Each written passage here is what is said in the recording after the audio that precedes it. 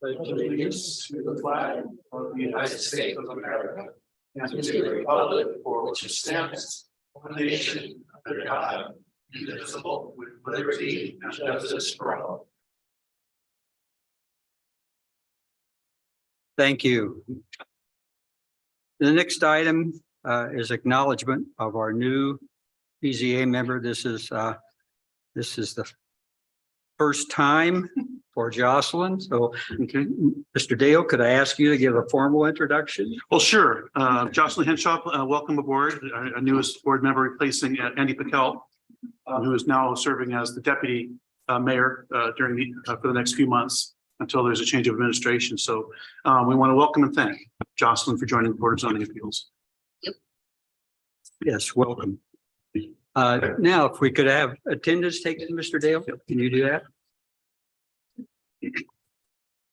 Jocelyn Henshaw. Definitely still here. Here. Larry Jones. Here. Chris Lake. Here. Stephen Mundy. Present. Kathy Pulsaway. Present. We have a quorum. Thank you.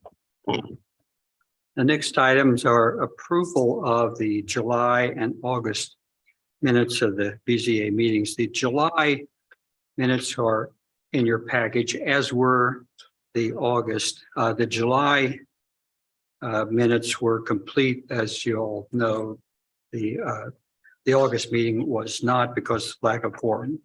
So is there, if those are both in your packet, there are only two of you here for that July meeting. So let's tackle, or I'm sorry, for the August meeting. So let's tackle first the July 5th meeting. Are there any questions, comments, or changes to those minutes?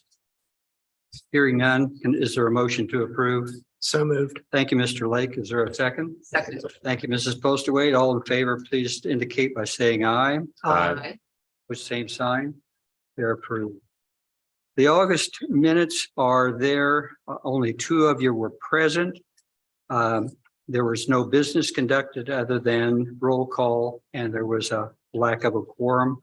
So the minutes are very brief, but for the two of you who were there, if there's no changes or corrections to what's there, if someone would motion to approve.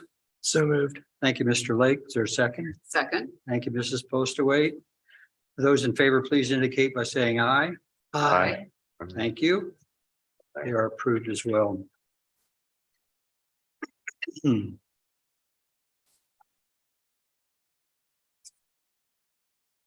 For those of you who are here again, because of the cancellation of the August meeting, we apologize for that. Two of us knew that we could not be here that night. We thought we had all three chairs filled, which would have provided a quorum, and that didn't materialize. There was evidently something at the last minute that prevented that. So we apologize for having you come once again. Are there any petitioners here tonight who wish to ask for a continuance or withdrawal? Seeing none, we'll move on to the first item, which is docket number 2023-11-DSV. M. Hollis at 10550 Pete Dye Ridge, Zionsville, Indiana. This was a adoption of negative findings of fact from the July meeting. So if we have those findings, they can be passed down for signatures at this time. There's no reason for other discussion. Who has a set? I have a set of those. Okay, Chrissy, you got it. Thank you. The next item on the agenda is docket number 2023-18-DSV. J. Clark at 145 North Main Street, Zionsville, Indiana. This too has been continued. This will be the third review of this petition.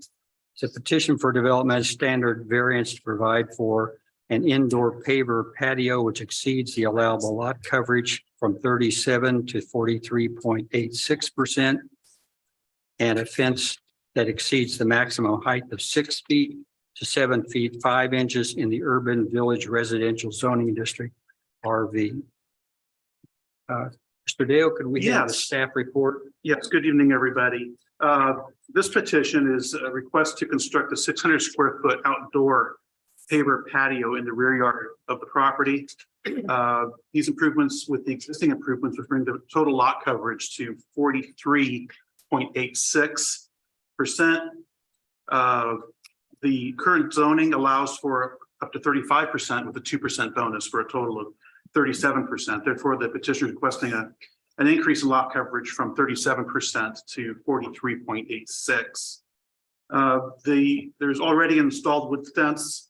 It's already installed and complies with the 6-foot height limitation on the property owner's side. Within the property boundary, it conforms to the 6-foot height restriction. However, on the outside of that fence, there's a grade difference. There's a drop in grade, resulting in a fence height of between 7 and 7.5 feet in total height.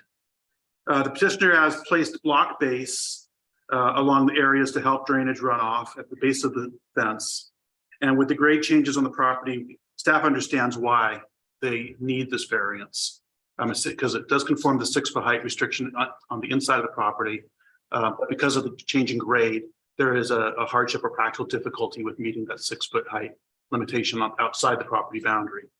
So staff is supportive of this particular variance. Thank you, Mr. Dale. Are there questions for staff?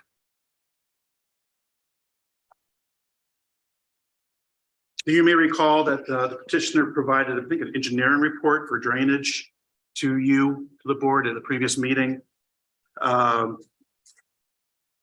And a narrative regarding that, the drainage for the site. So that is a matter that had been addressed by the board and subsequently followed up by the petitioner. I think, well, I'm hoping that we will hear that from the petitioner or her representative. And I think that our concern through the first 2 reviews of this has been a concern with capture of water before it runs onto neighbors. And we've heard that from some of the neighbors in their remonstration. If there are no questions for the petitioner or for the staff, could we hear from the petitioner's representative? Thank you, Mr. President. For the record, Mike Andrioli, 1393 West Oak Street. With me is Jane Clark, the property owner. Also with us tonight is Chris Badger from Badger Engineering. We had asked him to go ahead and prepare a detailed drainage report for the particular site, making sure that any suggestions that he had to make sure the site is appropriately drained, not only for the neighbors, but with regard to any concerns that the town may have as well. He has prepared that report. He has acted in this capacity before for the church that was approved by way of variance where they had an issue. Chris did the drainage report, full drainage report for that. That was given approval by the town after the drainage report was submitted.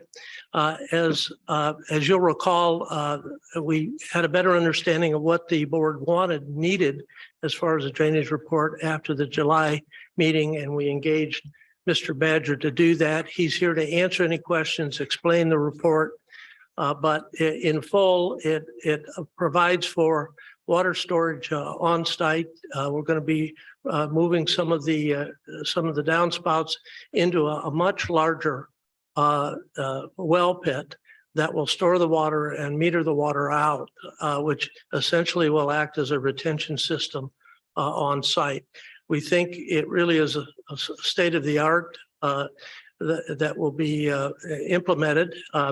As far as Ms. Clark's concerned, any of the recommendations that Mr. Badger made pursuant to that report, she accepts and will agree to install as a condition of any approval here tonight. So I know you have a big agenda. I'm not going to elaborate more because you've heard this several times. I'll just turn it over to the board if you have any questions or respond to anybody else in the community that may have some comments. Questions for the petitioner's representative or engineering group? I have some. And I assume this is your report, the report from Badger. There's not a page number on there, but this is under point A, introductory and history. Yes, You've indicated that the design will meet the stormwater standards held by the city of Zionsville. Has that has been affirmed by the department? by staff. Yes, what we, do you want me to explain real quick what we did? I do, but if Sure, you but could yes, an- it has been. It has been, all right. And the other is beneath that photograph there. Mhm. I don't understand this particular sentence. The work would include replacing the existing dry well 2 foot. Oh, I'm sorry. They have a small dry well out there for, a lot of times when you have a sump in a basement, Mhm. you'll pump that out and instead of letting it just hit the ground and be a little bit of a nuisance, they put it in a small dry well. This dry well was, about 2 foot in diameter and I think they just forgot the diameter. I apologize. Okay, all right. It was about the size of a 50-gallon drum. You're suggesting replacing that. Yes, we're replacing that. We're pulling that out and putting in a 4 foot in diameter concrete dry well. And a dry well means that it has small holes in the side of it and that we're not putting a bottom on it. So we're letting it go into the ground. And the soils in that area, if you go down to 72 inches, are conducive to being able to take. It's sand and gravel at that depth. So we also pushed the structure deeper than it was on the old one. And so that would less affect anybody's basement in the area because we pushed it down even lower. So I think that all the concerns that I've read in the report from the previous meeting, I've addressed. So, but what we essentially did is took runoff from the roof, which was already being captured, and brought that into the dry well as well as the patio, all into the dry well.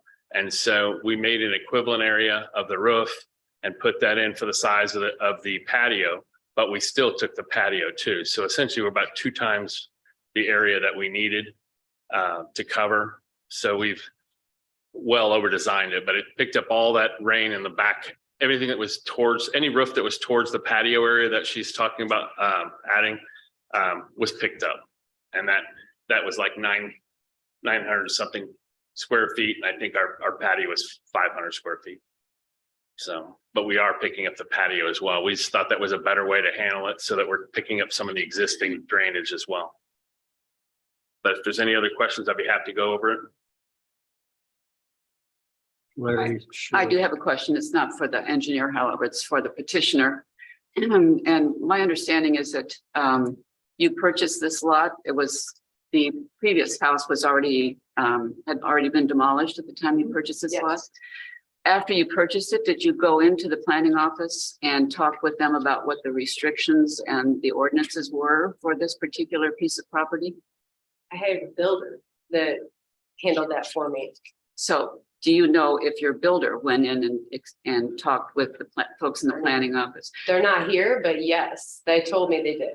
Did you understand that the maximum lot coverage for that lot would be 35% the time you started The building? 2% bonus. And I Right. was told by the builder and the architect that if I laid the pavers and sand and, 4 feet of gravel, that wasn't counted toward lot coverage, which made the overage, which was news to me 2 weeks before I moved in. So you, So no, I didn't plan at all. I didn't scheme for to be excuse me, here. I'm not implying that you schemed. Well, several people have. So this- Well, I'm not implying that you schemed. I'm only trying to understand what your process was in understanding what the ordinances were for that particular piece of property. My And- process was to avoid this, and I thought I was within the 37%. One other thing to note is that, and to make clear, and I think the board already has a sense of this, the pavers that were put in, not only on the driveway in the back, but on the proposed patio, if approved, will all have a pervious texture to them. So they're not going to be impervious. They'll actually have a drainage component to them that will allow the water on them to drain. Hence, I think in my discussions with Chris, that's why he felt like having a much bigger well pit would be a much safer suggestion than having the well pit that's currently installed, which he had concerns as to whether that would actually inadequately capture the water and hold it without causing any runoff. So even with the impervious nature, that water is going to get down there. But with the small well pit that we have, the concern was it really wasn't going to hold it appropriately before it was metered out. So that's why the larger well pit, it will be installed in the area of the patio. That's where you were going to put it back there. So that'll all come out, the gravel come out, what's there will come out. And then assuming approval, we'll reinstall the new structures at the appropriate depth and professionally done. And if I can clarify real quick, when you were referring to Chris, for people that were not here before, that is not me. That is Mr. Badger. Excuse me, So I just want that for the record. that I'm referring to Chris People are not- Badger, Right. not Chris Lane. I Thank you. understand. I would add that, by installing pavers everywhere, the way we installed them, that I knew that would help drainage, right there. There wasn't a solid surface. And I mean, I questioned Chris Badger about that. I mean, we even hosed down the pavers and watched it sink in. So I don't think it takes care of every drainage issue to have those, but I do think it's a lot better than concrete, which is what most people would have done and I could have done. So I feel like I was a little ahead of the game anyway. I'm not sure that I agree with you, but I appreciate your point of view. I have a question for Mr. Badger. Yes. The dry well would be put in the southeast corner, near the southeast corner. Is that correct? That is correct. And it's a 4-foot structure, but it has 3 feet additional stone on the outside. So if you look at it, have you seen the image, the aerial? Or the, do you have stuff? I have. I've seen every Okay. image that you provided, so. Well, You know, it shows it in the remember, backyard. It's almost the same size as the patio. So we've got very large stone around the outside of that structure, and all of those voids, which are 30%, they give you a void ratio for that size stone, and that allows all that water to fill in. So it'll even handle quick storms as well as a long storm. So, and Okay. we're saying I'm certifying that it'll take 100-year storm for as long as she lives there for that amount that's in there now. I'm going to wait because we have some letters of remonstration and particularly the neighbor to the south who has experienced water has sent us photographs of the water that have accumulated after mild rains. Steve, may I speak to that real quick? We went out and looked at that space. I don't know them at all, but the drainage came off the gutter above and hit the ground because you could see the splatter on the siding. So it wasn't coming off a flat slope. It was coming off a roof edge and came down. I took pictures of it. I documented it. I'd be happy to tell you that is not the splatters and all that puddle area was there because of the drain, the gutter up top, and it wasn't draining correctly. Okay, well. We went and looked at it. Okay, all right. If the resident is here, they can, Sure. they can respond to that. Are there any other questions? I don't have any questions. I think my concerns, lot coverage standards, in my opinion, are there for two reasons. They're there for scale, which this doesn't apply. They're there for stormwater drainage. And so this takes care of the stormwater drainage aspect. So I appreciate the extra effort that was done in Mr. Badger's diligence in his report. I think that satisfied the questions that I had. Thank you. If there are no other questions, is there anyone here tonight who wishes to speak for or against this project? Yes. If you would state your name and address, please, for the record. Yes. My name is Mervyn Cohen, 520 West Cedar Street in the village. I am here to ask the board respectfully to deny this petition. The petition does not meet the legal requirements for granting it. I would like to take a little bit of time to explain my statement. My presentation will be based on facts and not driven by emotion. Let me start, if I may, with the staff report. Staff recommends approval of this petition. Staff's reason for this is that adjacent parcels enjoy deviations from current lot coverage standards, some being more than the petitioner's request. This statement actually proves what I will argue later, that the hardship that the petitioner claims is not unique to the property. And by stating that there are many other properties with similar hardships, staff is supporting what I will present to you later. Staff also completely ignores and does not comment on the answers provided on the findings of fact form submitted by the petitioner. My concern tonight is not whether the petitioner gets approval for her patio or not. I'd rather here to ensure that all state and Zionsville laws are complied with. Indiana law requires every petitioner to complete a form called the findings of fact form, and they must answer 3 questions.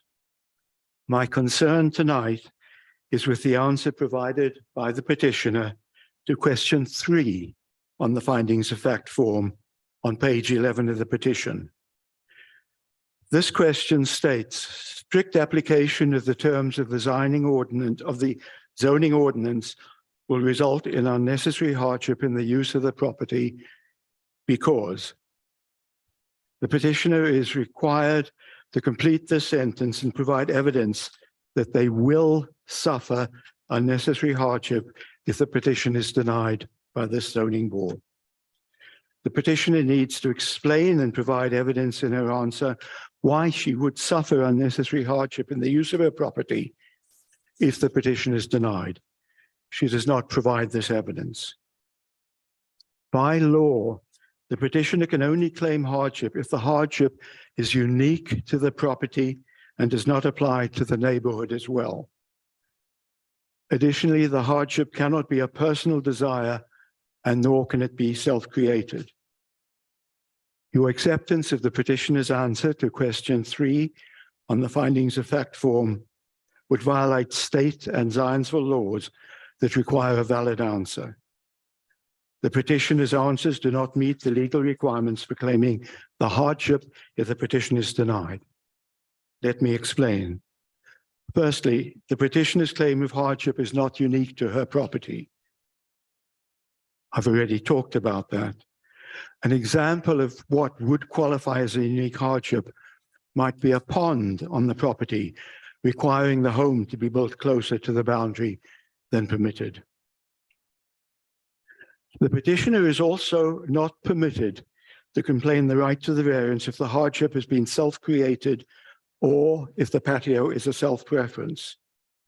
The petitioner's answer to question 3 is strict application of the terms of the zoning ordinance will result in unnecessary hardship in the use of the property because, and I am reading her answer, the driveway and patio were designed using the same pavers, and applicants will have no rear patio use if not approved. The petitioner provides no argument for hardship. She claims that her hardship is no rear patio use if she is not granted permission to build a rear patio. The petitioner's claim for hardship is also completely self-created. By law, this is not a valid claim of hardship. To avoid the need for a variance, she could have built her house a little bit smaller, providing space for the patio while still not exceeding the 35% lot coverage. Finally, the petitioner's claim of hardship is a personal desire and preference. This is not a valid legal claim for hardship. I look forward to hearing your discussion tonight and reading your board's written findings of fact that are the basis of your final decision. In the past 11 years, you've approved 72 requests for variance in the village and denied 0. You have approved multiple variance petitions where the petitioner's claim of hardship does not meet legal requirements. Mr. Cohen, As evidence, if you would address this petition, that we have a time limit of 3 minutes, and we generally do not need to adhere to that. But if you would be succinct, please, there may be others who wish, and we have a long docket this evening. Yes, I respectfully acknowledge that. I believe from the Board of Zoning Appeals rules that the opposition can take up to 15 minutes. I will be brief. That's for the entire opposition. Yes, is there anyone else here wishing to speak? Or can I have your time if you're here? I don't think we need 15 minutes of it, okay? I will not take 15 minutes with respect. As evidence, I will submit the findings of fact from the last 5 variants that you granted. I will quickly read 2. The hardship will be the new design of the home will not be achieved. Mr. Cohen, is this relative to this? It's very petition? relative, sir. Yes. You're talking about other petitions. Yes, but this board has denied. We were talking about this petition, sir. If you would keep your focus on this petition. With respect, I will, sir. Thank you. The petitioner has provided no legal evidence that she will suffer unnecessary hardship if the variance is denied. Her claim of hardship is not unique to the property. The hardship is clearly a personal desire and it is self-created. It does not meet the legal requirements for hardship. Please do the right thing and deny the variance. You must do this. Thank you, sir.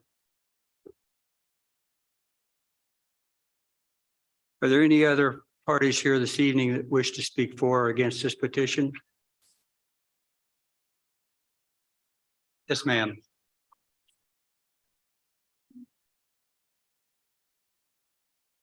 While the lady is coming up, I am going to distribute and submit for the record and for the minutes my reasons for claiming that the petition violates Indiana state law.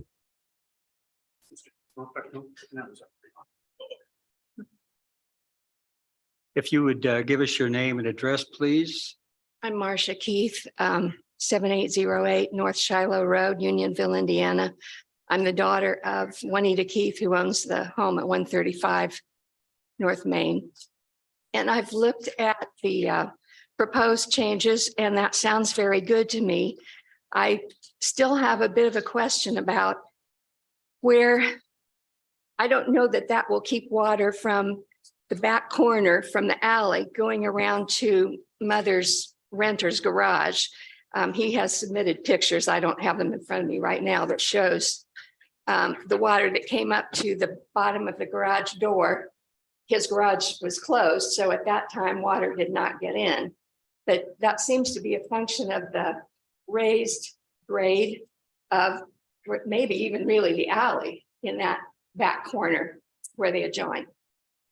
So that's my concern. I like the fact that there's the big 4 foot by 8 foot, whatever it's called, catchment of some sort. But And those pictures have been provided to us from the tenant there. yes, And I've been on property there twice now. I was hoping we'd get some rain today, but it didn't happen. So, but I've been there twice, and there is a distinct change in level there. Did you hear Mr. Badger's comment about where the water was coming from that caused that problem?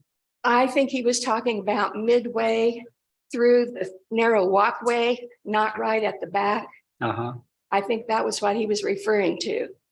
Because I remember last time, Ms. Clark said that, she had seen water coming off the roof.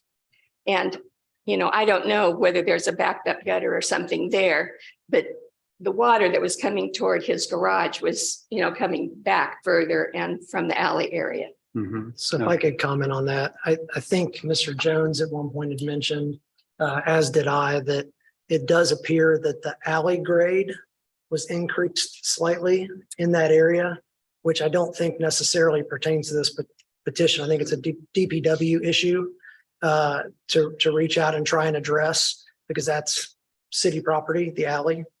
But I think I think there may be water coming around that way from the alley itself onto the property. And so I would encourage you to reach out to DPW and have that conversation. Okay, I'll do that. Thank Yeah. you. I took pictures that the alley directly behind the Clark residence is definitely new stone. For one thing, there's no grass growing down through the center of it. It's new stone, and it probably is a couple of inches higher than the rest of the alley. I don't know if that's the cause or not, but it is definitely the properties themselves appear to be relatively the same height. Although at that corner, there's a distinct difference in the height of the properties. Is there anyone else here who wishes to speak for or against this petition? Nope, seeing none. Discussion among the board. I will start by saying, this is I will make this first statement a much more general. It is not just about this petition, but Mr.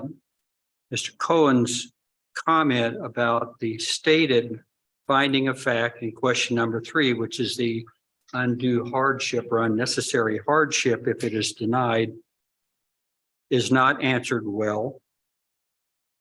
I'm not picking on Mr. Andreoli because we have other petitions in here this evening, which also are poorly addressing that question.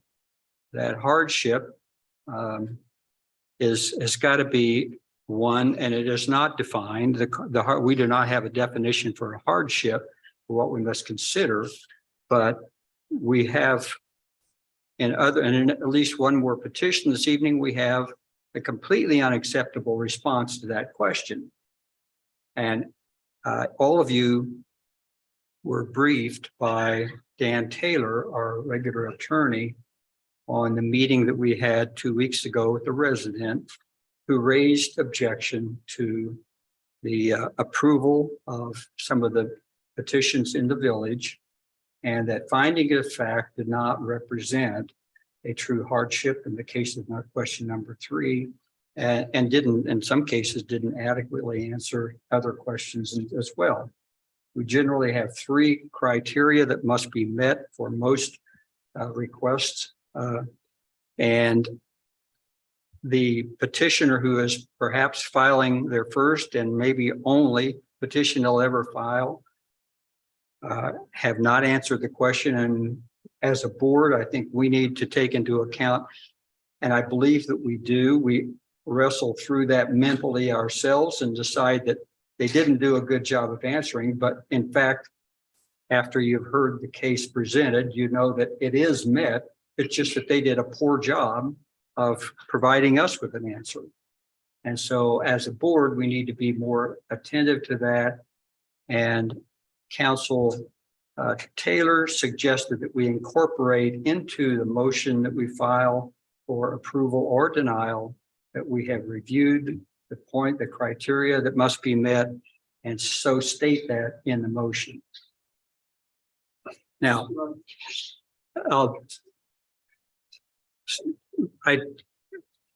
if you'll make this very brief, Mr. Cohen. Well, sir, you mentioned that we have no definition of hardship. That is true. Indiana, as a state, has not chosen to define hardship, and Zionsville has not chosen to define hardship. However, there is a fairly universal definition within this country, which are the items I outlined. And within the state of Indiana, in the forms I've submitted to you, 13 counties of towns have defined hardship, as I have stated. And also in the documents I have given you, there are 10 cases from the Indiana Supreme Court, which all address the issue of hardship and all define it. So although Zionsville has not defined it, we have a very clear Indiana State Supreme Court definition of hardship. Thank you. I will. Just a moment.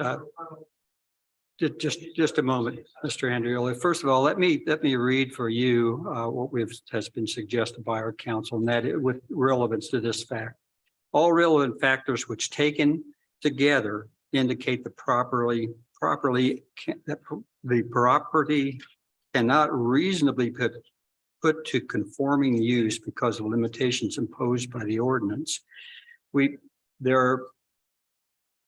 do not have, in Boone County, we do not have a more defined definition of undue hardship. And as a board, I think we have typically looked at things that people expect in their home and are very common to other homes that have caused this person to ask for something that required a variance. That has not been, we have defined it no more than that, and we don't have that any more definition than that. But having said that, I will still say many of these are not answered in the findings of facts that we receive from the petitioners. Mr. Monday, if I could comment, please. Certainly.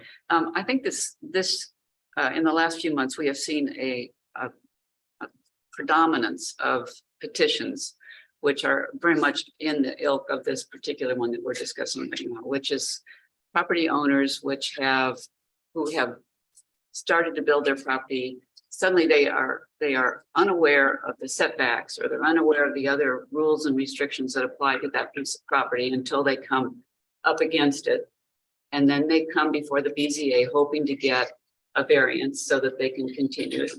This summer, it's been holiday farms and swimming pools. We've had a number of those cases of petitions come to us.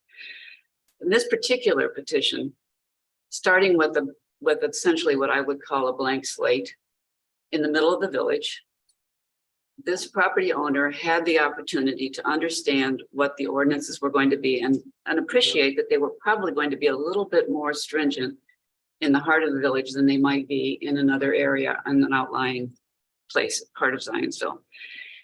I think that this hardship, if in fact not having a patio is deemed a hardship for this family, and I can understand why, if you like to be outside, not being able to have a place to do that might be seen to be a hardship.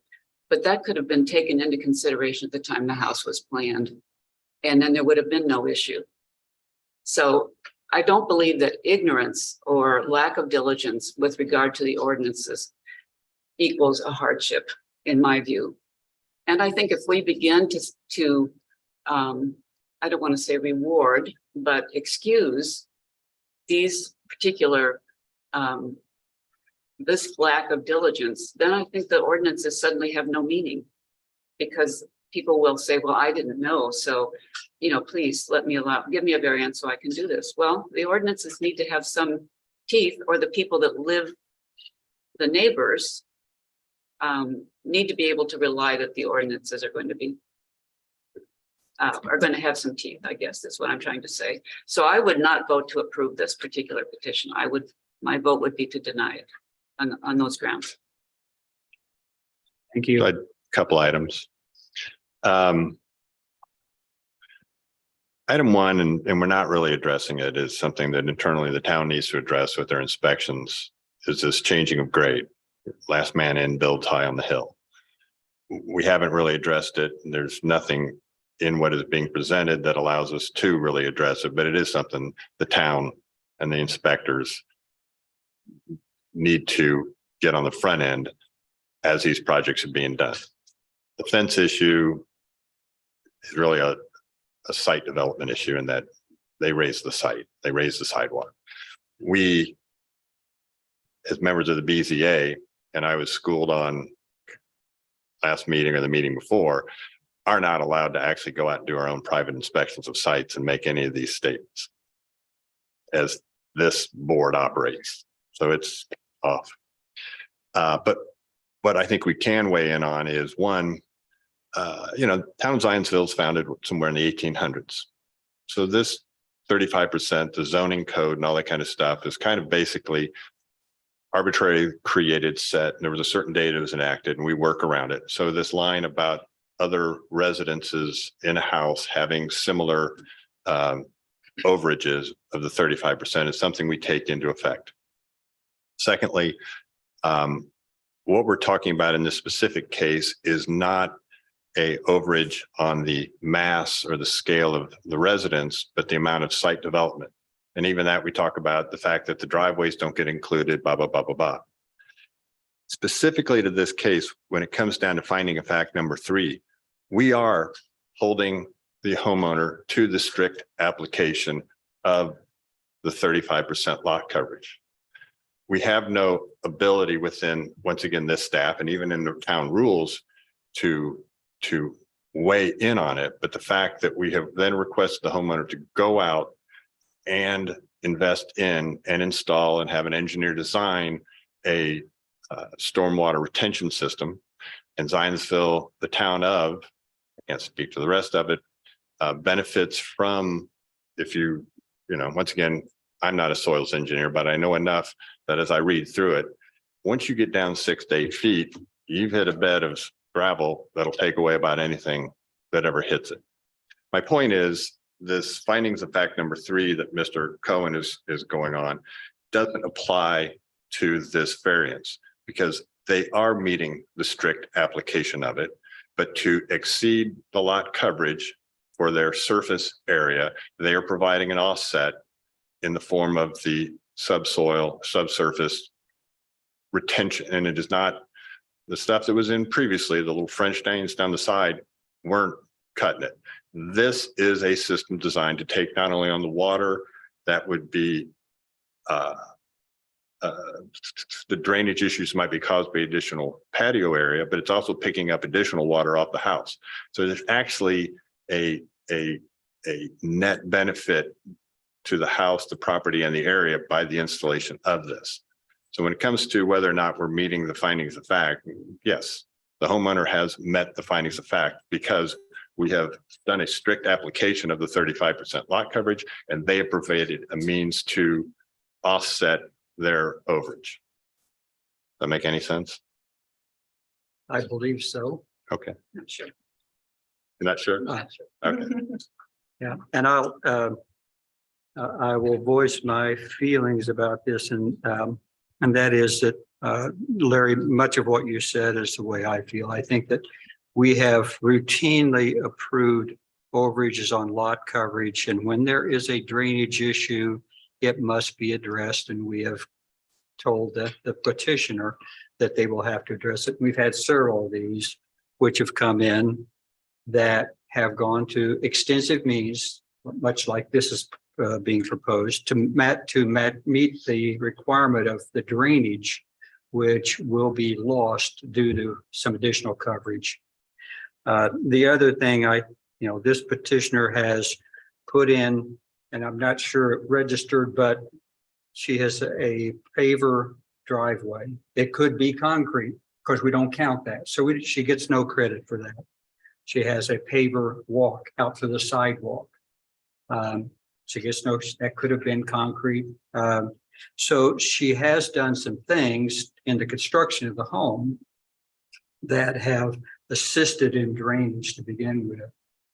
And the other is that while I do have this sense of why didn't you plan for this when you designed and built it? If this were a homeowner that purchased this house 5 years from now and came in, we probably would have said doing what is planned now with this engineering to get rid of the water, we probably would have easily said yes. So the fact that it wasn't thought of during the time of design and build, I don't like that, but I forgive it when it is satisfied in this way. And I think it's worth noting the house, the old church where they wanted to add the pool and they added this as part of the overall plan. The net effect is the same. They addressed our lot coverage ratio serves two things, the mass and scale and our town drainage issues. So the preference would be for the full package to come in one chunk and not by this process. But in a perfect world, anyone who is planning to build particularly on a lot which has no previous construction would take it upon himself or herself to be fully informed on what the ordinance is mandated for that particular piece of property, what the setbacks were, lot coverage and so on. Maybe lot coverage in the village is going to go the way of all things and it will change over time. I don't know. But it seems to me that failing that, as we've seen that there are cases of folks who don't purely understand that until suddenly they come up against it. Perhaps there's got to be a proactive way to be sure that people are fully informed before they break ground on something. And that would save folks like the petitioner, the angst, and, maybe something would have been done upstream so that we're not having to mandate all of these further steps for her. So I would love to live in that perfect world. I can be. Now, as a petitioner, often myself, as an architect, we will read through the zoning code, and Zionsville zoning code is as convoluted as they get because it's multiple jurisdictions pulled together under one code, and you will not catch everything. You could read it word for word and you will not catch something. Somebody on your team will move a plant outside of some area that has to have X number of plants in it, and it won't get caught. We have, we'll submit for a building code in Zionsville. We get it approved. They say everything on your drawings is fine. You go to do an inspection and they say, well, wait a minute, this isn't per code. Well, but Zionsville said everything was fine. They missed it. We thought everything was fine. We missed it. Those things do happen. And I think part of the point of this committee is that when those things do happen, we make sure that they're first and foremost not injurious to anybody. And in this case, they're certainly not injurious to anybody. And the thing that is of concern, to Larry's point, is scale or stormwater. Scale doesn't come into play. And so, they are remedying the situation as they would with a building code, where the building code says, this needs to be 2-hour fire rated, or, hey, here's an exception. You can sprinkler the building instead of making it 2-hour fire rated. That's kind of what the I guess thought process is, at least from Larry and I, is that, nobody's going to be perfect. Nobody's going to catch everything. And it's our job that when it's 98% done and they notice that something is inappropriate, that we're able to say, okay, it's not injurious to anybody, but here's the method to solve the problem that it would have caused anyway. And I feel like that's what the Clarks. Fortunately, for most of us, we live in a much simpler world than that. So that's the good news. And I think to Mr. Cohen's point too, I'm not an attorney. I'm an architect. I'm a citizen of Zionsville, and I'm on my back porch. I've been on my back porch probably every day this summer that I've been in this state. And that is an essential part of how most of us live, is the ability to go out on our back porch. And so does this create a financial hardship? No.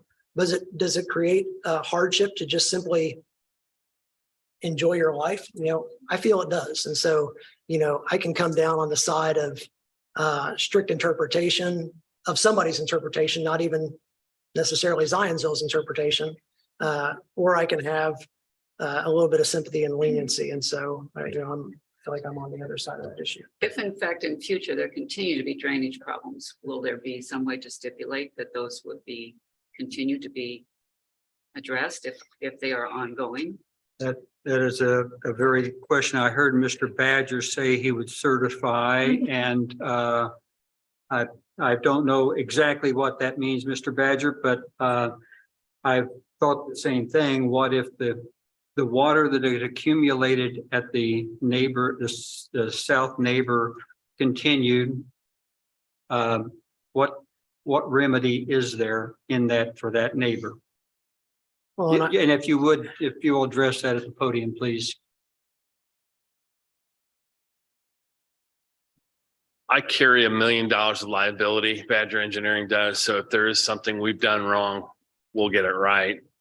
In terms of what you're talking about today, this is pretty simple stuff. I mean, all we're having is gravity fed pipes that bring it to a structure that pushes it down into the sand and gravel at about 6 to 7 feet. It's pretty simple, pretty flawless. But it's expensive. You have to dig out everything there. You have to come back, put a new dry well in, put all the stone back in, put in all the pipes, disconnect a couple of pipes that are draining to the south and to the neighbor that's having the issue. And we've pulled all that away and brought it to the dry well. And by doing so, I'm fairly certain it will remove anybody's drainage issues. If there's something up front, that's a drainage issue. Other than that one drain we talked about, I think that there's maybe a difference on how that drainage is getting there on the corner. I went out and I have pictures, but I don't want to be taking up your time tonight to argue whether it's a splash or if it comes down off the side. So I understand that their property is a little higher and they've raised it up, and that can be a difference. And so I can't say that all the drainage issues will be gone, but I can tell you the ones that we've addressed will be. But the ones in the southeast corner.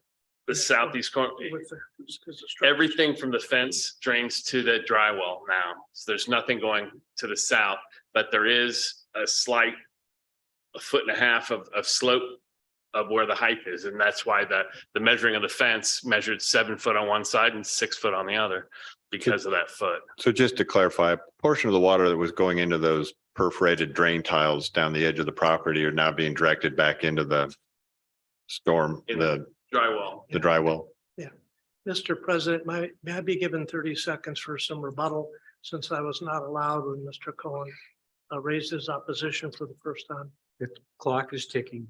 Pardon? The clock is ticking. Another one tonight too. I know the board has struggled over the years. It's not just this board, over the years, with how do you measure what a hardship is.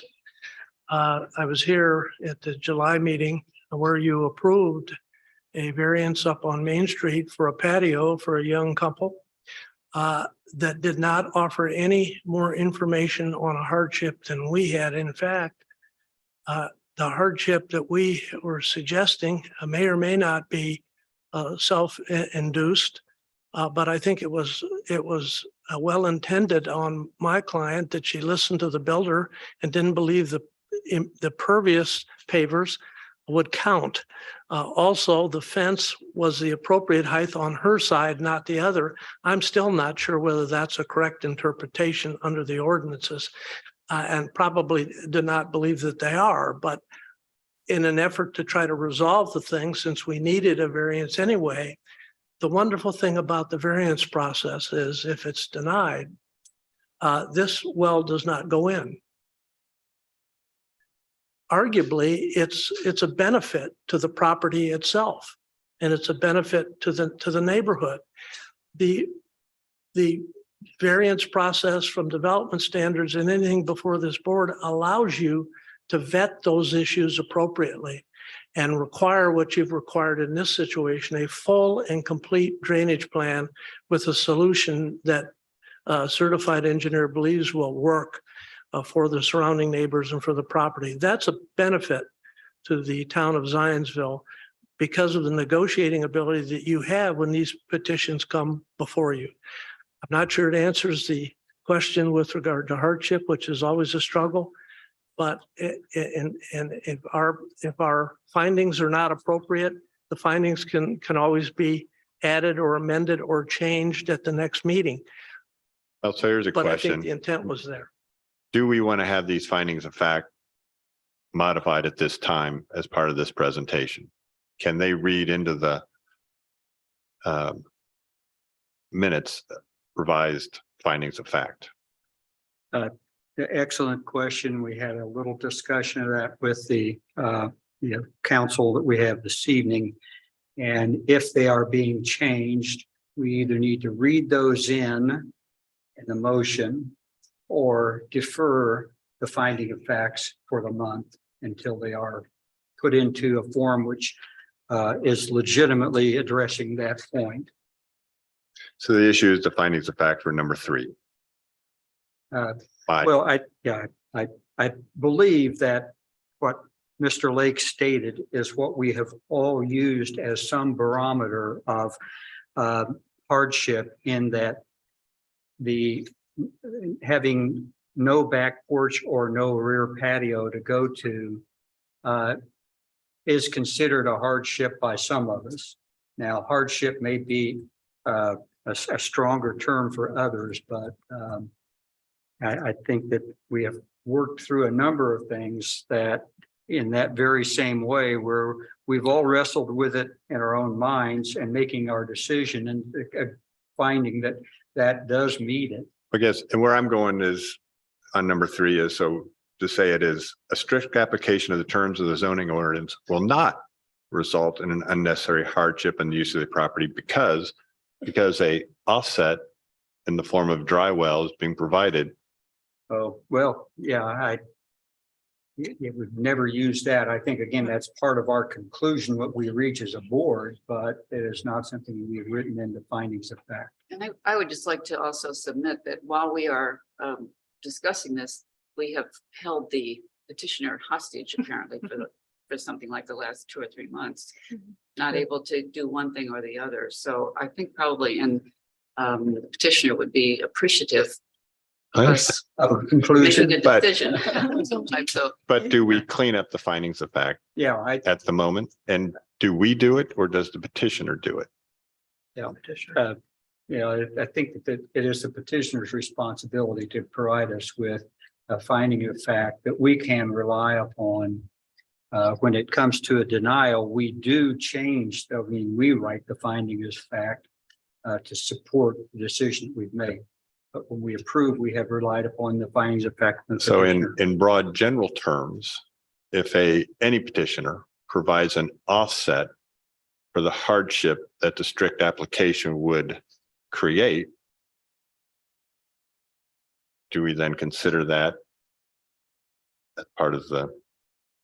Well, again, we don't have a definition that we Correct. use. So that could be our common go-to position. And to your point too, I think the system they're putting in actually helps drainage on an adjacent property, that if they're denied, a water issue still exists. So back to number 3, we are holding them to a strict application.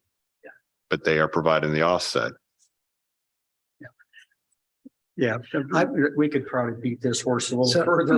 Well, I would maybe ask Mr. Andreoli, are there any words you want to add to or statements to amend your item number 3 on the findings of fact? Or do you want to leave it as is?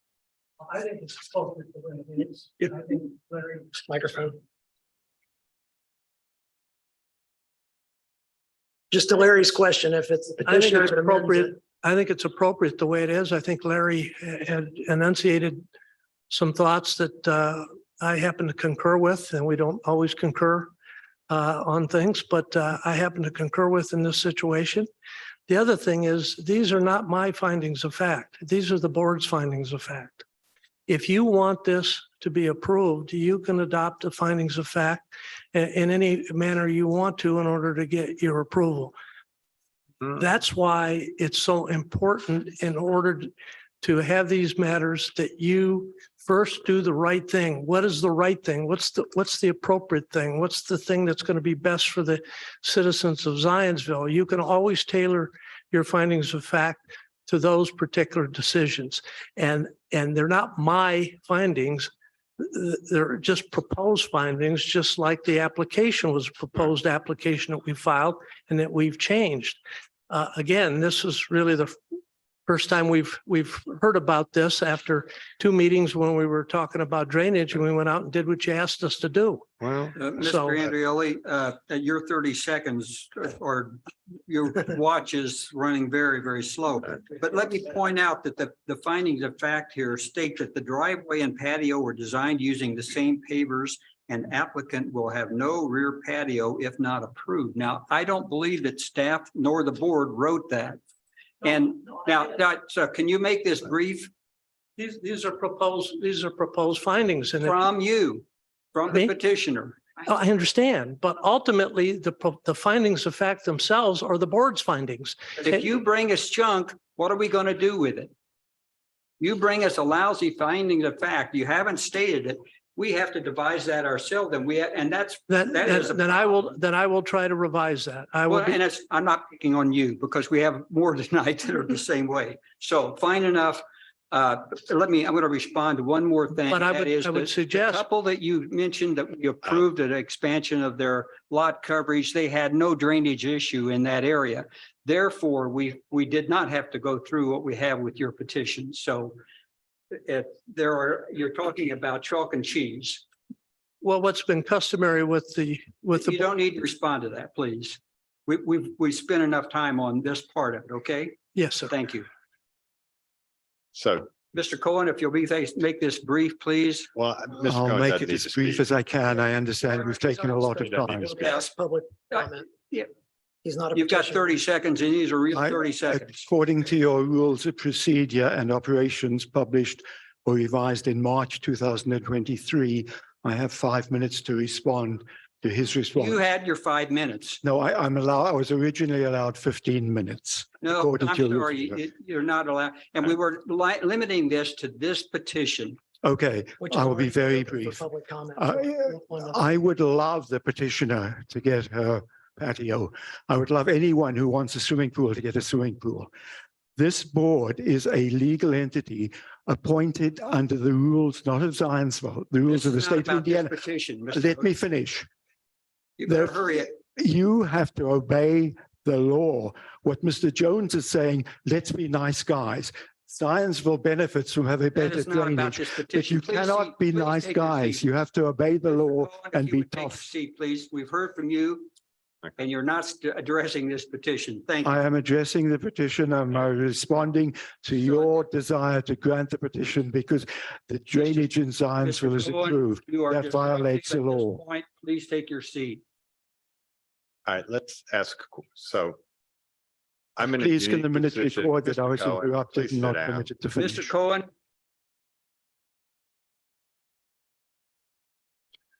I've actually been sued to the state Supreme Court over my findings of fact on a historic property downtown Indianapolis.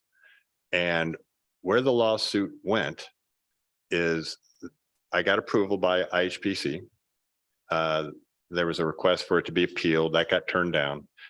And then the lawsuit was against the Indianapolis Historical Preservation Commission because the person who was opposed to my project, their statement was is that IHPC should not have approved the findings of fact because they were incorrect. Now, they were the same findings of fact that I'd written over and over and over for every other project I ever did, but this is the one that got the notice. The point of all this is he's partially correct. They are, if we approve these findings of fact, they are ours at that point. Am I correct down there? So the question is, do we allow the petitioner to refile some at a later date and move forward with whatever we're going to do with this variance? Or, because I don't really want to kick them down another month. Yeah. So how do we any words of wisdom from council? My response would be to that, we, in the motion, Modify. we make a change to the findings of fact. And in this case, I would also say we make a motion to two of the findings of fact because of the, what we have heard from neighbor about encroaching water. But I would say we do it with the motion, but we should probably listen to our legal counsel on that. aren't you glad you showed up tonight? I think Mr. Taylor's recommendation, and my recommendation would be, it's what Mr. Andreoli was explaining. I think it's more in the way that you make the motion that you say that you state the three factors for a design variance standard and say that you are making a finding on those specific points. I don't think it's necessary to include all of the evidence that you are basing that on. That has all been covered in your discussion. It's just in the way I don't know if that, I hope that makes sense, but it's more in the way that you make the motion. And that I believe that conforms substantially to the findings that are submitted. But that you discuss the three factors that are in your ordinance, which are all statutory except for the third one. It differs for a design standard variance and having it state that it will cause a unnecessary hardship where the statute only talks about practical difficulties. And we do sign those forms the night of when they are approved. Yes. And so we would need to, the written document that we sign has that. included. So I'm not certain I now understand what we would need to do other than approval with discussion in the motion, but what we sign will read just as it was submitted. Correct. And that's satisfactory. Yes. So I'm trying to understand the discussion, because ultimately for this petitioner and this particular petition, the hardship is actually that without the approval of this patio, the family will not be able to have the access to the outside to sit out in their backyard. I mean, that is essentially is the hardship. It's your discretion to find that that is sufficient to satisfy that condition. And frequently, that's the argument we get. If we can't build a pool, then it will be a hardship for our family to not have the pool. I mean, that's frequently the argument that people use. For them, it's perceived as a hardship because it's a lack of the possibility of having that thing that they want. But you're the decider, and you heard Right. Mr. Mundy read that from the case law, you can discern that all relevant factors taken together indicate that the property cannot reasonably put to a conforming use because of the limitations imposed by the ordinance. That's what you're finding in it, saying that you agree that the petitioners met their burden on that factor. So it cannot be used in a way that conforms because of the ordinance which prohibits that ability. Yes. Kent, I thought you had said in the motion, that the board can basically reiterate the mandatory findings. For example, I motion that the project is approved because the approval will not be injurious to the public health, safety, and morals of the general welfare. The use and value of the area adjacent to the property included in the variance will not be affected in a substantially adverse manner, and the strict application of the terms of the zoning ordinance will result in unnecessary hardship in the use of the property. Right, and Yes. the conversation that the board had reflected in the minutes will support those findings. Yes. So I'm ready to make a motion. So as part of the motion, we read in the findings. A lot of topics. So as part of the motion, we do read in the findings of fact, the three. All right, so we'll do it. Not the answers. Got it. I got you. All right. I move the docket 2023-18. Can we make a motion now? Is that all right? Yes, go ahead, please. All right. I move the docket number 2023-18 DSV Development Standard Variance to provide for a increase in the lot coverage to 43.86% for a paver patio for the property located at 145 North Main Street in the Urban Residential Zoning District RVB, approved as presented and described based on the findings in the staff report and the staff recommendation, submitted findings of fact, which wish I had those up there in front of me. Hang on. They're here. Pass them down. Thanks. Thank you. In which the grant will not be injurious to the public health, safety, morals, and general welfare of the community. Number two, the use and value of the area adjacent to the property included in the variance will not be affected in a substantially adverse manner. And three, strict application of the terms of the zoning ordinance will not result in a hardship in the use of the property. I think that you need to state will result. Will result. Will, all right, sorry, will result in an unnecessary hardship in the use of the property. And then what's the last line we got in there? Substantial compliance. And substantial compliance with the submitted site plans. Mr. Jones, would you be amenable to including in that last statement there substantial compliance with the submitted site plans and engineering solution to drainage issues? Yes. Thank you. The motion, is there a second? Second. Thank you, Mr. Lake. Any further discussion among the board? Jocelyn, are you happy you took this job? I do want to reiterate the importance of the 35%. It's not just drainage, right, that has done to town, and it's not just the scale of the buildings, right? It has made a big difference in the look and the feel and the character of the town and resulted in it. That's a lot of green space. That's a lush landscape, and it's determined that. It might have been an arbitrary number when they first did it, but it's driven it nonetheless since then. And so it's not a lightly taken percentage because it has been so integral to forming that urban fabric that we have in the village that's that everyone loves, right? That's what's creating value and that's why you want to move here, right? And build your house here. And so I think that's what a lot of us are weighing too. So that is, and visually understand it's complex, so. That's it. All right, thank you. Yeah. All right, we have a motion and a second. All those in favor? Do we Please need to indicate. do roll call or not? That would be fine. Mr. Dale, would you do a roll call vote? If you would indicate with an aye for in favor of this motion, a nay if you are opposed to this motion of approval with the stated elements that Mr. Jones just made in his motion. Yes, okay. Kathy Postlewaite, Nay. Steve Mundy, Aye. Chris Lake, Aye. Larry Jones, Aye. Jocelyn. Good shot, thanks. Good Nay, job, thank you.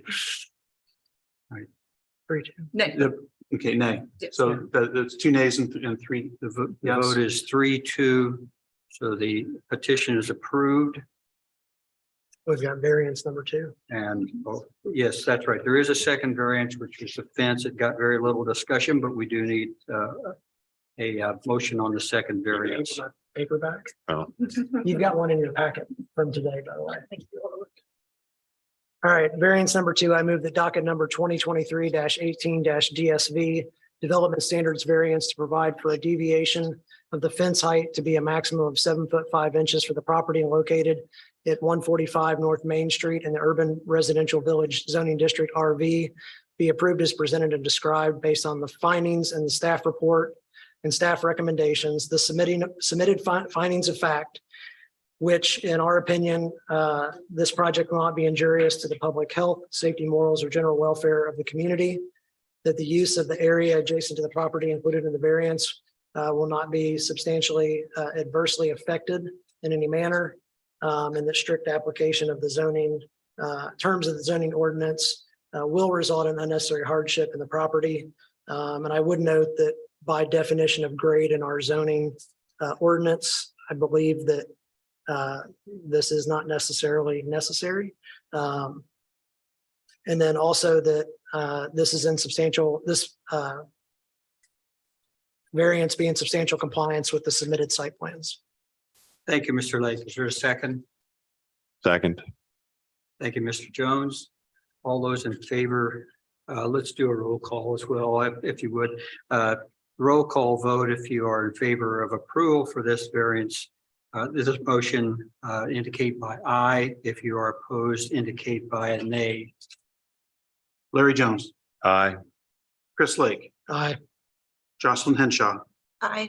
Steve Mundy, Aye. Kathy Postlewaite. Aye. The motion is passed 5-0. Best of luck with your project and having your backyard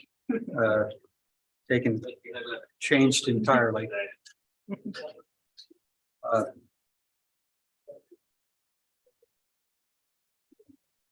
Show of hands, how many of you are happy you came this evening? That was a big one. Yeah, that wasn't Right. at this rate.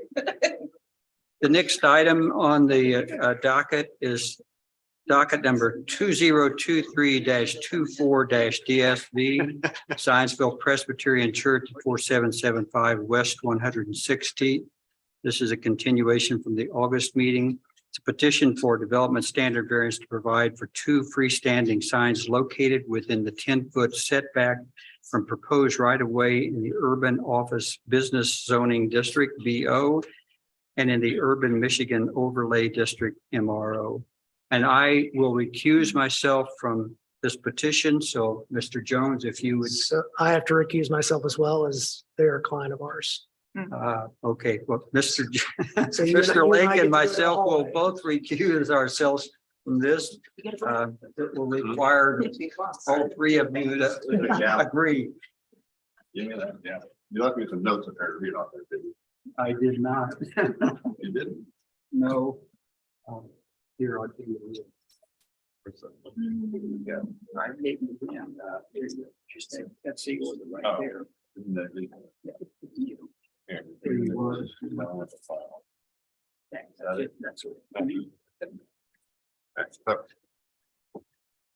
I think we just start off with staff presentation. Right. Docket 2023-24 DSV is a request by Zionsville Presbyterian Church for a variance to provide for 2 freestanding signs within a 10-foot setback of the roadway frontage. They're proposing 2 freestanding signs, each within the required 10-foot setback from the rights of way along at the corner of Michigan Road and 116th Street, which is also known as State Road 234.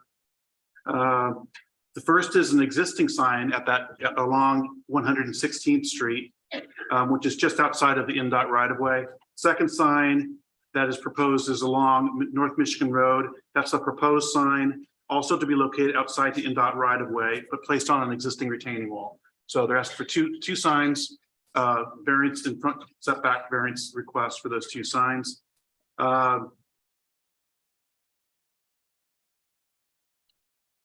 Staff believes that because of the width of the rights of way along both US 421, known as Michigan Road, and 116th Street, then having very large rights of way, which prevent the placement of the signs and due to the existing structures, that being the retaining wall and the parking lot along with 16th Street, actually present a practical difficulty with meeting the sign requirements for setting those signs further off the right of way. So staff is supportive of this variance.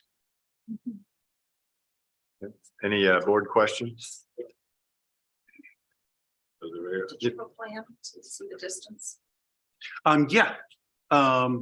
Owen, could you pull up the site plan? I think there was a site plan. There you go. Okay. It's hard to see, but I think that it might be in your packet as well. Is that better? Yeah, that was That's better. better. Thank you. So is the one on 116th a new sign? Is that right? No, that's the existing sign. On 116th? Correct. That's the pole sign you'll, I think if you have an exhibit there. And then the other sign is on the retainage wall alone. Along Michigan, that's correct. Okay, and the top one is a parking wayfinding sign. Right here, the north is to the right on the exhibit. Would the petitioner like to go ahead with their presentation, please? My name's Sally Bias, and I'm the Director of Communications at Zionsville Presbyterian Church, and representing them tonight. We're located at 4775 West 116th Street. What would you like to know from me? Do we have any other demonstrators either online or in the audience? Anybody in the audience to speak in favor or against this proposal? None. No, good.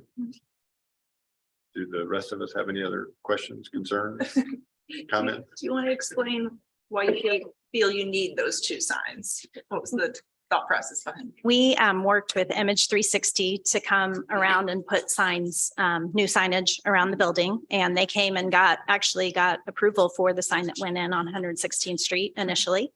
And said we would need a variance for the one going on the retaining wall. And so we started that process and then found out that the one that was on 116th Street actually also needed a variance. So we made that request as well.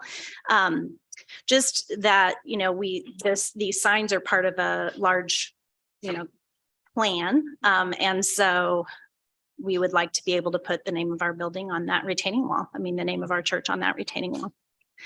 So the community can find us and know who we are. So I have a question. The site plan that you provided is different than the aerial. So are you going to modify the access to the parking lots? No. So which one's right? Is this the one that's the one that looks like we're modifying? Is that what you're saying? There was a plan at some point, maybe 10 years ago, to modify the access to the parking lot, but that is no longer the plan. So the exhibit you provided, I'm sorry. the exhibit you've provided Right. doesn't really match the existing conditions. That's a good observation. And then, because what I was going to ask, isn't there another sign down on the little parking entry a little farther on Michigan on that retaining wall as well? There is, yes, it was existing and we just replaced it. So, So I guess when we did the plan review, we determined that that corner sign's conforming. so the one that I'm talking about is the one down. Oh, down there? Yeah. here. So that was conforming. I presume so, since we didn't flag it as the fact that they're coming in to memorialize an existing sign makes me think that staff looked at all the signage. And even though a permit was given for the north sign along West 16th Street, in the process of reviewing your request for a variance, we found that that also should have gotten a setback variance. So, Okay. I'm not a fan of when the exhibits don't match what we're approving.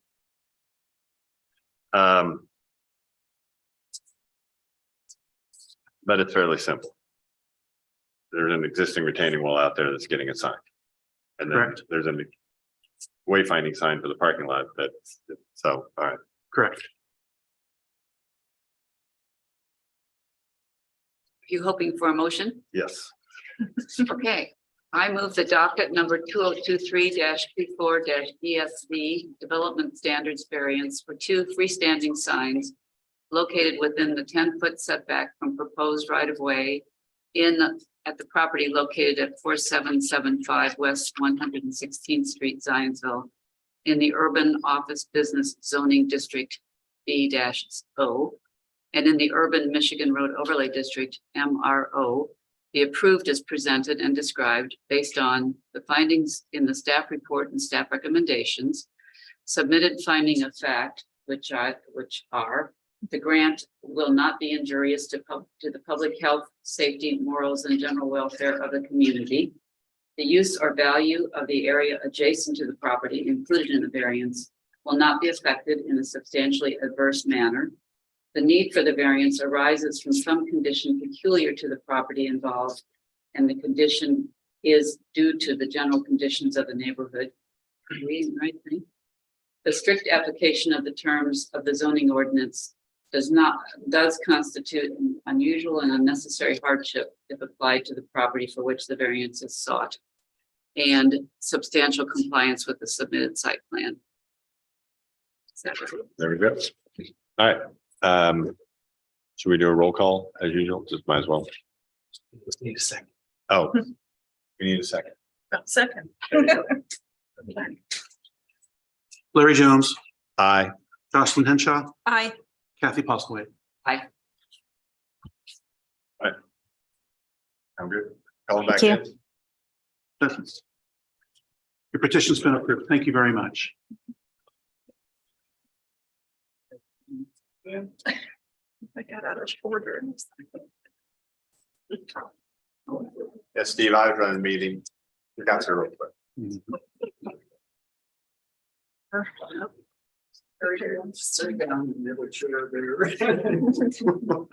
No.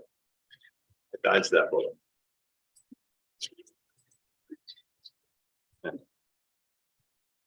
Take it there was a decision on the Zionsville Presbyterian Church. Yes, that petition was granted by unanimous decision. It would have to be, all right?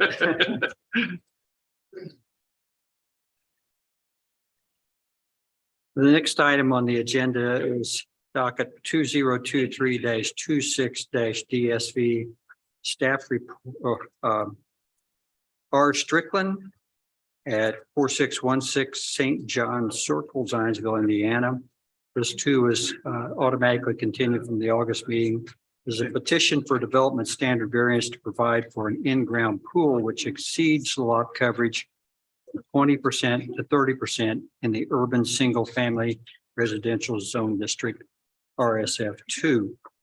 Do we have the staff report, please? Yes. Mr. Dale? Yes, Mr. Monday and board, the petitioner is requesting this variance for an in-ground pool and concrete pool deck, which would bring the lot coverage just under 30% in this case. The current improvements on site are non-compliant with a lot coverage of 24, so he's already over 24% lot coverage. The encroachment, it should be noted that the petitioner did get approval for an encroachment agreement, which allows the proposed concrete pool deck and existing structures to encroach into the 25-foot drainage and utility easement located in the rear yard. So you'll notice that there is a 25-foot drainage and utility easement located in the rear yard. They're encroaching into that easement, but they have obtained an approval to encroach. That's a process we have internally that's done administratively, where we get sign-offs from those entities that have an interest in that easement. As pools are an accessory structure, this allows qualify as an accessory structure. Pools qualify as an accessory structure, which allows a 5-foot rear yard setback and a 12-foot side yard setback.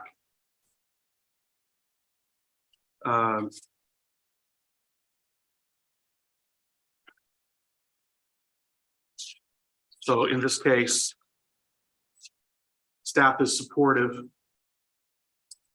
of this petition.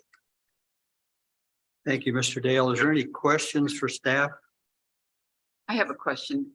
How is it that this house was non-compliant when it was constructed? Was there a variance requested at that time, or do we know that?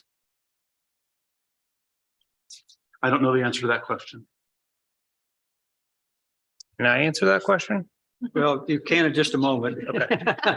Will you save that question? I'll save it. I'll ask it again. Thank you.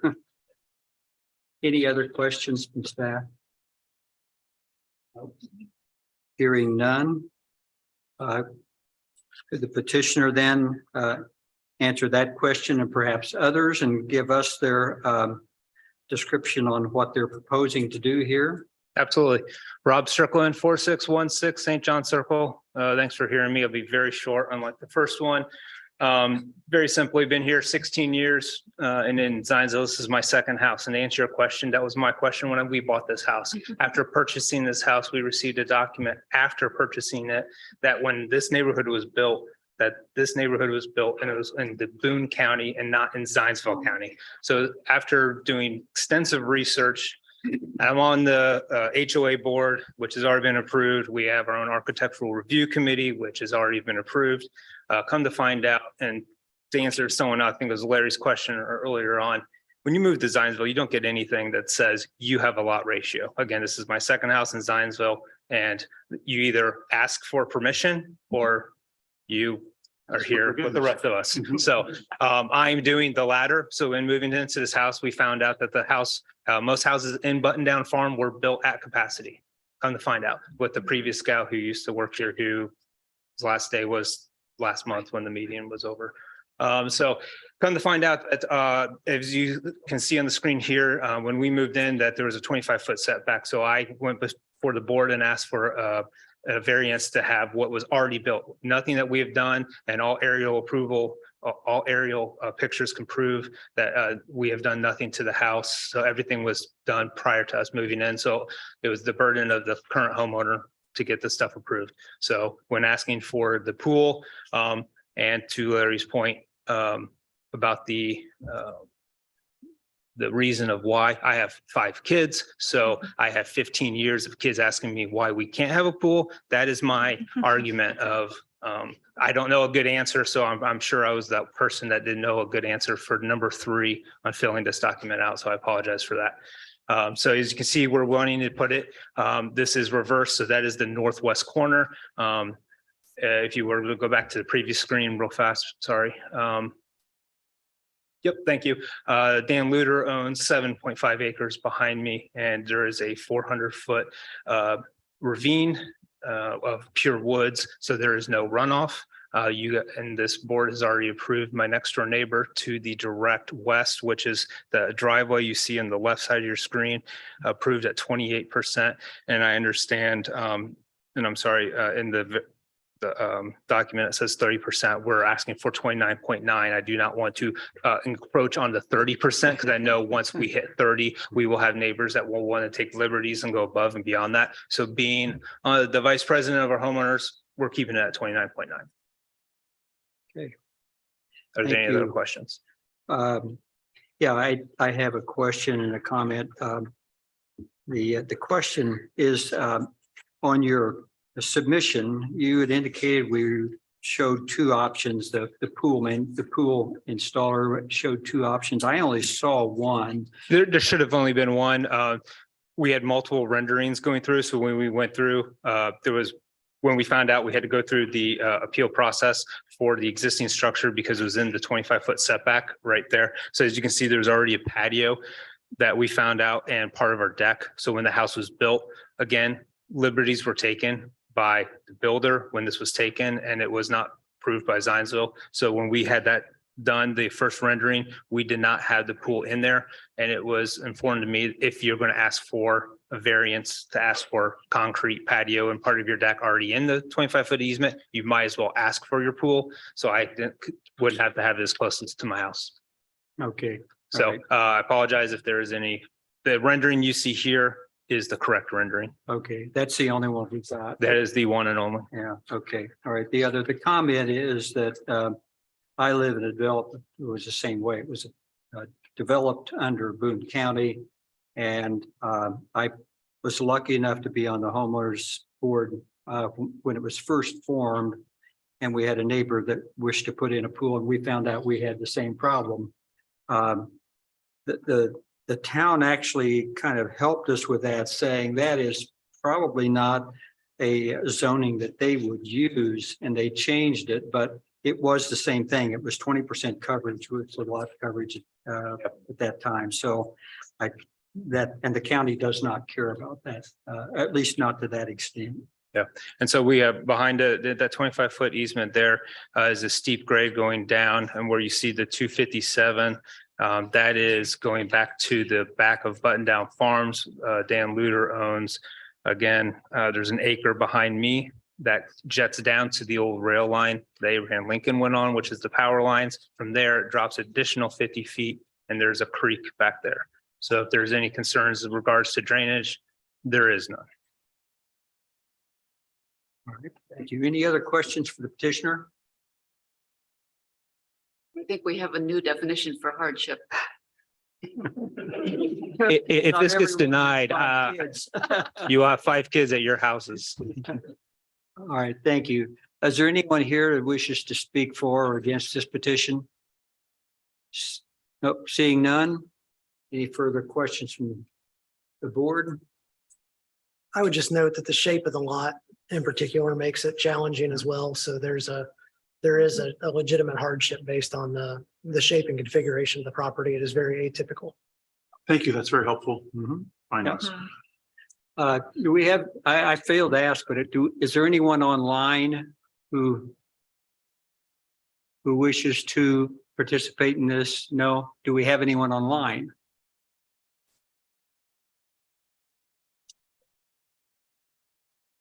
There's nobody. Okay, all right. There are people online, but no one has their hand raised. Megan Glade.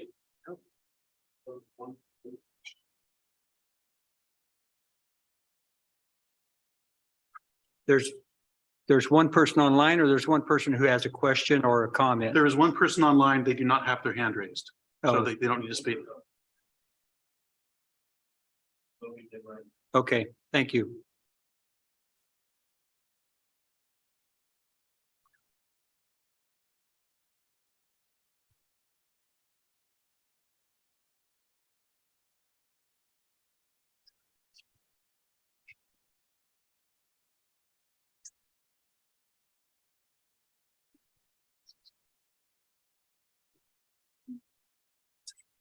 Can we invoke the 30 seconds?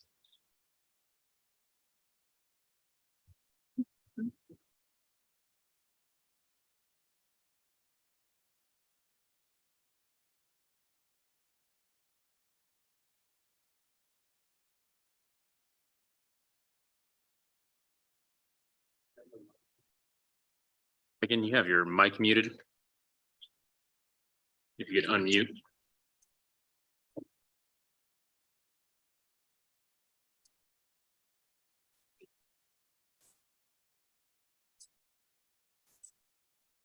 Just go ahead and make a motion.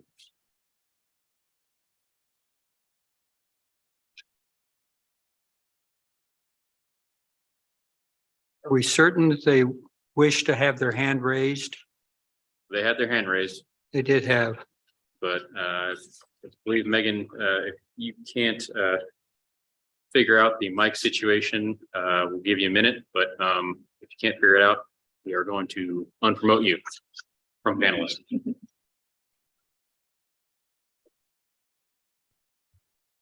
Oh, never mind. She was just saying she was online. Okay.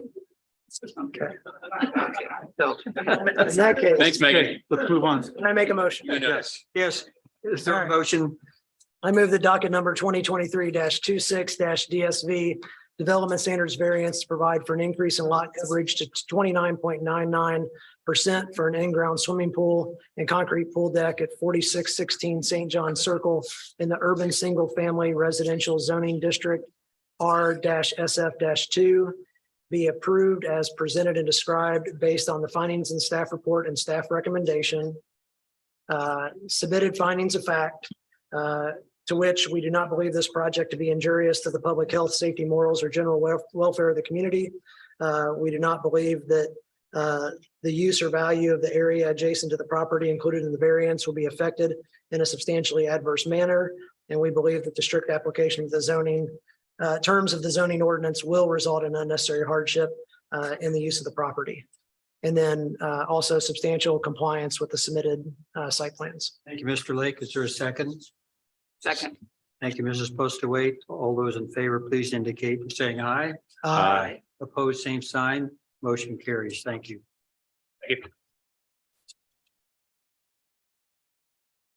Next item on the agenda is docket number 2023-29-SE. Ultims located at 7645 East 200 North Whitestown. This is a continuous from August 2nd. Petition for a special exception to provide for a landscape contracting business in the rural general agricultural district AG. We have the staff report, please. Yes, regarding docket 2023-29, request for a special exception for a contracting business. About 6 months ago, to our knowledge, the petitioner relocated the landscape contractor business to this current location. It was brought to my department's attention, the Department of Community and Economic Development, by way of a complaint. So we received a complaint which triggered this process. And then we notified the petitioner that the ordinance requires a special exception to operate a business at this location, and then the petitioner complied and has filed this petition for the board tonight. The petitioner is now operating an online and over-the-phone retail garden center with delivery to customers. The site is used to store plant materials. They also provide services of landscape consultations and installations and tree and shrub planting at customers' homes. Within their application, they indicate several aspects of their operation that I'll mention a few of them. I can go into further detail if you wish, but in general, they're not open to the public. According to the petition, they have 6 full-time employees and 2 part-time employees. Their hours of operation are Monday through Friday, 9 to 5, and Saturday, Sunday, 9 to 3. They offer a number of deliveries to the site, and they indicate those hours of operation for deliveries from their site. Ultims is using existing barns on the property for storing plants and outdoor, and they're also using outdoor areas for plant storage. They are using 2 existing driveway cuts and driveways for deliveries and receiving materials. There is an existing gravel area on the site that is used to accommodate employee parking. The petitioner has since constructed and installed a hoop house and 3 small sheds since acquiring the property, but they have not yet received permits for those structures.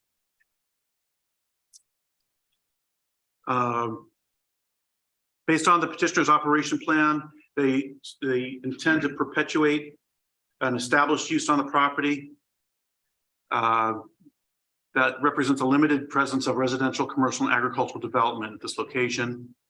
The purpose of the AG zoning district is to encourage agricultural operations while buffering between medium and high intensity land uses and low intensity residential uses.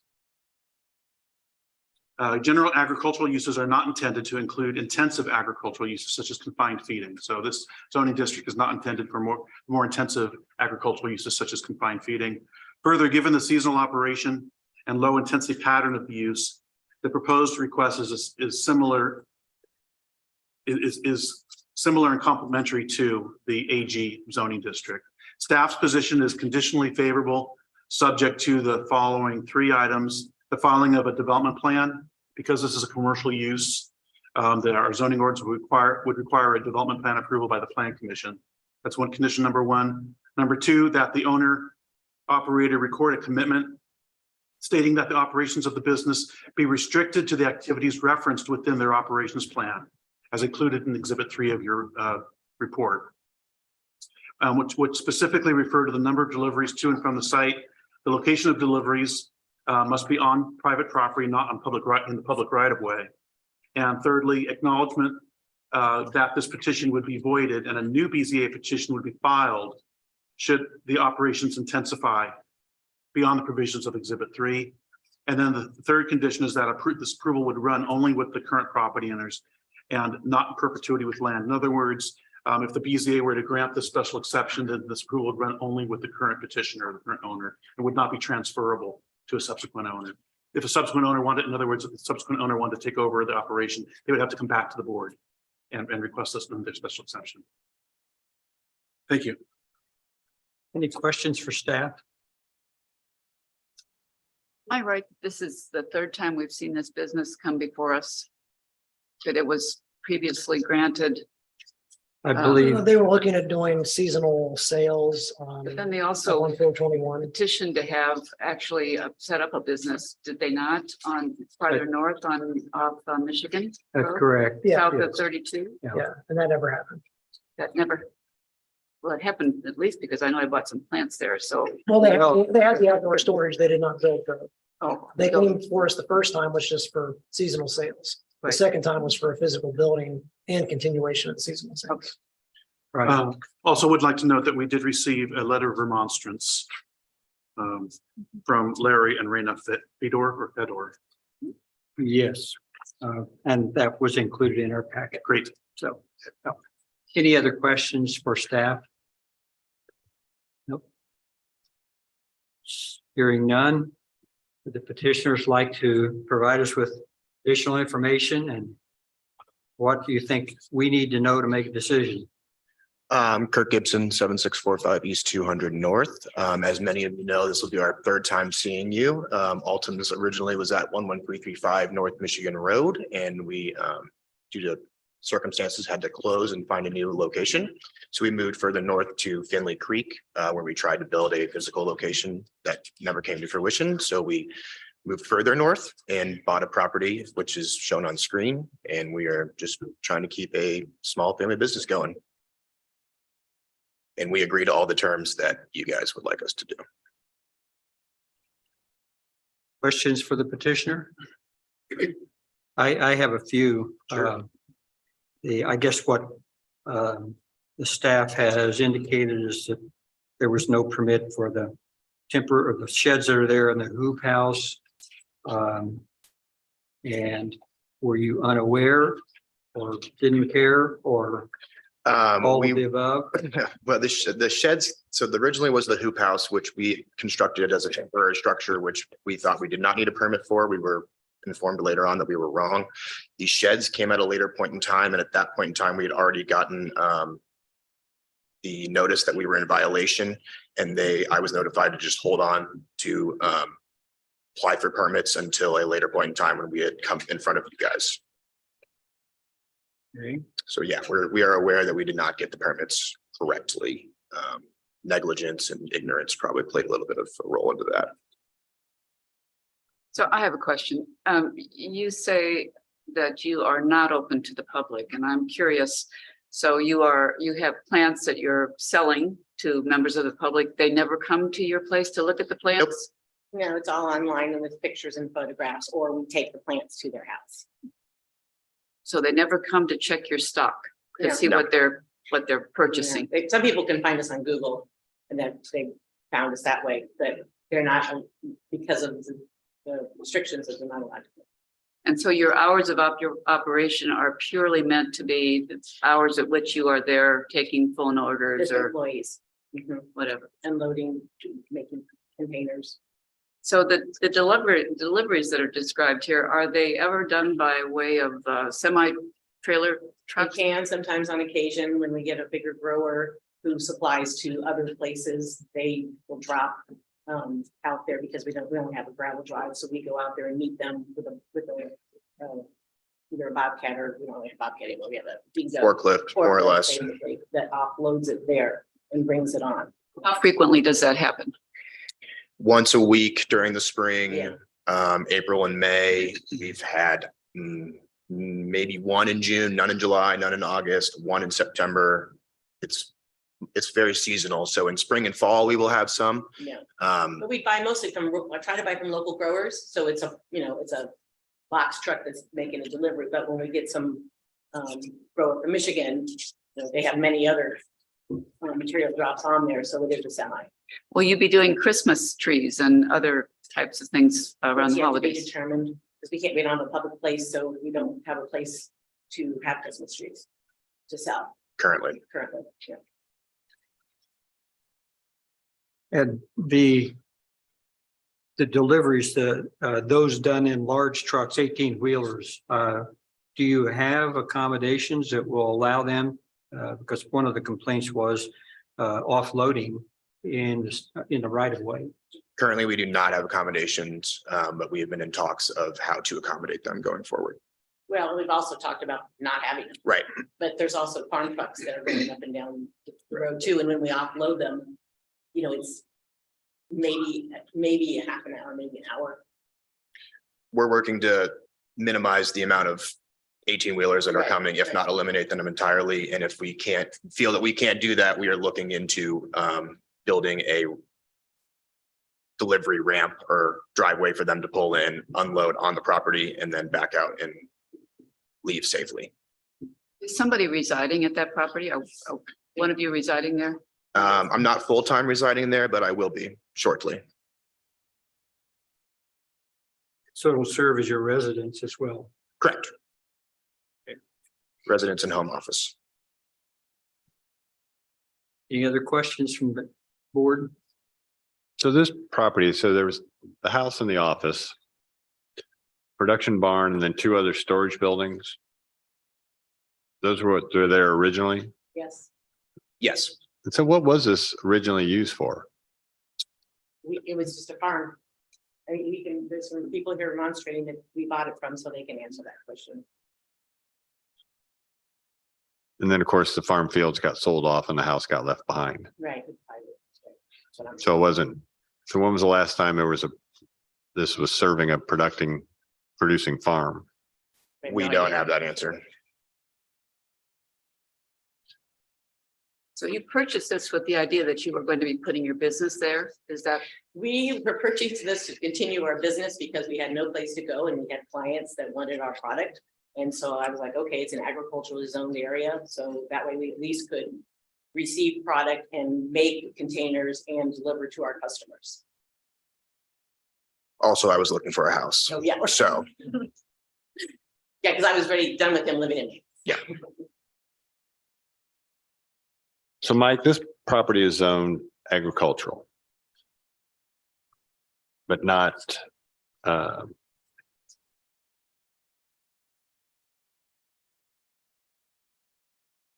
think what the difference between, because that's one of the questions always is combined feed operations, other things can operate in a farm, but you're saying that this specific zoning doesn't allow that high intensity of a use. Correct.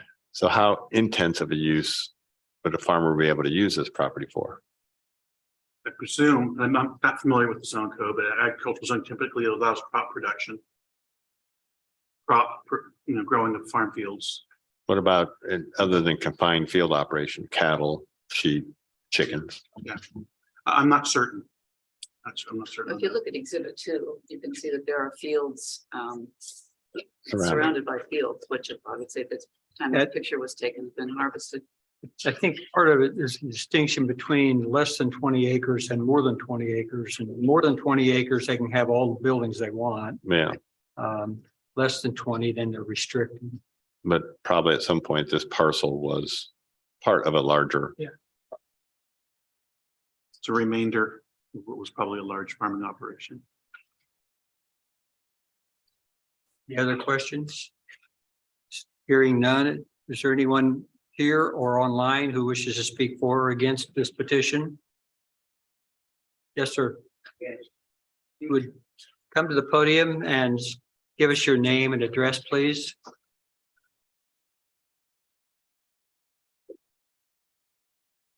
Is Micah Marsh. My wife Leanne and I live at 7870 East 200 North, Whitestown.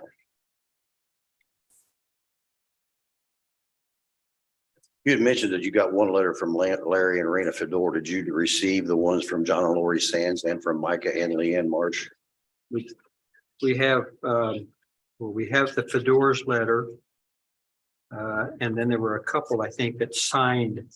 It's a statement. They really didn't provide a letter. Yes, we have the John and Lori Sands. And Micah and Leanne Marsh. Yeah, letter from the Sands.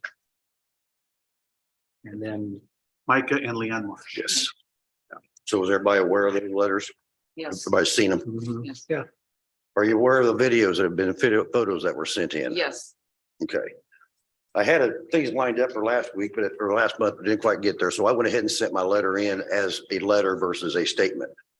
My main concern was that since this was going another 30 days since last month was canceled, my concern was the safety of the school buses going by these sitting in the roads.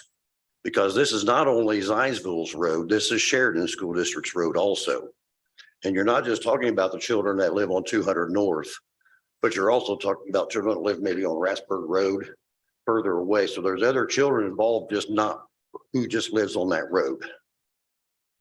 So that was the major concern on that. And then the other thing was just the amount of traffic that just goes up and down this road 7 days a week, all day long. And there's not one semi a month. There are several semis a month. And they talk about backing down on semis. Now you're having 2 box trucks delivering versus 1 semi. So you're doubling that traffic on roads that have weight limits and bridges that have weight limits going around school buses with children on them. This is 7 days a week, and I'm not sure how this worked. I saw the sign out in front, wherever it was, July 23rd, maybe. Were they to be completely shut down that point due to not having permits, not doing anything according to the Zionsville permits, zoning, any of that? That was an administrative decision made by my department. As long as they're showing willingness to go through the process, the cooperative spirit, if you will, to go through this process of getting approval and permits, then we didn't feel that it would be necessary to shut them down. Okay. It's just out of, a courtesy. No, that's fine, because since the sign and since the meeting, there has still been several deliveries. There were 3 deliveries there today. I have a semi at 7:45 2 weeks ago, pulling in the middle of the road, trying to figure out who to unload because nobody's there. I go down my golf cart because I knew what he was doing, videoed him trying to back in off the road. He's down the side ditch, up around, ends up sitting in the middle of the road, setting it off in the driveway, as they have done numerous times. This is not, this landscape contractor use just sounds like a way of getting around what they're really asking for, which to me is warehouse and distribution. There is a nonstop traffic going down 200 North. They can come from 421. They can come from 800 from Ratsburg or Slabtown. They can come from 750 from Ratsburg, or they can come from, I believe it's 625 on east off of Ratsburg. And now they're dividing all this traffic up, so it's not so much going to 421. They're going different routes out just to go around this. And I go to the finding facts, like the first one, it will cause injury to public health and safety. It already has. The videos show that. You know, that's my number one concern is, you know, that's a burden on Boone County with the roads and bridges. You know, I have to make my statements on why I'm against it. And you can read my letter, which is pretty much most of it. But when you start putting kids in danger, let alone me or grandpa coming out to visit somebody else's grandkids, that's kind of a concern. And as I told Kirk, they came by to see what it would take for me to change my mind. I told him nothing could change my mind because they have impacted this community on 200 North and surrounding far greater than the people that are zoned or allowed to be out there. And that's kind of my statement. A condition that the location of deliveries shall be on private property and not on public right of way. Does that address your concerns at all? Yes, yeah, because that's what I say. I got the one, they're in the middle of the road. And a semi farm tractor, they talk about farm, we're ag. You go by a semi loading or unloading, he's got half of him in the side ditch. Yes. Out of respect for people trying to go around. These are sitting that far from the ditch line or even further out in the road. So that is a huge concern for anybody and everybody. That is one of the conditions that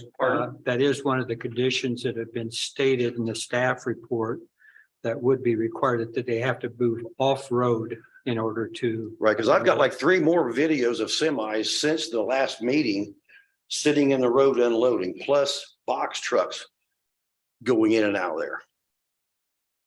If you need them. Thank you. Yes, thank you, Mr. March. Is there anyone else here who wishes to speak? Yes, ma'am, go ahead. If you would give us your name and address, please. Hi, my name is Kayla Anderson. I live at 8561 East, 200 North. I'm coming to you today as a concerned mom of 3 little kids. I hear what you're saying, and I do appreciate getting the deliveries off the main road. But at the end of the day, there's still deliveries. There's still semis at all hours of the day and not from 9 to 5. They said there have been no deliveries in August. There was one 2 weeks ago at 7:45, 8 o'clock at night.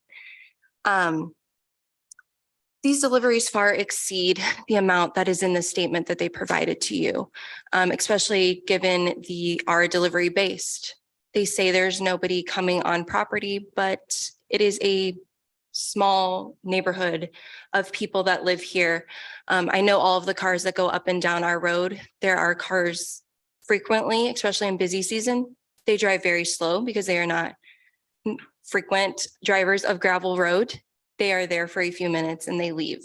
So I'm not sure what is happening with that. The delivery trucks go up and down our road at speeds that are deemed unsafe on any road, and you add the gravel in there. And it's concerning. It's concerning for anyone that lives on that road, especially with children.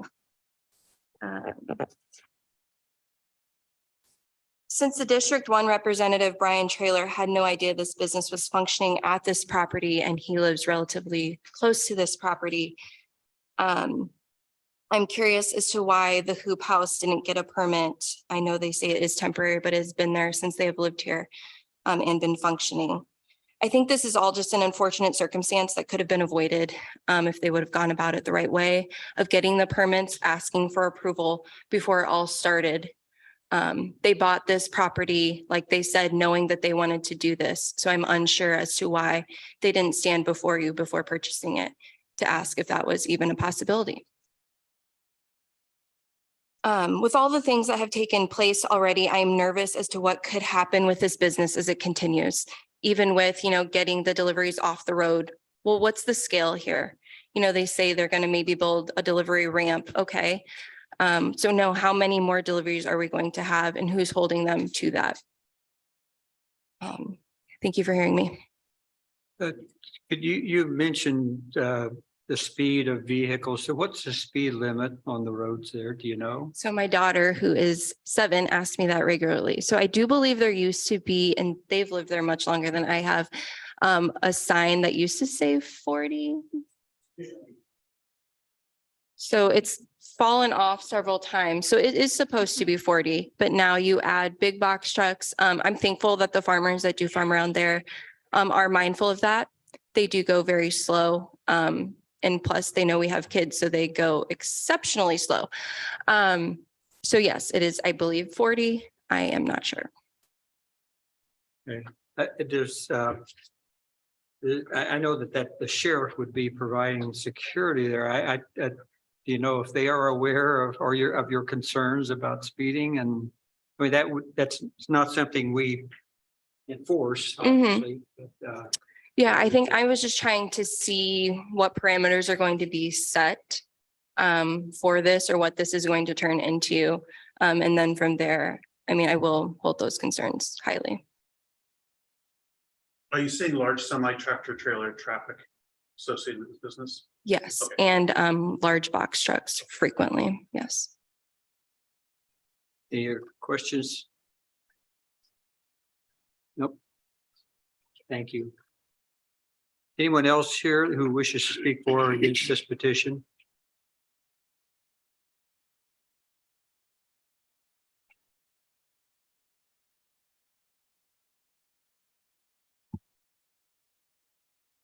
Hello.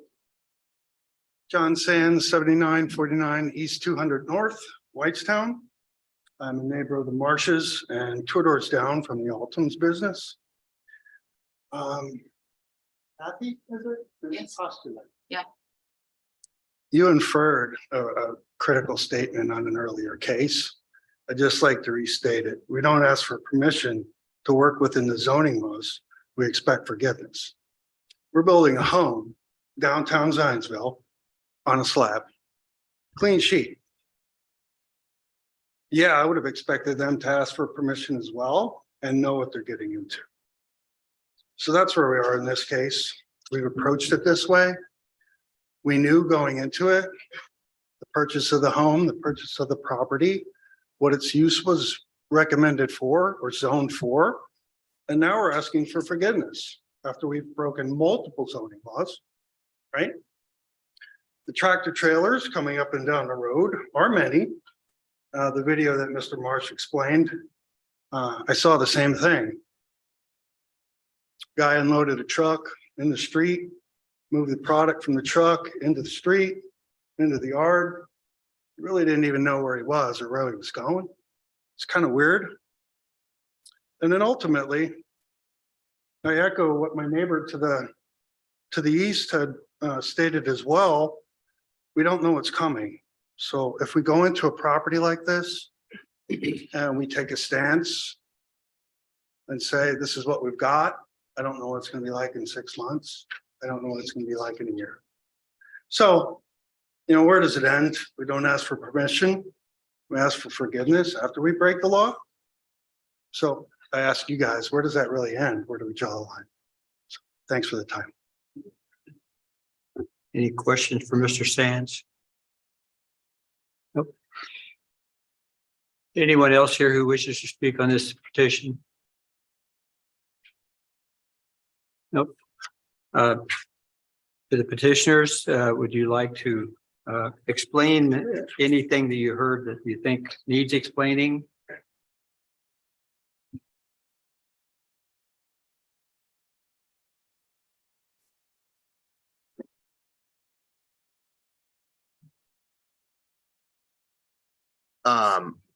I find it hard to believe that our semi trucks are going over 40 miles an hour on a county road. I even know one of the videos that was sent in, the semi truck is going way under 40 miles an hour. There are several other vehicles that drive on there, from the school bus to the mailmen, Amazon drivers, other residents. It's not like it's a just us problem that's going on up there. I will be the first to admit I'm not in control of our delivery drivers. I don't know what speed they go on. But I've given you all the numbers off of our delivery logs for how many deliveries are coming in. I said there was one semi a week, not a month. And I stand by that in the early seasons. I'm more than willing to accommodate deliveries off the road for the semis, as we spoke about earlier. We're here to work with the board and the community to come to a mutual agreement here. Okay. Was there any questions for the petitioner? Have you spoken to the delivery companies and warned them that it's a small rural road and really tried? I mean, Yeah, just in a we good faith have effort to issued get them to do things. routes on how Okay. they should deliver, how they should exit. We have given them delivery hours, which we've updated. We have just eliminated one of the deliveries that come on a semi truck. So we are working forward in delivering or finding better ways to get deliveries. But like one of the remonstrators said, if we eliminate a semi, then we have 2 box trucks. Like, I don't know how we can get around that. It's just kind of how shipping works.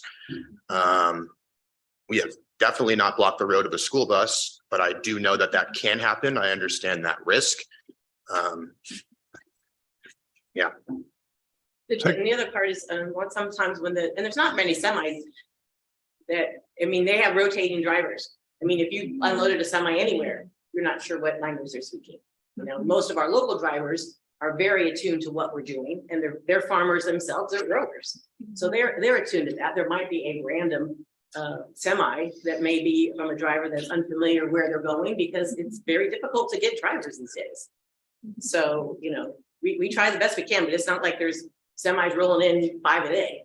So would your deliveries be limited to your hours of operation? Correct. Yes, but I will just say, there are sometimes that they are they're doing huge loads during our very, very busy time that they may have to do a night drop. You know, where it's like, you know, if we know what time they're coming, we'll be there, but sometimes they get lost or they get whatever, and they're just offloading it, you know, onto the side, knowing that we'll get there. But it's, you know, delivery and transportation is pretty difficult right now. And like I said, we do not have a lot of semis, for sure. And I have spoken to Mr. Sands personally, and I've told my team, I'm like, you know, we understand what's going on out there, but we're not racing down the road, and we do rotate, so we don't pick up dust, because that was a primary concern from many of the remonstrators in their letters. So we're conscientious of it. You rotate? Avenues to get to the house. Oh. We don't just drive by Right. Micah and Leanne's house every single day. Right. And So then every car is going there. We also have two of the workers are carpooling. You know. So I just want to make sure I understand the business.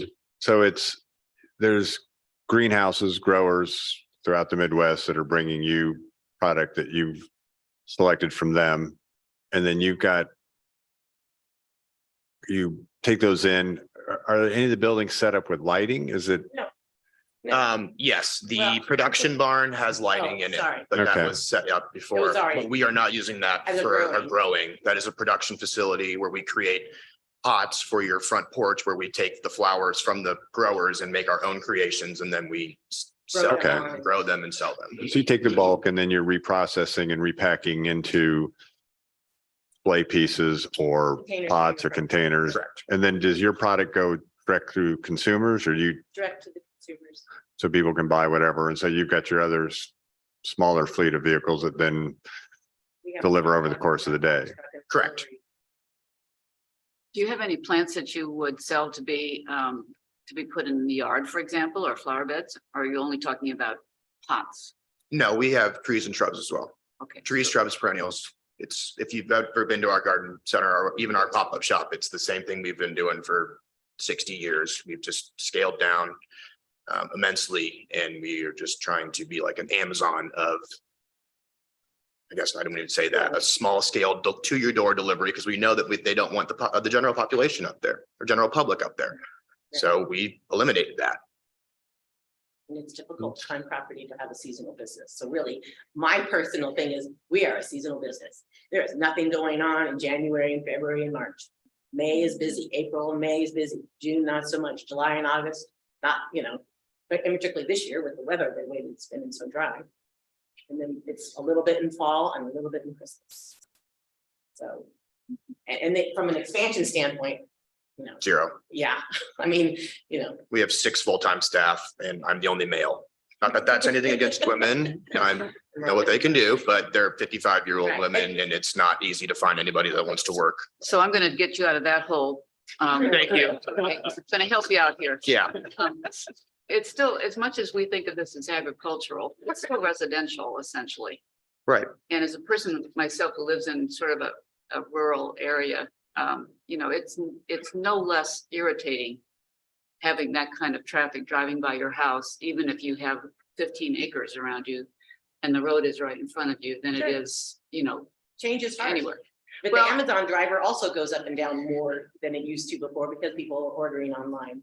Yeah, but I think that's apples and oranges as far as I'm concerned. No, And when you say change is hard, yeah, change where change is needed, but perhaps we could discuss whether this kind of change is needed in that place. Are there not other places that would be more appropriate for the kind of business you're doing and that would give you easier Sure. access? Yeah, if you have egress? $1.5 million to do a development for a seasonal business, sure. We tried that. That's why we were here before.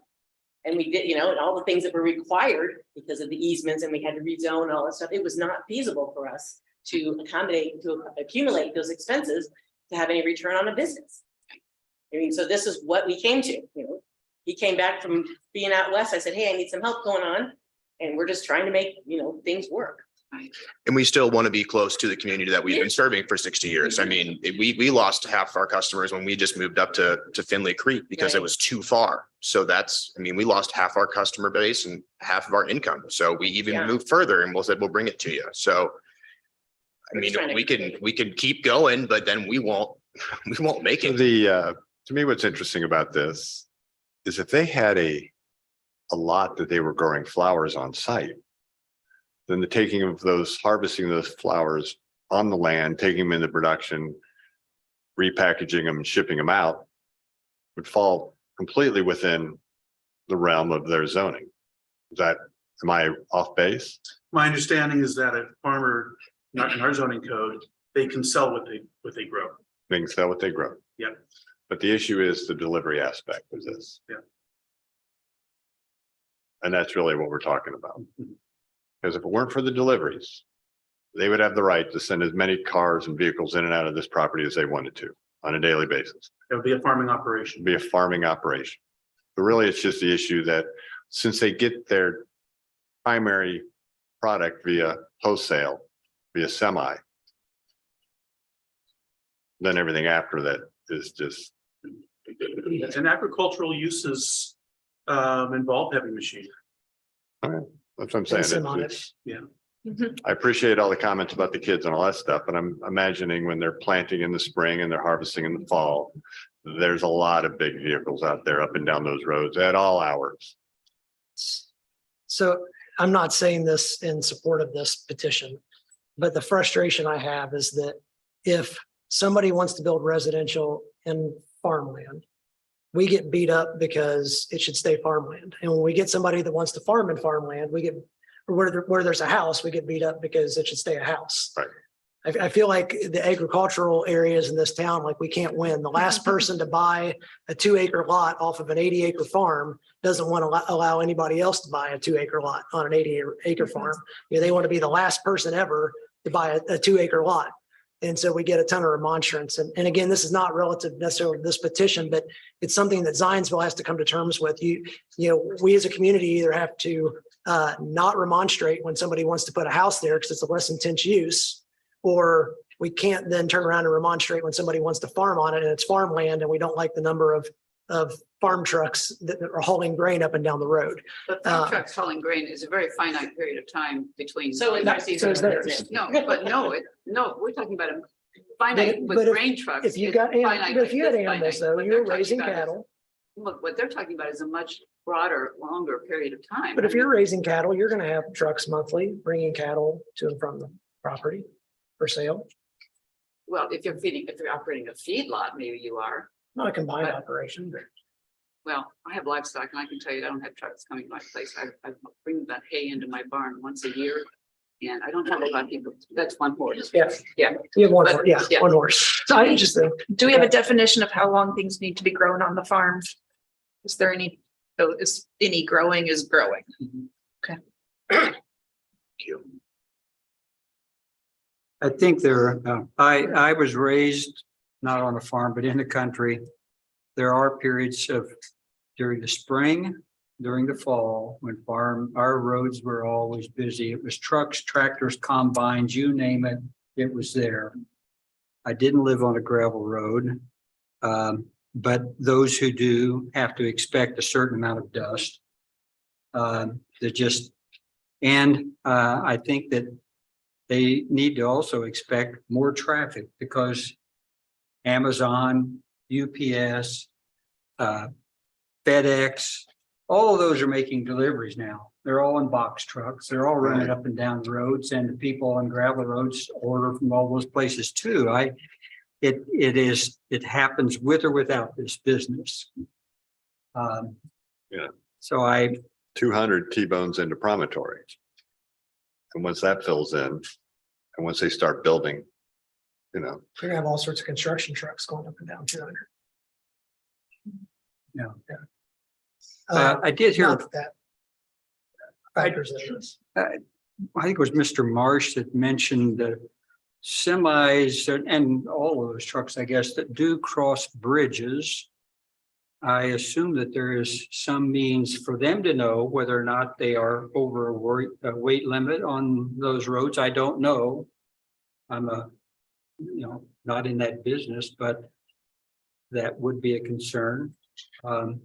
And absolutely the offloading on the road where other traffic is something that cannot continue to exist, period.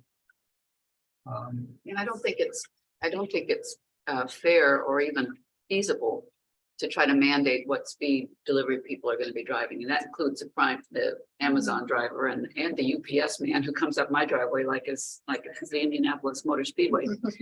But so I don't think it's feasible to sort of say, we're going to talk with them and they're going to drive at a reasonable speed, because you don't, as you say, you don't always know them. Maybe the new guy, and he's got a schedule to keep. And so, so I don't know how you take care of that problem if in fact residents out there are worried about kids, dogs, anybody else that might be in the road. So I will tell you what not to do. Don't park in front of one of them and stop them and tell them they can't drive that fast in your neighborhood, because the Boone County Sheriff will come to your door. So Was that what you did? I've had that experience, yes. So you can try and limit them, but there are few means to do that personally. I'm making a note right Yeah. now. You're not. I would say I appreciate the petitioner's comments. I'm less concerned about what is happening today. I'm more concerned about what this may be tomorrow. And I think if I were to vote in favor of this, I would want a very finite sunset clause in here to make sure that if in fact this became an issue, it would have to be re-petitioned, reheard. And if the remonstrance, if the issues have increased, we would have a chance at that point to deny further use on that property. If the Board of Zoning Appeals were to receive complaints about the operations, then you reserve the right to reconsider the special exception at a public hearing, subject to public notice. Okay. So we would not need the sunset clause? Is what It would you're just trying to say? it'd be that if you receive complaints and there were legitimate complaints, so we could receive complaints. We inform you that we're receiving complaints. And then you reserve the right to hold a public hearing to reconsider. Okay, so would we need to motion that into the, Yes. state that in the motion? Yes. Can it be a combination of both those things? It could be revisited one way or another, at some finite period, even a year. Mhm. And in the meantime, if complaints are submitted, then it would be revisited sooner. Mhm. Is that possible, or is that too much? I like that idea better in that there is a sunset. I'm somewhat leery of the complaints because I think who polices that and who's going to follow up? And, I see that as difficult to enforce and to make meaningful. Seems to me a hard stop to revisit is a good idea, because that forces it onto the agenda to be, and then that gives anyone who is unhappy with the situation the option to be able to speak up again and say it's not working for us. Do we have a timeline on when they're required to get the deliveries off the street, off the road? So there's that suggestion. requirement, but no time that needs to be done. Meaning not accepting deliveries certain times of the day? or- Yeah, when that loop drive or delivery drive needs to be constructed so that they're no longer on the street. Oh. Right? Is there a Okay. time, a deadline for that to be done by? Is there? Okay. I assume we could add that. It is not in the conditional. Yeah. Uh, I might, Sunday is- well, and I might note that that will take a separate hearing, likely through Boone County. Because when you widen the radiuses on that road and you have to redo your drainage underneath the road, that probably goes through Boone County, does it not? I mean, they can't just make their curb cut twice as wide, can they? Oh, they need a driveway permit. So, okay. Yeah, is that, I'm not sure whose jurisdiction. if I that's just the want to town or make sure we've had county. issues with understanding what permits we need. So I want to Okay. make sure that is Okay. expressly. They would need a driveway permit, whether it's from the Stated. town or Boone County. Okay. Yeah. Whether it's a loop or you or whatever they need. So I like the suggestion that there's a finite time frame for that, but then B, that they're aware that Yes, true. there is another process for that. I wonder if Fair our warning. legal counsel had an opinion on this. Well, under the statute, the board has discretion to impose reasonable conditions. So condition is reserving a right, as Mr. Dale, or setting a predetermined review date. I believe that's in your discretion as a condition. We've had sunsets previously. We don't use them very often. We have had them. Normally for use variances, but they can be applied to a special exception as well. Which is kind of a use variance. Kind of. All right. Have we exhausted everything other than maybe some discussion among the board? Can I say something? I just want to make sure that everyone has read the people that are supporting what we're doing. And understand, we understand what the problems are, which is the fact that, there are more people that are in support of what we're trying to do out there as well. Yes. Thank you. I'm looking here, we do, and I have looked at those, but it's a relatively small number of people. It looks as though it was a prepared form with their signature. Yes, it was everybody that I was required to mail the letters to. Uh-huh, okay. I only find two among our packet.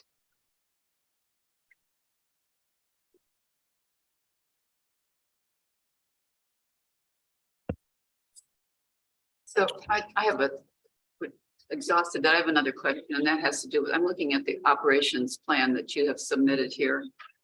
And I'd be interested to know what our expectations should be of your sticking to this plan. For example, delivery hours are 9 to 5. We've already heard comments that sometimes it's been 8 o'clock at night, for example. The number of deliveries, 5 to 7 deliveries per week. There seems to be some discussion about how many of those deliveries to you're getting per week. I mean, is this aspirational, or is this to be used as a metric to which you are going to be held? How should we look at this operations? That can be to the one that we are held at. That's the one that we have in our logs for deliveries. I would challenge the notion that we go over those dramatically. We sat down and went through our logs of all of our deliveries that we had during the busy season. We only have 3 or 4 growers that come, and they only come once a week. So a couple of them come on one day, a couple of them come on another day. You can hold us to that. But we have no plans on expanding and bringing more traffic. Yeah, we don't even, our landscape contractor is off-site. Our installation department is not even on the property. So there's no one loading up in a truck every day going out to jobs. So that's all subcontracted out. Except for our delivery team, but yes. That's box truck. Right. So I have another question, and I think one of the letters I read from one of your neighbors, they have invested in putting, is it calcium chloride? What is it? Yeah, on the road in order to keep the dust down. And they have, I think, as I understood this properly, they have funded that themselves. Are you willing to contribute to the cost of that?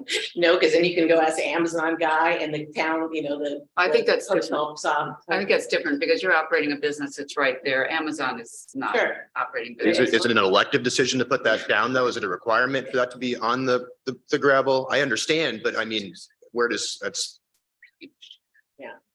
kind of a fine line there. And when I offered that originally, I was told no, they don't want my help. So Okay. I would actually say no to that.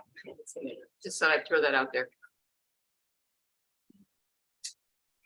And you are aware that if this were approved, staff's position at least, that you would need to go to the plan commission with a plan. Correct. Understand that? Yep.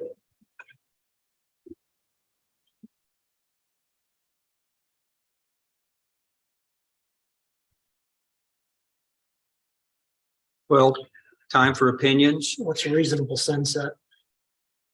3 years. 3 years, I would say a year personally, but it's. I would make it longer only because they're going to invest Right. in that and Let's see what they do with the delivery drive. Yeah, so maybe December of 2025. December 31st of 2025. That gives them a little over just over 2 years. So is your suggestion there'd be a sunset to the approval and that the petitioner would need to refile? Yes. Okay. So the special exception, if it were granted, would automatically expire? Yes. Okay. Because of the deliveries. To ensure that the operations Oh, are is it functioning Correct. as in the agreement. And in terms of fulfilling what you've committed to here, primarily, it's going to involve permitting, changing curb cut, and providing space for the trucks to offload on your premises rather than on the road. I don't know how long that takes, but I would think there's needs to be a reasonable expectation in terms of completion of that process. So I'm going to have that in a motion. Good man. Making notes over here now. So just one other thing that we had talked about was having a provision that if a substantial number of complaints find their way to the planning office, that would anticipate the end of the sunset period. And would force a rehearing. I wonder if that would be, if we were to see whatever qualifies as substantial, staff would present that information to you. Right. And then you would make a determination about maybe scheduling a hearing. And I'm leery of the board just, canceling a special exception without having a hearing on the matter. Oh, absolutely. Oh, okay. Yeah, absolutely. I would expect that it would give opportunity to the petitioner, but also to the folks who have the complaints to be able to. And that would involve public notice and the full public standard procedure for a public hearing. Yes, so just anticipate the sunsetting. If need be. So if we were to see complaints, we'd inform you that we're receiving complaints, and then you would make a decision about whether to hold a hearing. Which is closer to my original recommendation, but I see your idea for a sunset as well. Yeah. And let me ask, do we have the capability of doing that? That is receiving complaints, some form of investigation, I guess, to kind of substantiate them or disprove them. Do we have that mechanism within your department? Legal counsel? Yes, I mean, you have the authority, but do you have the capacity? Well, the capacity is a different question. We would have to. That would be a part of our job, is we would have to follow through on that. So, and who knows? I think hopefully our capacity will improve over the next year or two. But it would be worthless to put some rules in place which can't be adhered to from that perspective. Yeah, we appreciate that.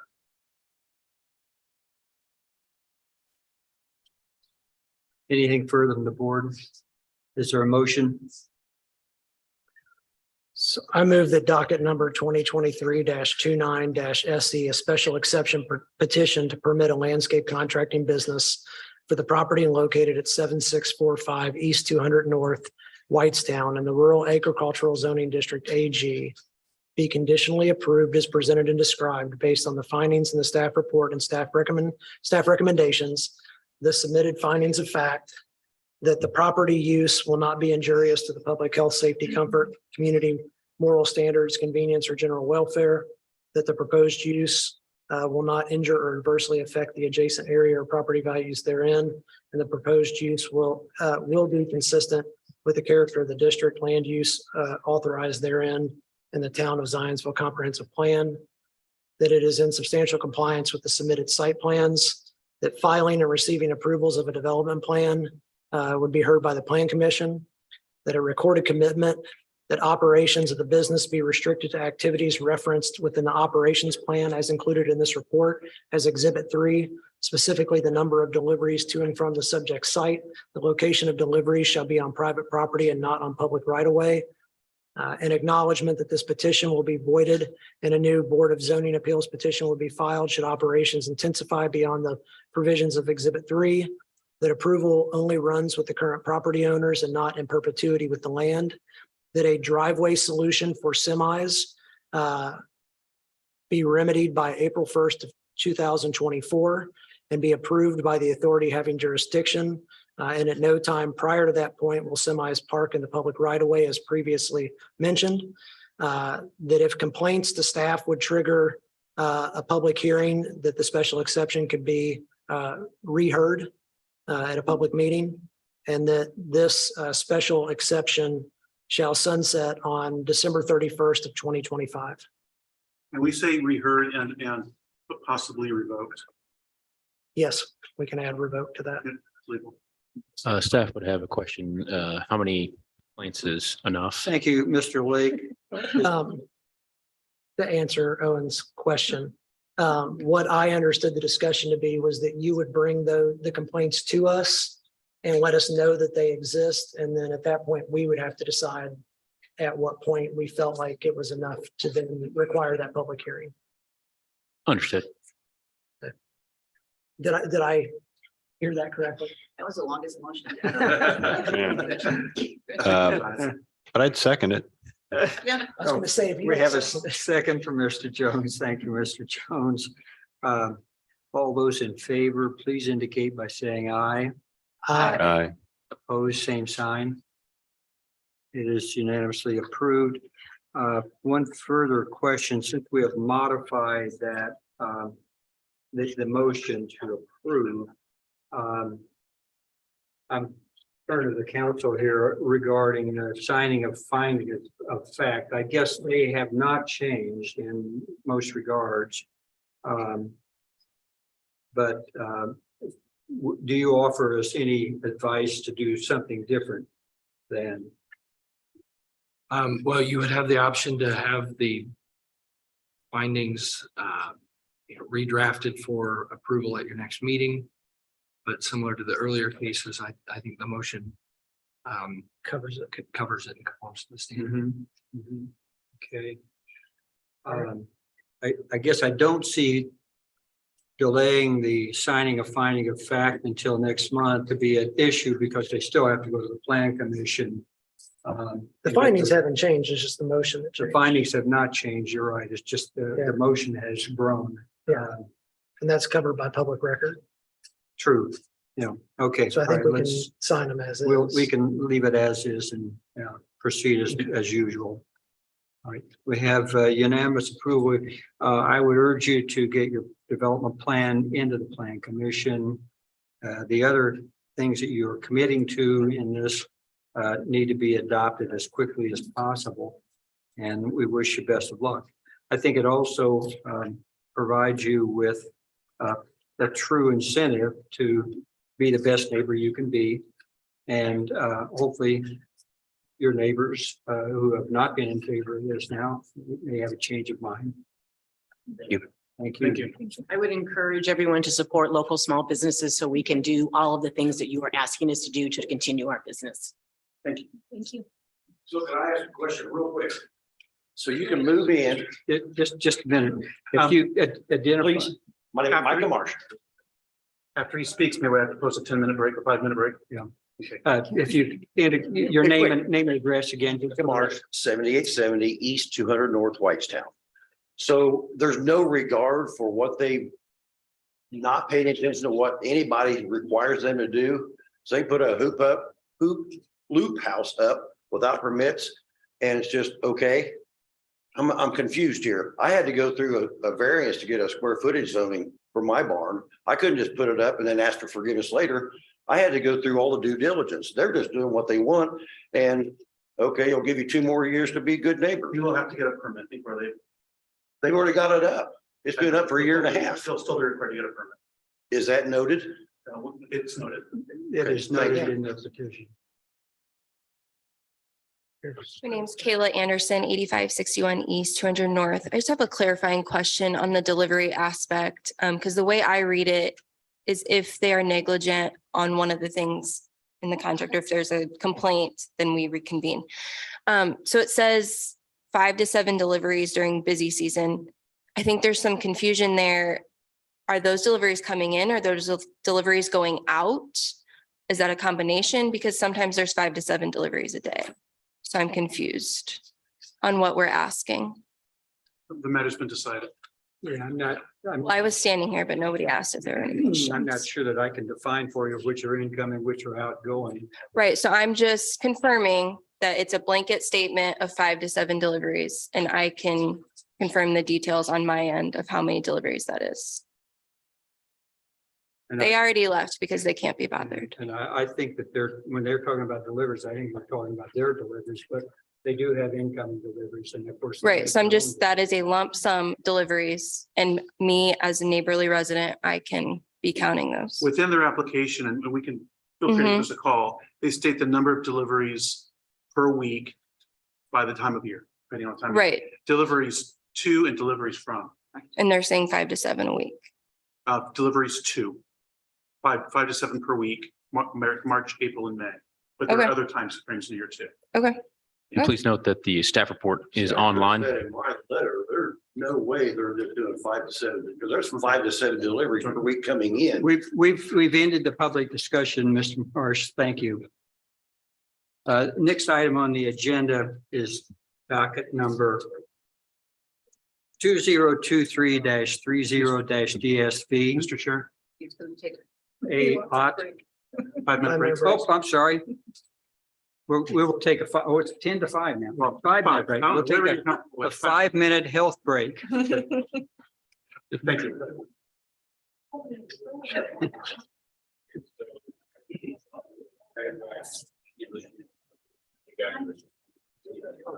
Not close enough. You can't hear my booming voice. How is it? Well, you know, it's dangerous. It's everything. I know. That's So lean in. comes up the stage, but that's the stage out of town. Tell our one virtual person we're sorry. It's been rural residents, and it's like, Maybe exactly. oh, we better have- bring it on. But, you know, give me 10 cars down the road all day, and we don't want that person to have their house. Then it's the flip. It's like, I don't feel like we can win with rural zoning. Yeah. Yeah. Live on a dirt road, you're gonna get dust. Go look at my car. Like, can't Oh, get it off. Great.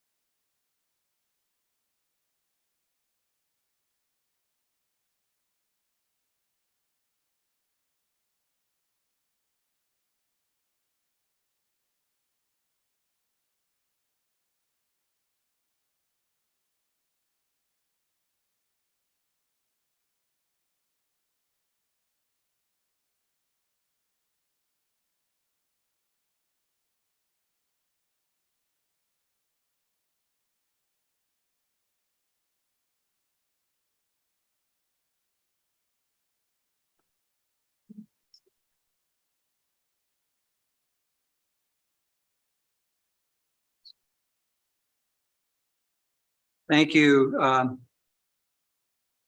Next item on the agenda tonight is petition 2023-30-DSV AOC at 5355 West Old 106th Street in Zionsville. Petition for development standard variance to provide for a renovation and expansion of an existing single-family residence in which one deviates from the required side yard setback of 20 feet to 10 feet 7 inches, exceeds the allowable building height of 35 feet to 48 feet in the urban single-family residential zoning district RSF2, and 3 exceeds, I'm not sure this is written right, exceeds, I think it's the allowable wall line linear footage. Yes. Are you ready, Mr. Dale? Yes, Oh, I'm Ms. sorry. Koenig's gonna speak That's first. right. Chrissy. Thank you. Yeah, this property, as Mr. Mundy mentioned, location, it's comprised of approximately a little over plus or minus 2 acres annexed into Eagle Township in 2005. The existing home was built back in approximately 1951 and encompasses about a 1,644 square foot house. The petitioner is looking to not only remodel the existing structure, but add on. And the first request for the variance has to do with exceeding the side yard setback. Excuse me, the existing home has a 10-foot 7-inch, I think it was, side yard setback, which is existing. They're just asking to continue that line.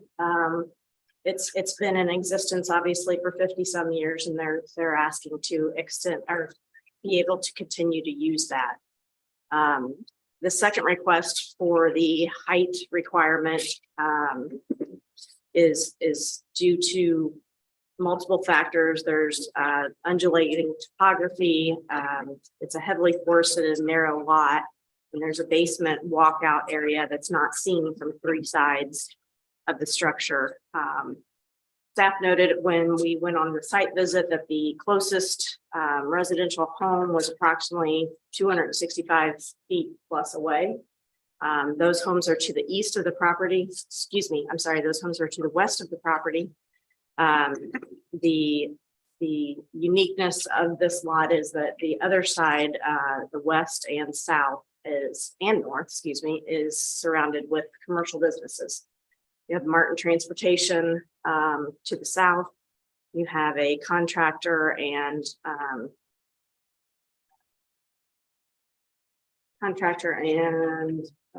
construction business to the north and east. So this is a very narrow lot, very heavily wooded, excuse me. Staff finds the unique characteristics of the property in relation to the surrounding properties constitutes a hardship and practical difficulty for the owner to comply, and therefore is favorable on the recommendation for height. I'm sorry, I did not state that we were favorable on continuing the existing side yard setback. And along with the side yard setback, the third ask is for a linear wall extension, which our zoning ordinance allows a one-time 50%. You can extend a non-conforming side yard 50% of its original distance. This ask is going beyond that and asking for 29 feet when the original distance of the wall was 31 lineal feet. So the proposed addition would exceed the maximum allowable 50% increase in wall lineal footage. Staff believes the scale and placement of that is appropriate and maintaining the overall massing and architecture of the existing structure, and therefore supportive of that as well. Thank you, Ms. Koenig. Are there any questions for staff? I have one. Do you know if this home is visible from any place? I I drove by there today. All you can see is a gravel lane that goes, Staff went out on site, drove around the commercial properties as well, and you can't see it. Can't see We it. did not go on residential property to the east. But you had to go down a very long lane before we even were able to see the home. thank you. So I have a question. The height of 51 feet and 9 inches, is that because of the topography of the property? The walkout basement, if that was taken out of the equation, it would not be, they would not need the request. Okay. For the height variance. Thank you. Any other questions? Hearing none, we get the petitioner and the petitioner's representative. Thank you, Mr. President. For the record, Mike Andrioli, 1393 West Oak Street. I'm here with Ali Ott, who is the owner of this 2.1 acre parcel on Old 106th Street. Before I go into the formal presentation, I want to thank publicly Ms. Koenig, Mr. Young, and Mr. Dale for picking up the slack this last month and getting all of these staff reports and everything ready. They were shorthanded by 2 people. And yet they managed to get it all prepared. And I know, I don't know if Mr. Owen went, but I think Chrissy went, and they actually did a site visit to this particular property because it is not a property that has a lot of traffic by it. It's on Old 106th Street. It's a very narrow lane, and the site plan shows it very narrow lane that comes off of 106th Street. Old 106th Street, and all the way back to the property. It's particularly wooded as you get close to the house itself, both on the east and the west. Mr. Ott went ahead and received 2 approval letters out of the 3 immediate adjoiners, and received approval letters for this particular project, and they should be part of your packet. So he went and talked to the neighbors about this in terms of what his plans are. The house is circa 1951, very old house. We're going to use part of it for the construction, assuming approval, but very little of it. Essentially, the foundation is going to be in the same spot. That's the reason why we're asking for the variance from the normal 20 foot on the RSF2 to the 10.6, I believe, 10.7. As that's where the existing house is currently and has been there for many, many, many years. So essentially, we are asking for 3 particular variances. I think the staff report does an excellent job of pointing those out. From 20 feet for side yard setback to 10.7 feet. Exceeds the allowable building height of 35 feet to 51.9 feet. I think in the actual agenda item says 48. That was an old submittal, but everything, including staff report, all of the narratives, public notices and everything, all included it up to 51.9 feet. And exceed the required wall line lineal footage. Quite frankly, when that was discussed with Suzanne, I didn't understand what it was. I'd never dealt with the lineal footage. And I think what that means is that if you have say a traditional subdivision and you have a traditional house on one lot, and the other lot, they don't want a lineal footage of the house to go all the way down the lot line. So it basically has no airspace or no visual space on the other. They want them reasonably in proportion. In this particular situation, the actual house itself, the wall line will be on the east side. That's all commercial over there. It's a lot of trees and bushes and shrubs in that particular back area, as you can see. That kind of surrounds that particular house. It'll be a tremendous improvement to the area. The house itself is not in particularly good shape, as you might imagine. I don't know if any of you took a drive back there. Hopefully you might have, but it'll be a wonderful addition to that particular area itself. The original house is 1,600 square feet. This will be a shade over 4,500 square feet when done. And architecturally, we think, given the topography and the woods in that particular area, the height of the structure itself will not present a visual problem to any of the neighbors or anything of that nature.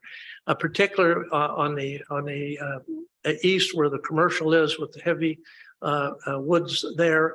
And then similarly where one of the neighbors lives on the western section where the house will be located in particular. There is a house that is located on the drive as you go up the drive.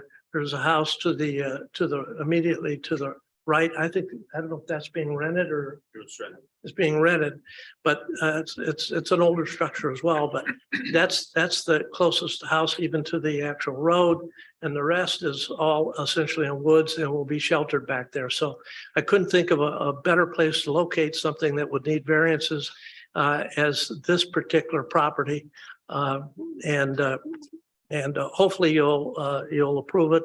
And be happy to answer any questions. Mr. Ott is here to answer any questions as well. Thank you. Thank you, Mr. Andreoli. Any questions for petitioner? Anyone online? No. No, there's not. Okay, all right. Thank you. Is there anyone here who wishes to speak for or against this petition? Seeing none. Any discussion on the board? So I just would like to point out that I think this is a situation where the unnecessary hardship is extremely well done. spot on. Yes. I agree. Yep. We use this as a role model. All right. There's no other discussion. Is there a motion to this petition? I move that docket number 2023-30 DSV Development Standards variance to reduce the 20-foot side yard setback to 10 foot 7 inches at 5355 West Old 106th Street in the Urban Residential Village Zoning District RV be approved as presented and described based on the findings in the staff report and staff recommendations. The findings of fact that state that this will, but that by granting this, this will not be injurious to the public health, safety, morals, and general welfare of the community. That the use or value of the area adjacent to the property included in the variance will not be affected in a substantially adverse manner, and that the strict application of the terms and zoning of the zoning ordinance will result in unnecessary hardship to the use of the property, and that the substantial compliance with the submitted site plan. Thank you, Mr. Blake. Is there a second? Second. Thank you, Mrs. Postaway. All in favor, please indicate by saying aye. Aye. Opposed, same sign. That variance motion carries. Congratulations. Oh, we got two more. Yes. Hold on. The three-parter. On that one. So variance number 2, I move that docket number 2023-30 DSV, a development standards variance to increase the height requirement from 35 foot to 51 foot 9 inches at 5355 West Old 106th Street in the Urban Residential Village Zoning District RV be approved as presented and described based on the findings in the staff report and staff recommendations. The submitted findings of fact previously read into record and substantial compliance with the submitted site plan. Thank you, Mr. Lake. Is there a second? Second. Thank you, Mrs. Postaway. All in favor, please indicate by saying aye. Aye. Opposed, same sign. That motion 2 is approved. Variance 3, I move that docket number 2023-30 DSV Development Standards variance to exceed the 50% maximum allowable wall line linear footage for an addition of 29 foot 6 inches to the existing 31 foot wall line for a total length of 60 foot 6 inches at 5355 West Old 106th Street in the Urban Residential Village Zoning District RV be approved as presented and described based on the findings in the staff report and staff recommendations. The previously read in submitted findings of fact and substantial compliance with the submitted site plan. Thank you, Mr. Lake. Is there a second? Second. Thank you, Mrs. Postaway. All in favor, please indicate by saying aye. Aye. Opposed, same sign. That motion also is approved. So best of luck with your project.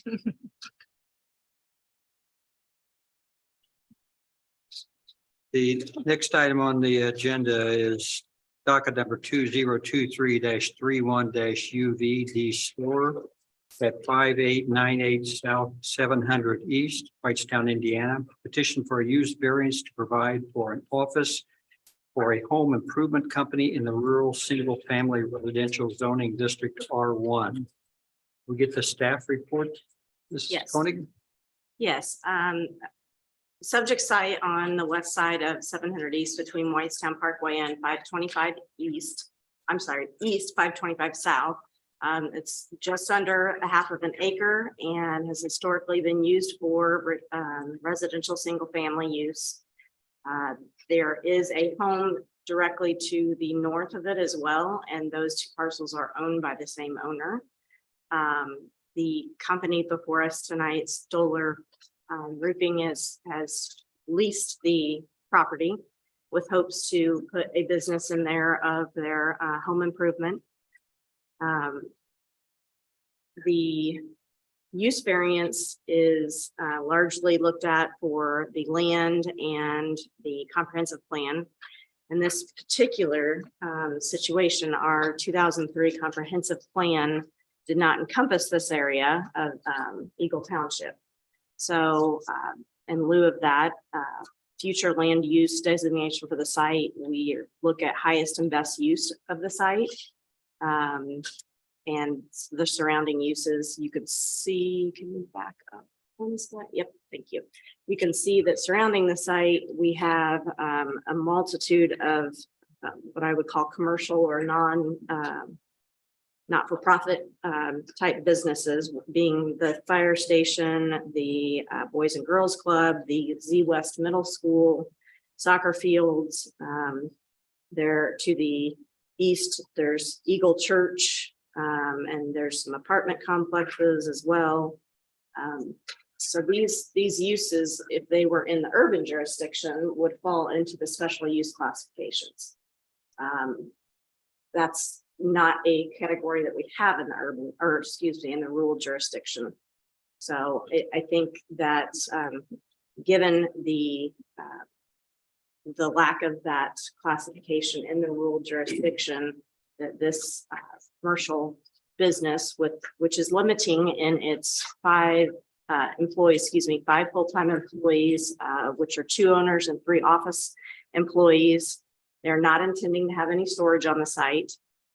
They are seeking a shared driveway easement with the home, who again is owned by the same homeowner to the north.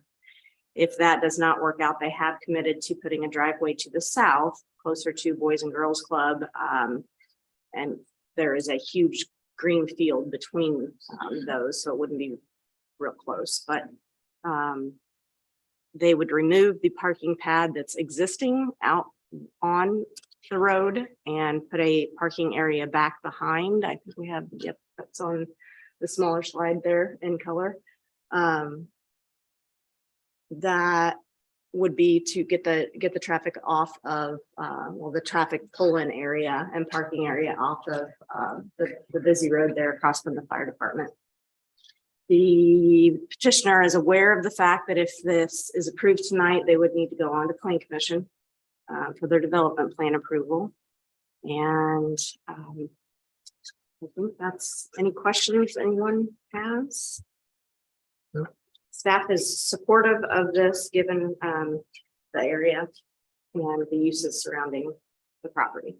I'm curious, just to understand how this little island of R1 developed. There's a residence on the other side of that road, right across from this It's property. an abandoned home. Yes. It may be zoned residential. but Oh, it's yeah, abandoned. it's abandoned. Yeah, Okay. they use South it for of the fire fire training. station. They use it for fire training. Okay. So I'm just curious. It's not really, I guess, important, except it's kind of hard to understand how this little R1 became this little left pocket with everything else around it. Best that I can explain would be it came in from the county that way. Oh, I when see. we consolidated in 2010. Got it. Okay. It was Thank you. Sorry, I can't farmland. provide more No, than that. That already explains it. It was just farmland that was subdivided for some residential. It's probably not the only one like that. Sure. Any questions for Mrs. Koenig? Nope. Thank you. Could we hear from the petitioner and provide us with any information that was not included in the staff report? Yeah, thanks again for hearing us tonight. Thanks to the staff for helping us walk this application through. You guys have been very helpful, so I appreciate that. I guess the one point that I would make. Could I ask you for your name? Oh, I'm sorry. Yes, Please. yes. My name is Dustin Stoller. I live at 6562 Yorkshire Circle. The point that one point that I would make is that this is typically our business is done at our customers' homes. We are meeting with them in their homes. Most of our customers are not coming to our office. I think we maybe had one customer stop by the office in the last month. So it's pretty unusual for us to have customers there. So there's not going to be a lot of traffic there. We don't store materials or any significant amount of tools at the office. It's all our tools our materials are dropped by our supplier at the home. So I mean, we're very much a sales organization more than anything else. So it's not a situation where we're going to have any heavy machinery or any materials stored or anything like that. Overall, it's an office environment. We're not making any major, we're not making any structural changes to the property other than essentially changing the parking to make it safer for ingress and egress from the parking lot. Okay, any questions for the petitioner? Did staff mention the usual practice of placing a sunset clause on use variances? Which more than anything, I think, oh, I'm sorry, this is a use variance, yeah. More than anything, it's if we made a mistake and all of a sudden it was your showroom and you had 25 people coming a day, something like that, that there would be a sunset. So we do typically do that. You may have heard it earlier in the evening where we placed one, but were you aware of that? I was not. My wife has been actually handling most of this through, and she had to leave a little bit early to put the kids to bed. I wasn't, but I mean, that seems reasonable. So can I ask what the term of your lease is? How long? So currently we leased we entered into a 4-month lease with the landlord with the expectation that once this is approved, we'd enter into a longer lease and preferably look to it some type of situation where we would purchase both of those properties. The reason I was asking is if we're going to do a sunset, my thought was maybe we can make the sunset align with your lease. Okay. So if you're going to do a 5-year lease, we sunset in 5 years. And then if at that point you've decided to buy the property, it's we can hash that out, but I'd hate to do it for a year. Yeah. And you're in a 5-year lease and then. I think anything in a 3 to 5 year period would be great for us. And then at that point we would have a better knowledge about, whether we're going to purchase the property and what our landlord's going to do with it. All right. Thank you. My only comment would be this property ought to be commercial. Yeah. So. Yeah. Totally agree. Those sunsets on, I don't think we're ever going to get challenged for it. You do have a homeowner that owns the property directly, that is the. But he's also agreeing to this. I know. So. We're protecting himself from himself, even though he's not here to represent himself. I mean, that's kind of benevolent. Yeah. We try to be. I agree. It's probably unneeded. At the same time, it is zoned residential. Correct. All right. And it would be used for something different. That's why I thought if we could match it up with a lease term or something, we're not making it overly burdensome on them. That's fine. And I think within 3 to 5 years, we would likely purchase the property and come back and get this rezoned commercial would be our long-term goal. Okay. Any other questions, Commissioner? Hearing none, is there anyone here tonight who wishes to speak for or against this project? Anyone online? There's nobody online. Discussion among the board? Motion on someone on the board. I'll make a motion. I move that docket number 2023-31-UV, a use variance to provide for an office for the property located at 5898 South 700 East Whitestown, Indiana, be approved as presented and described based on the findings in the staff report, staff recommendations, the submitted findings of fact, substantial compliance with the submitted site plan, and that there be a 3-year sunset on the special use or use variance. Second. Thank you, Mr. Lake and Mr. Jones. And would you be amenable to inclusion of the findings of fact, the elements of the finding of fact in your motion, Mr. Lake? Yeah. Give me to add those in. Let's do Be that. reading those. So as a variance for use that granting this will not be injurious to the public health, safety, morals, and general welfare of the community. That the use or value of the area adjacent to the property included in the variance will not be affected in a substantially adverse manner. The need for the variance arises from some condition peculiar with the property involved in the condition due to its general conditions of the neighborhood. And that strict application of the terms of the zoning ordinance constitute an unusual and unnecessary hardship if applied to the property for which the variance is sought, and that the grant does not interfere substantially with the comprehensive plan. Thank you, Mr. Lake. Are you willing to second that motion now, Mr. Jones? Yes. Thank you, Mr. Jones. All those in favor, please indicate by saying aye. Aye. Opposed, same sign. It is carries. It will mean for you that in 3 years, that sunset period is up. If you're going to remain there as is, you would need to come back to this group again to extend that. Thank you. Thank you. Best of luck.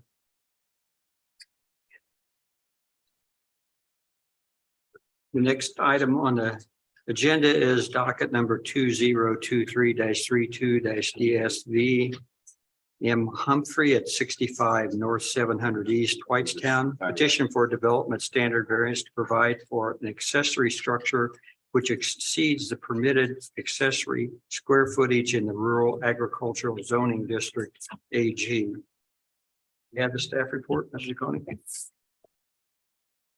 Yes, this property located basically it's the corner of 700 East and State Road 32 out in our rural jurisdiction is approximately 12.64 acres.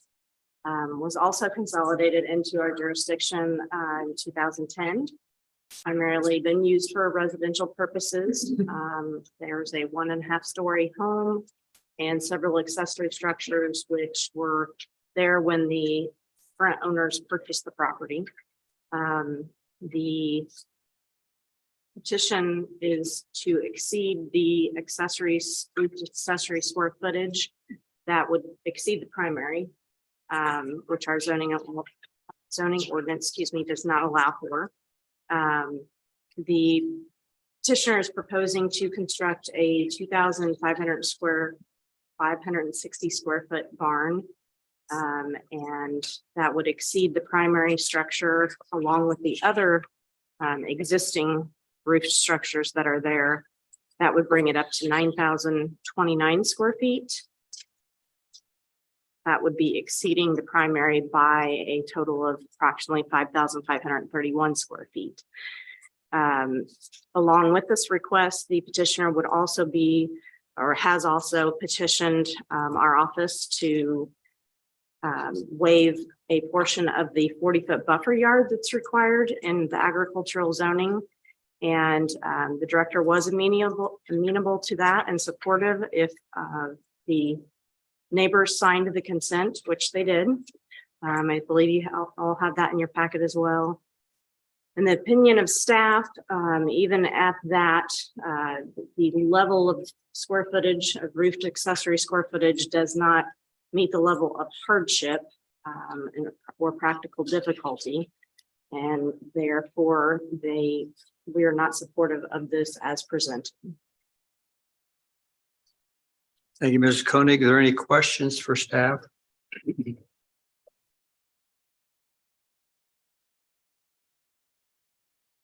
Hearing none. You're the petitioner, sir. Sure. You're the petitioner, is that right? Yes, sir. Yes, sir. Okay, could we hear from you if you give us your name and address first, and then give us any information that you think might be helpful in our consideration? Definitely. Thank you very much. Mike Humphrey, 65 North, 700 East. Appreciate y'all hearing me tonight. I'll try to be respectful of your time. I won't go through the narrative. You've already read that. Let me stick to the points. I think there are questions on everybody's mind.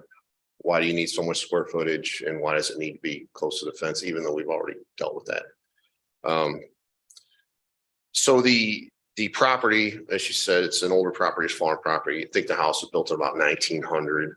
So the larger barn that looks like a normal barn was built in roughly 1890. So, back then, 8-foot ceiling height was more than enough. And really the area, usable area in those barns are pretty small. The big barn, there's basically a runway down the middle, barely wide enough to get a trailer into, and certainly not tall enough to get larger tractors in. Roughly about the square footage of a 2-car garage. The other barn on the property, it's a 3-sided barn. Same story there. It's built in, I'm assuming 1950 from what we hear talking with other neighbors around. It was really meant to house cows so they could eat out of the rain. Another 8-foot ceiling, and won't accommodate much storage space. So the new barn, the reason I'm asking for a new barn is in order to get my stuff out of the rain. It's getting wet, it's getting ruined. And I'd like to get a larger tractor so I can, do some of my own hay work. Right now, I work with a neighbor. He's got a larger tractor. He does that. We make the hay. I don't have any place to put it. We stick it over by his house and, dispatch it from there. The new barn will have larger ceilings. I can get a bigger tractor for myself with either a cab or, a roll bar on it. And it would fit inside the building, keep it out of the rain. It's a pretty large investment. I haven't bought anything like that yet because I do not want to leave it out in the rain with my other stuff and start letting it get ruined. So that's basically the purpose of the barn for me, is to allow me to get my stuff out of the rain. Normally you work on this stuff in the winter. And right now, none of those buildings allow me to really work on stuff inside of them. And this would give me some space that is closed off on all 4 sides. There's a lot of wind out where I live, to work on the stuff in the winter. The placement, unless you want to hear about it, we're running late. It's well past my bedtime, I'll tell you that. I think the conditions for that have already been outlined for you, so I don't think we need to hear it, but. Very, very good. We'll cut it short right there then. Any questions from anybody? Any questions for the petitioner? I have some questions. So how much, I assume the hay you're talking about, you're growing on your property there. Yes, ma'am. How many bales do you normally get? About 20, 25 round bales. Oh, big ones. Are you feeding livestock? Well, I mean, depending on who wants it, right? Sometimes we'll make the smaller square bales if it's directly for horses. And as the seasons go on, the hay gets less good. Like the first cut is really nice for the horses. It's got all the good stuff in it. And then later we'll round bale it. If I'm lucky, I get 3 cuts. So you're selling it to folks that have livestock, I guess. You don't have livestock on this property? No. Okay, so you're talking, what you want is a place to put a tractor that you can use to cut and bale hay. Yes. And be able to get the hay put up under shelter. Yes, ma'am. And I want to put my other implements in there because, like I said, they're out in the rain. My brush hog this year, I got water in the gearbox. I don't know how. I shouldn't have got in there, but it's out in the rain. It's coming off the roof, draining right on it. Yeah. So you harvesting your own property or some of the adjacent ones as well? I'm just dealing with my own, and I'm, right now I'm leaning on a neighbor. He's got all the equipment.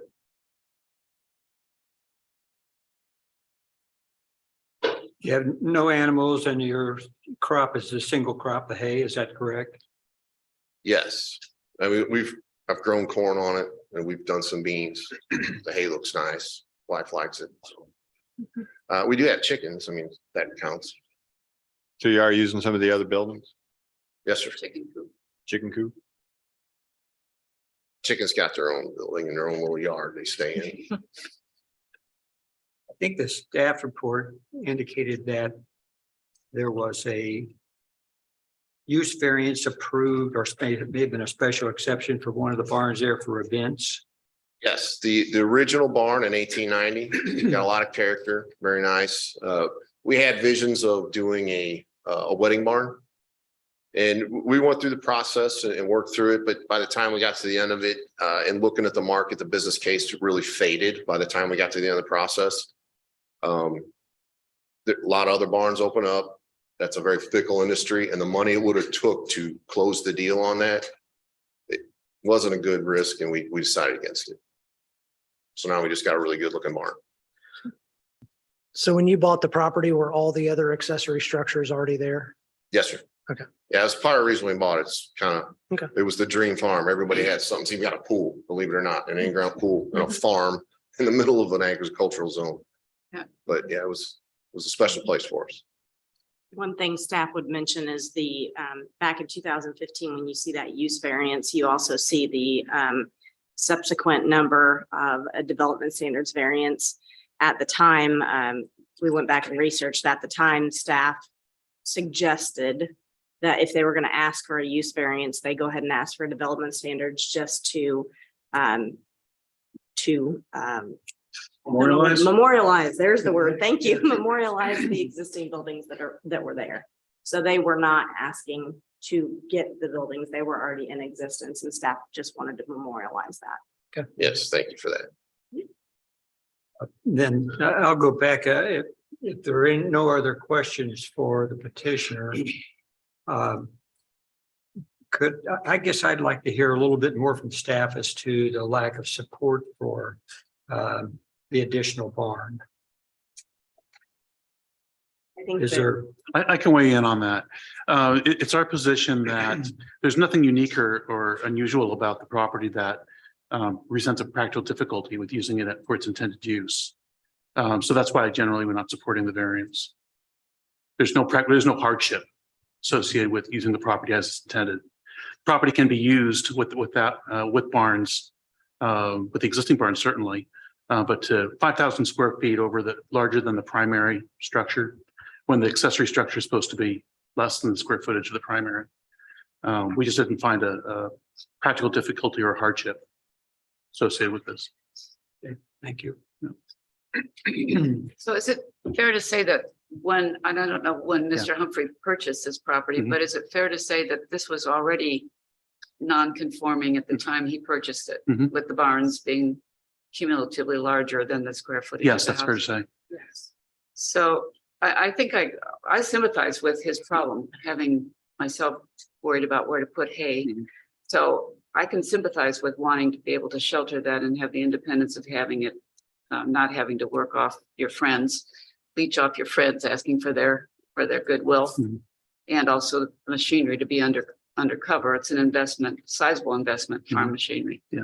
So I think I'm probably more sympathetic to this. Maybe if this were a 20-acre parcel, it wouldn't be a question, would it? So he's just seven acres short, so to speak. And I look at it very similar to the way you do. I think, you know, you bought it and now you're trying to actually use the land, and that requires equipment. And unfortunately, that equipment doesn't fit in any of the barns that are there because of the age in general of a lot of the barns. They just weren't built to handle bigger equipment like that. So I kind of feel like there is a little bit of a hardship that to truly use the land the way that it was intended, it takes modern equipment to do that. We're not doing that with donkeys anymore. You know, and so it takes modern equipment to do that, and that modern equipment doesn't fit in any of the barns that are there. So. And I think this is one in which the finding of fact, the strict application of the terms of the zoning ordinance would result in an unnecessary hardship is well answered. It's about much what the petitioner said verbally, but it's in their findings of fact as well. And this was probably at one time, probably part of a larger farm, and got cut off and wound up being less than the 20 acres. Right. Is there anyone here who is would like to speak for or against this petition? Yes. While he's approaching the podium, I did want to mention, we did have a couple letters of support that came in after we started, and I did get those printed and handed them out. So hopefully. you can receive those.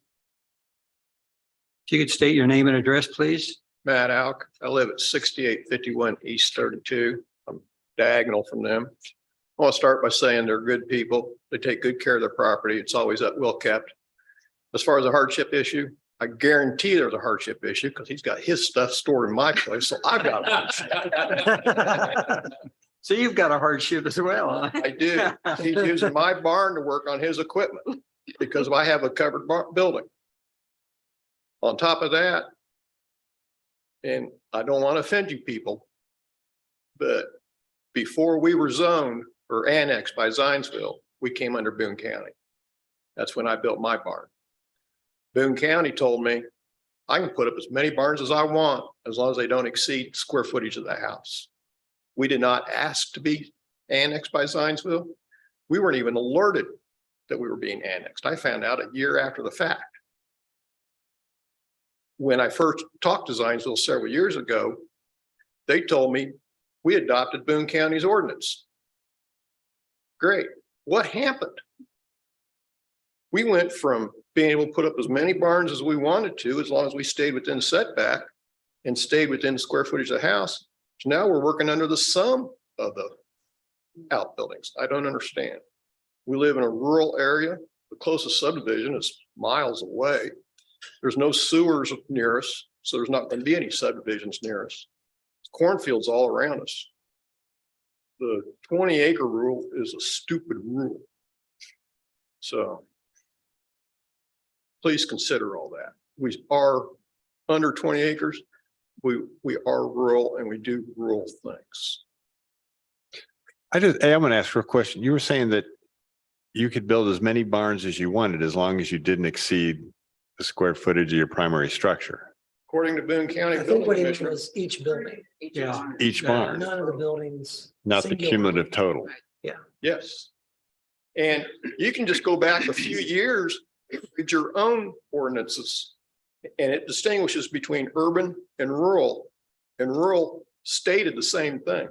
Somehow that got changed in the last few years. I'm not an expert on the Boone County, but that is what the town did. They adopted the county ordinance. And I don't, again, not an expert, I don't know, but it sounds to me like there may have been a misunderstanding because I think the square footage was intended to be total square footage of outbuildings in relationship to your primary residence. Well, I went back, I don't remember the woman's name that works in Boone County Building Commission. Perhaps you know who she is. And I asked for a clarification. She gave it to me. And somewhere in my files, I have that. That was within the last 3 years. Yeah. Again, I'm not an expert, but I know that that was the town's intent, was to adopt the county ordinance. Thank you. Staff would like to clarify. Yes, sir. I don't believe you were annexed. It was reconsolidated. There is a difference. Good evening. My name is Theodore Hollingsworth, address 7055 East State Road 32. I live right across the street from the Humphreys. And much like Matt, I have some of their implements in my property as well. So I definitely, if I didn't like them so much, I wouldn't let them do it. But I guess by default, I kind of have a dog in this fight as well. First off, this is my first time ever attending anything like this. And I've written a statement, but I amended it while I was sitting here. I want to take a moment to commend the board for all the hard work you guys do.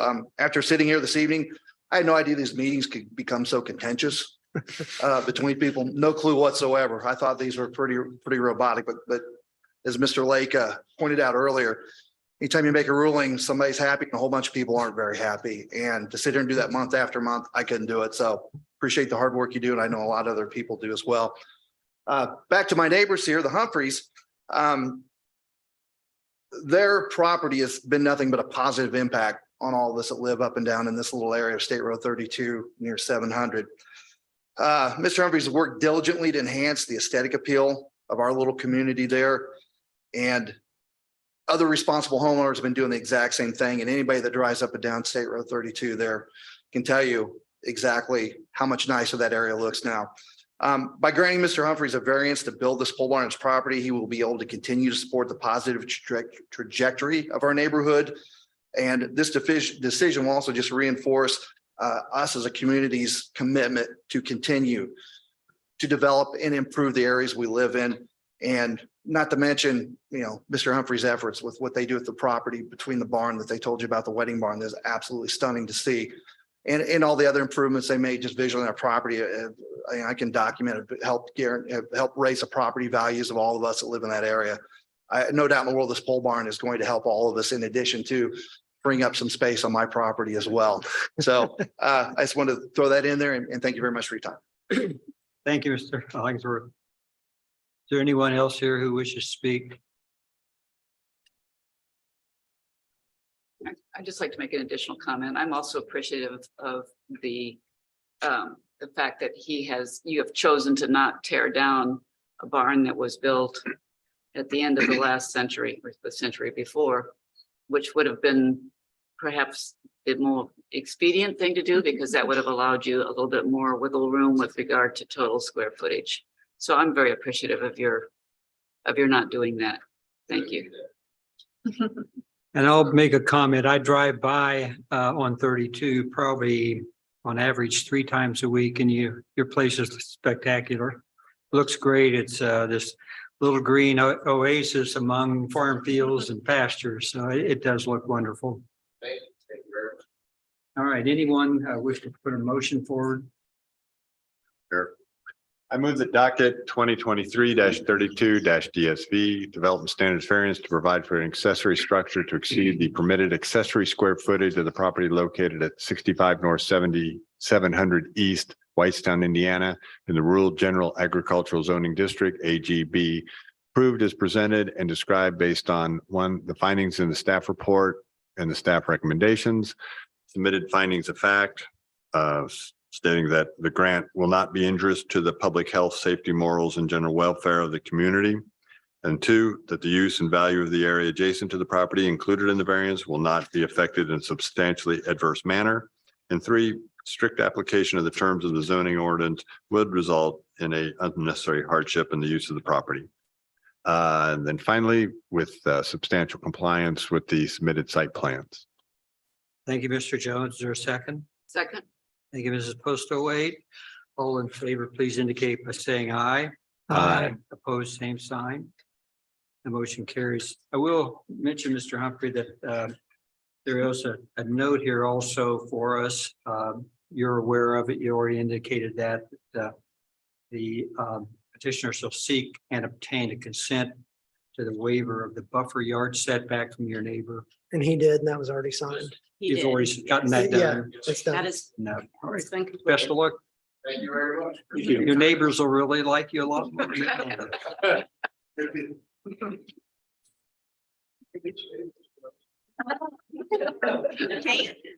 Buttons for punishment. I'll bet they'll never be back for another one of these. Next item on the agenda is docket number 2023-33 DSV Chase Bank at 10701 East 300 South, Zionsville. Petition for development standard variance to provide for additional signage which exceeds the maximum allowed up to, and proposed is 10 signs to the Rural General Business Zoning District, GB, and the Rural Michigan Overlay District, MRO. Are these, there are 2 Chase Bank petitions. Are they they're going to be stated separately, are they They are not? separate, yes. Okay, One, all right. they're by 2 different petitioners. All right. Can we get the staff report, please? Yes. So this, I think everyone's aware of the location here. It's part of Appaloosa Crossing development. And the package that Chase brings to present to us tonight goes beyond what is allowed in the rural jurisdiction. You're allowed signs based on your linear footage of your road frontage, 1 per 200 linear square feet, or excuse me, linear feet. This site borders on three sides with 421, 146th Street, and an interior road that comes off. You can't really see it there much, but you can see the curb cut starting. So this would result in road frontage of 745 feet, which divided by the 200 results in 3.72 signs. So 3 being the max. The sign package that Chase has presented us, they have presented 1 monument sign, 4 wall mounted signs, 4 directional signs, which also include the Chase name or logo, and therefore they are counted because they have that. If they did not have the Chase name or logo, we would not be counting those. And then a ATM surround sign for a total of 10 signs total on the lot. We did explain to the petitioners that the name and logo could be taken off of that directional or incidental signage and they wouldn't be counted, but the petitioner or the owner wanted to move forward with the request. So the request is for the 10. Staff visited the site here at Ford and Oak of the other Chase Bank. That site, while definitely not in the fast traffic area of the Appaloosa site, it's still on 2 major crossroads of Oak Street and Ford Road. That location has a post-directional sign, 2 wall signs, 2 ATM signs, and a monument sign for a total of 6 signs. When staff compares these, we don't see the practical difficulty or the hardship in why the petitioner needs 10 signs on that location, as their location here closer into town seems to be working and gaining business fine. Staff has suggested that we would be supportive of them increasing the signs from 3 to 5, but not up to 10. Thank you, Ms. Koenig. Any questions for staff? Is there a plan in here that shows where all the wayfinding signs are located? Is that the, It's that one, but it's really hard to. 14. You can put a turnaround, probably see it better. yeah, I think I've got the right one here in front. Do you count a wayfinding sign if it has a logo on both sides, it's 2 signs? No. No, not on Used to- the side, sorry. Same thing with the monument sign, you only count that as 1 sign. Correct. It's if you get it outside of, I think, 14 degrees, then we're gonna start counting the 2 separate signs. Okay. Thank you.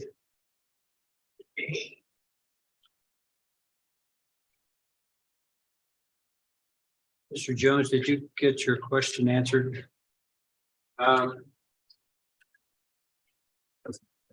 Somewhat, I'm kind of.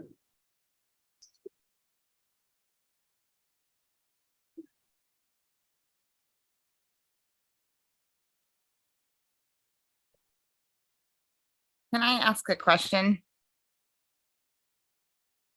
Where'd that come from? This is Megan. My name is Megan with Sign Doc Identity, and I'm actually representing the Chase Bank here for this sign package.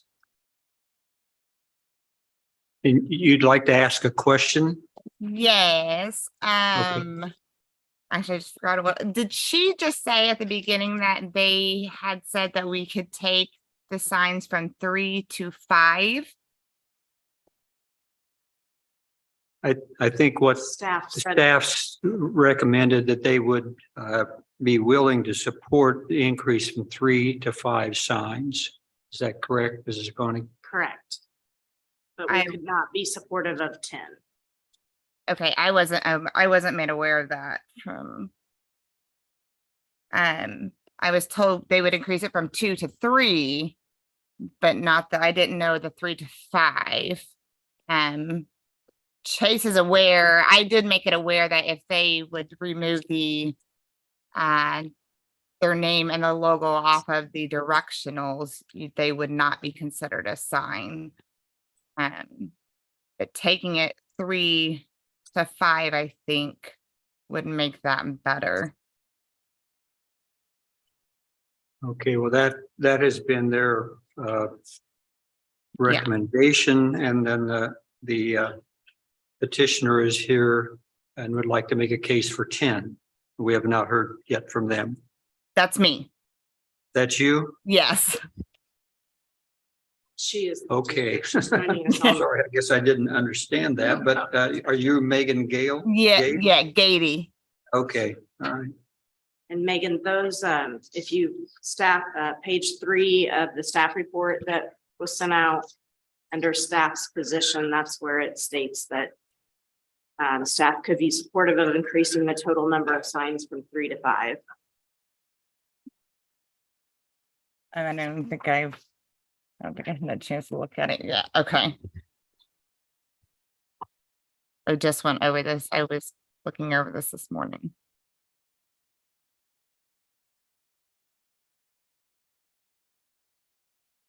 So how time critical is this decision for Chase?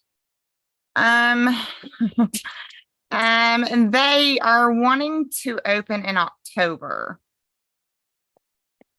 The I know building that- is currently under construction. Yeah. I'm just curious, given that you haven't reviewed staff's comments yet, if it would benefit us to continue this to the next meeting and give staff and the petitioner time to potentially look at reducing the quantity of signs and bring it back next month for approval. Yeah, I mean, if you guys would like to do that, that's fine. I think I would prefer that. I would agree. Yeah. Plus, don't if they get denied, they can't come back for another year. Right. Yeah. Right.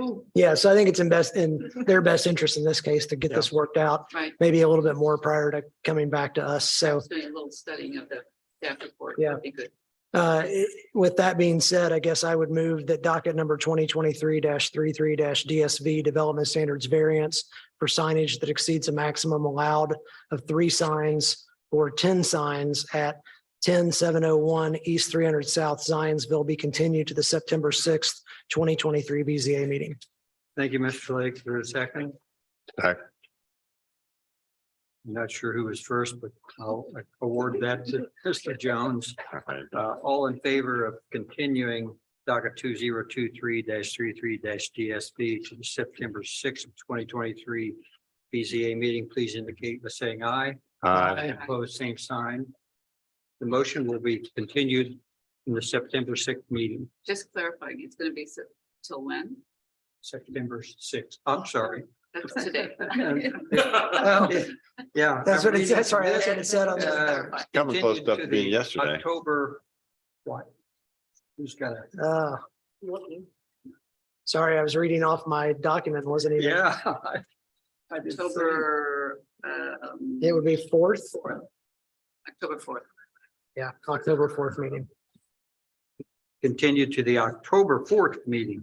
So The can BZA. do I still get a second on that then? Second, yeah. One of us. Willing to second that? Do you Larry? need to revote this? then? I think they're good. Okay. all Given right. the late hour, I think we probably Okay. should just soldier on. right? Yes, I'm fine with that. Yeah, and this, so that will be continued. The next item on the agenda is docket number 2023-34-DSV. Again, Chase Bank 10701 East 300 South Zionsville, Indiana, petition for development standard variance which exceeds the permitted light level at the east property line in the rural general business zoning district GB in the rural Michigan Road Overlay District MRO. Can we get the staff reports on that one, Mrs. Coney? Well, I'm not Chrissy. I'm taking this one over. Hi, I'm Owen Youngs. Sorry, Owen. This is the 7th inning stretch. Those of you attending online, please stand up in your seats and take a stretch. Thank you for staying with us. But we are talking about 2023-34 DSV Chase Bank variance for lighting. The petition, I believe you already touched on that, Steve. The petition is for a development standards variance which exceeds the permitted light levels at the east property line of the Rural General Business Zoning District, GB, and Rural Michigan Road Overlay District, MRO, within the Appaloosa Crossing development boundaries. The project description, they want to increase light levels near the ATM at the east side of the site to provide for a quote, safe and secure, unquote, drive up area. The 0.3 foot candle standard maximum would be exceeded at the time of their submittal by 4.2 foot candles, a difference of 3.9 foot candles at its lot line. Staff's recommendation is unfavorable. If you guys are curious, please direct your attention to the staff's report. If you would like further notations on that, please feel free to ask staff. Procedural note, staff wants to remind the petitioner, regardless of the outcome of this, the photometric plan will need to be submitted for an update since you guys have an open improvement with location permit for the Chase Bank. You'll just need to submit for an amended ILP formative fee, but definitely needs to be updated to allow for the current maximums not to exceed 0.1 foot candles on the west side and whatever the outcome of this is. It's free time. Thank you. Are there questions for staff? Just real quick, did you guys put the red and yellow bars on there? On On the this, site plan? on Where it the, exceeds? hold on a second. Yes, they submitted the most recent photometric that was submitted very late today is what is currently up on screen. Oh, so is that in our packet then? I believe that was the updated photometric plan that I Okay. handed out to you guys. The reason I was asking is when we get it like this, which is what we have in our packet, we can't read the numbers under the bars. Well, it's So- well, the red is everything that was exceeding, yellow is what was met. It is further refined on here is everything that is highlighted in red is that exceeds. Yeah, it just doesn't allow us to actually see the number underneath it. More, but how much more? Trying to simplify it for you. I know, I'm but just- to simplify yeah. it for you. That was just a graphical thing, like we can't read through the red. So just Understood. food for thought. Any other questions for staff? In their comments, they talk a lot about wanting to keep it brighter around the ATM. Understood. But is that what's throwing all the extra light off the property? The most up to date, I believe so. The ATM is on the east side of the building. Is it? There's the Southeast On side. the south side. That south, isn't it? Yeah, that's, house. Where the little cars. Yeah, it's actually on the south face. Point. But again, this site is greenfield development. It is currently under development. Yeah.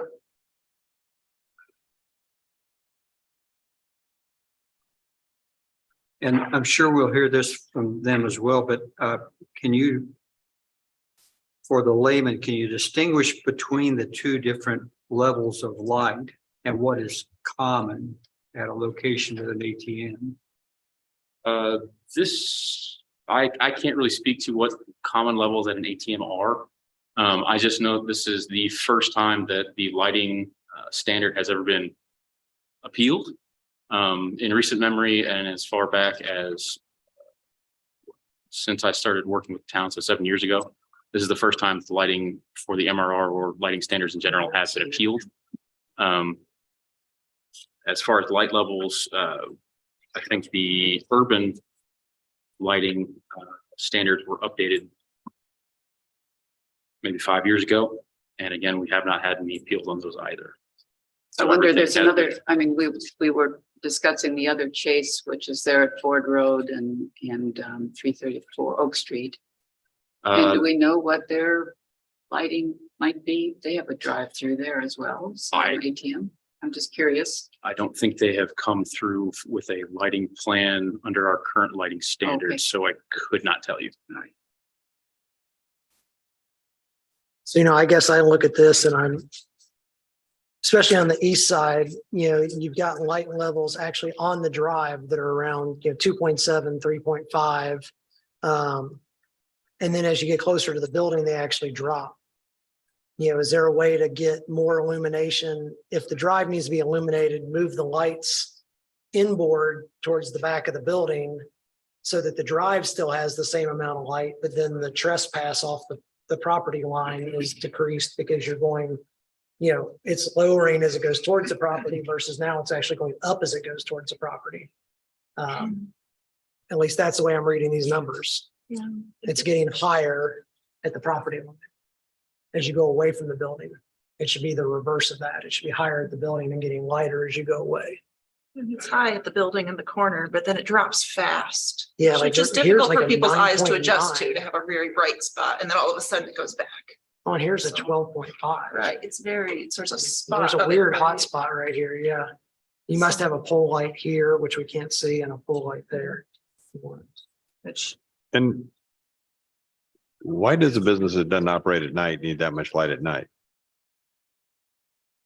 Well, the ATM, the ATM, this is the rationale, then the ATM is essentially a 24-hour business, isn't it? I mean, anybody can go through there any time of day or night, I suppose, but. But That's terrible. Why you got that hot spot?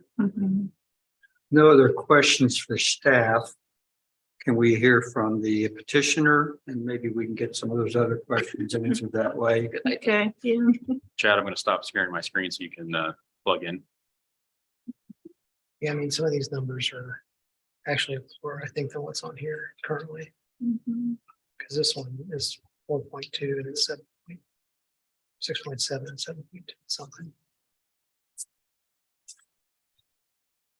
Are you ready? Good evening. I'm Chad Mays. Just now. Oh, sorry. Ready? Yeah, ready. I'm Chad Mays. I'm with Kinley Horn Associates, site civil engineer for the design team. I think Amy Ferguson's on. She's with TAP, the architect.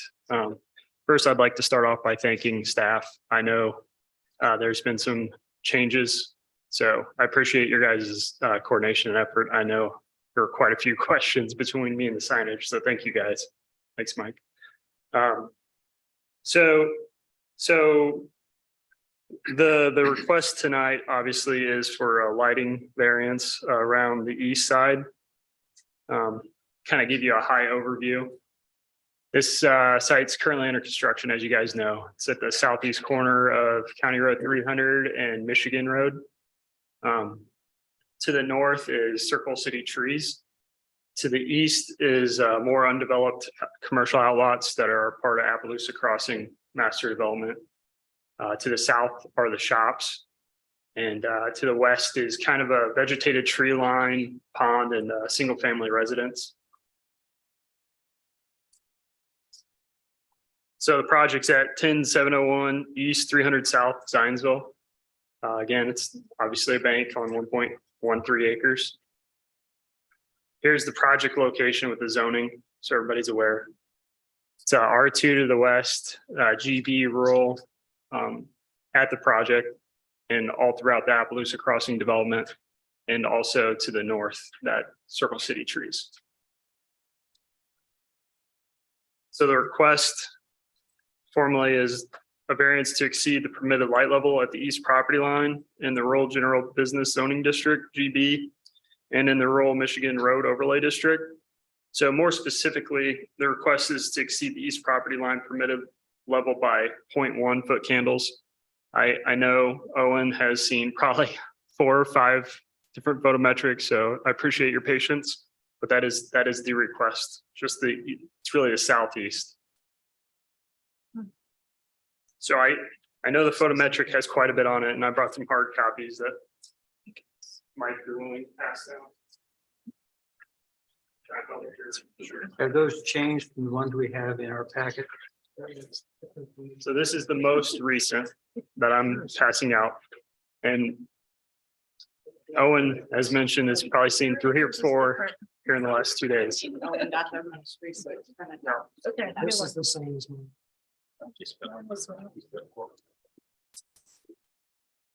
So you're saying at the property line right now, you're at 0.4, then it's supposed to be 0.3. On the east side, correct.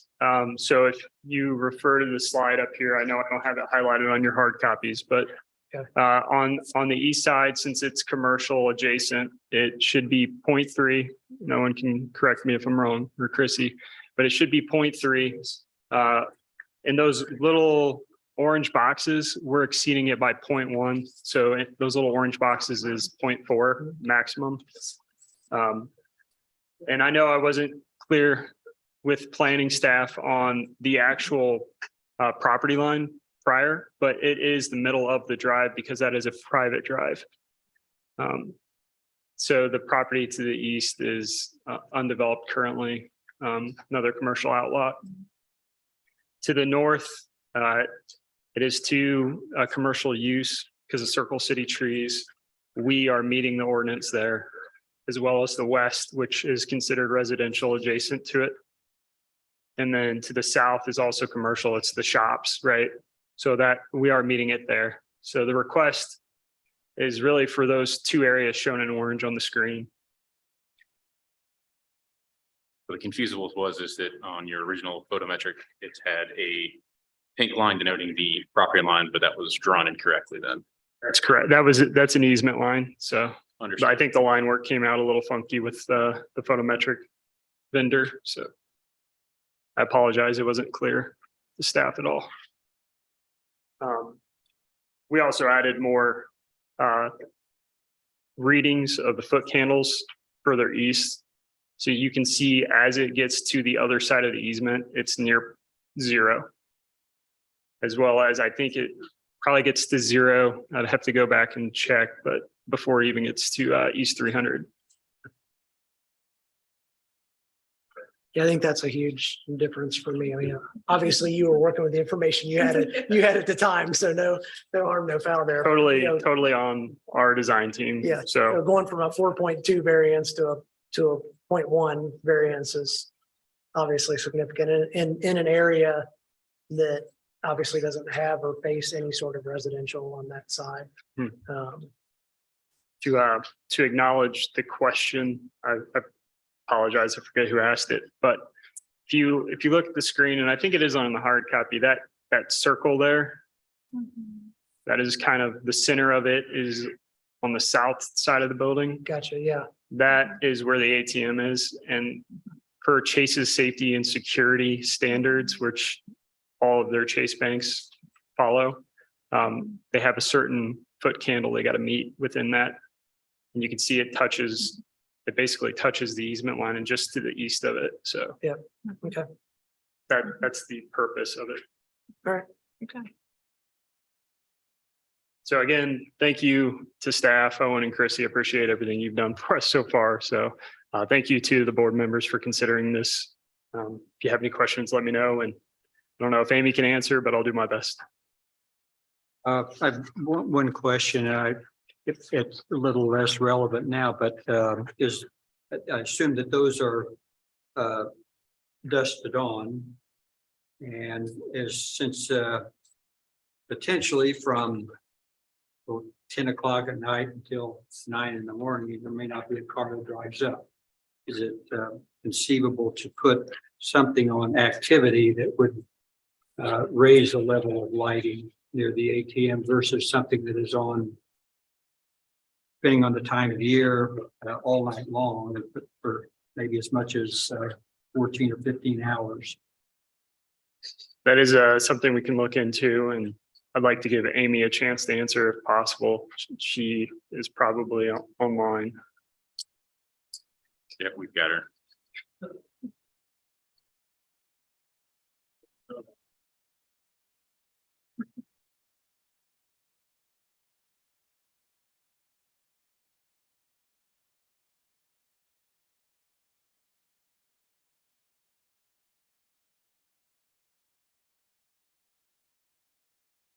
My presumption is they're on a photo cell, but that could be something that we bring to Chase. I don't know the answer. Yeah, and if they could be at 50% light level of their required light level, anytime there's not a car, but then when a car pulls up or it senses motion, they raise up to the higher level. I know it doesn't affect the light trespass necessarily, but it affects the lighting overall in the space. And there are already concerns about the level of light along that section of 421. Understood. Yeah, there's been, I believe you are in possession of a remonstrance letter from a property owner to the north and a property owner to the east or west. Yeah. And there has been a lot of investigation requests regarding lighting for the already up and running BP gas station and the shops. I think it's the B shops to the north of the BP. So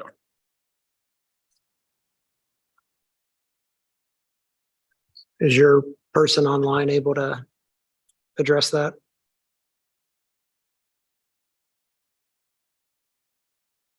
they are. They're there. They're unmuted. Nope, they're unmuted. I love technology. This individual's name is Amy. Believe so. Amy Ferguson. It's the Architects Partnership. Raise your hand. Yes. Okay. I believe Amy's probably trying to figure out the microphone situation. It's kind of like a seance. Amy, are you with us? While we're waiting, are there any other questions? No questions. I would just make the comment again, so it's clear for the record that the revised lighting plan that we have has a 1/10 foot candle increase over the required 0.3 versus the 4.2 increase as noted in staff report. Just so that's clear and documented. I'm not sure if staff wants to do anything here on the fly, but now knowing that, does that change staff's position on it? That due to previous actions and investigations and remonstrance, staff still in the same position that they were in previously.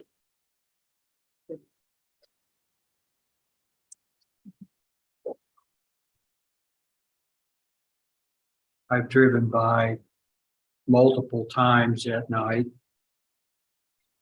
It's a lot of light, but there's not a lot, there aren't a lot of residents around there who are affected by it, other than if they look out, they'll see light instead of dark, which is a change. It is so close. It must be the security lighting that's probably pushing you over the edge in those spots. Yeah. Has Chase ever reduced that so that they'd be in compliance? Because it wouldn't be a large change. Or is that a hard and fast rule? I've been told it's pretty hard and fast, but we can definitely look into it. I've been trying to work with the photometric designer to bring it down. I'm curious whether Chase, when they committed to taking this spot, was aware of what the restrictions were and what the ordinances were and how they made the decision that it was, were they thinking they would go ahead and then hope to change it? Or were they just, what was the strategy there? So not necessarily, it was known to planning at the time when we were going through, and the approach it was an agreed to, we're going to agree to disagree at the time. And so the path forward that we saw was it was going to be an administrative review and an approval at the time, which has since changed, understandably so. So that it's been known, and then trying to get it from probably what Owen initially provided you guys to where we are now was quite an effort. So Is there also a way to, if you cannot actually reduce the lighting at the element itself, is there a potential to put something in the way, such as a berm or landscaping or something like that? They are open to that thought, and that's been discussed too. So that's not out of the question. I guess the concern initially with putting plantings or such is it takes them time to get to grow to that height, I would say is the best way to put it. Like 5 years is probably on average. So I don't know if that's necessarily the correction that's necessary for it, but it's a good thought. Is Chase's standard set on a specific lighting security design standard that's independent, or is it purely their own standard they've set? To me, it's their own security safety standard. So I would argue, as an architect, we don't give the contractor means and methods. We just tell them what needs to be done at the end of the day. And so I think we can we can say that this needs to meet the light requirement, and we kind of don't care how they do it. They could have a person stand up there with a sign if that's what it takes, if that's what they want to do. They can put plantings in, they can, find an additional way to add a cutoff or, add a piece of aluminum brake metal to the edge of the light fixture to just get it, the cutoff down. Like, that's not our problem. We can, there are a number of means and methods for them to be able to address that, and we can simply just say, hey, it needs to meet the standard, and we can figure out 7 different ways to do it and figure out which one's most cost effective. And I think it's a slippery slope to change the rules because they don't like the rules. I mean, I think that's a slippery slope. Yeah. As a designer, there's only about 6,000 different things that we have to comply with that all pull in completely opposite directions on a project. So it's if they tilt the building 1 degree, then all of a sudden their parking is in the easement on the north side of the building, but they met the lighting requirement. And so fortunately, we don't have to worry about it. No, we don't. But it is a reality. Yeah. And there was questions asked to, I'm sorry, to your note, Chris, there were questions asked about, is the ATM necessary outside? And per the market study and survey, it says both inside and exterior is desired and needed. So that's why. And to your point, the back of house is where everything comes in, right? So we have utilities to contend with, and that's dictating where the ATM is. And there's also queuing space that you have to consider, and that's going to drive where the ATM is. And if the ATM was on the other side, the east side, it's just going to get worse as far as lighting. So there's a ripple effect for sure. All right. Doesn't sound like we're going to make connection here with Amy. Is there a? I don't. Amy, are you with us? No, You are. I believe I am. Oh, there you go. hear you. Hi. Hello Amy from beyond. Ferguson with the Architects Partnership. I've been listening the whole time. It's been riveting. Thank you very much. I'll introduce myself, Amy Ferguson, the Architects Partnership, 200 South Michigan Avenue, Chicago, Illinois, 60604. I'm the project manager for the architect of record for this project. We've been working diligently with our lighting designer to try and get the Zionsville requirements met with little tweaks and turns and twists of the lights as best we can. But to Chad's point, it is, we have that 50-foot circle around the ATM that needs to have certain foot candles to meet Chase's security requirements that they apply nationwide. We did have some levels on the north and on the west side that were a little bit over. We were able to get some things tweaked, moved it a few inches to get those levels taken care of.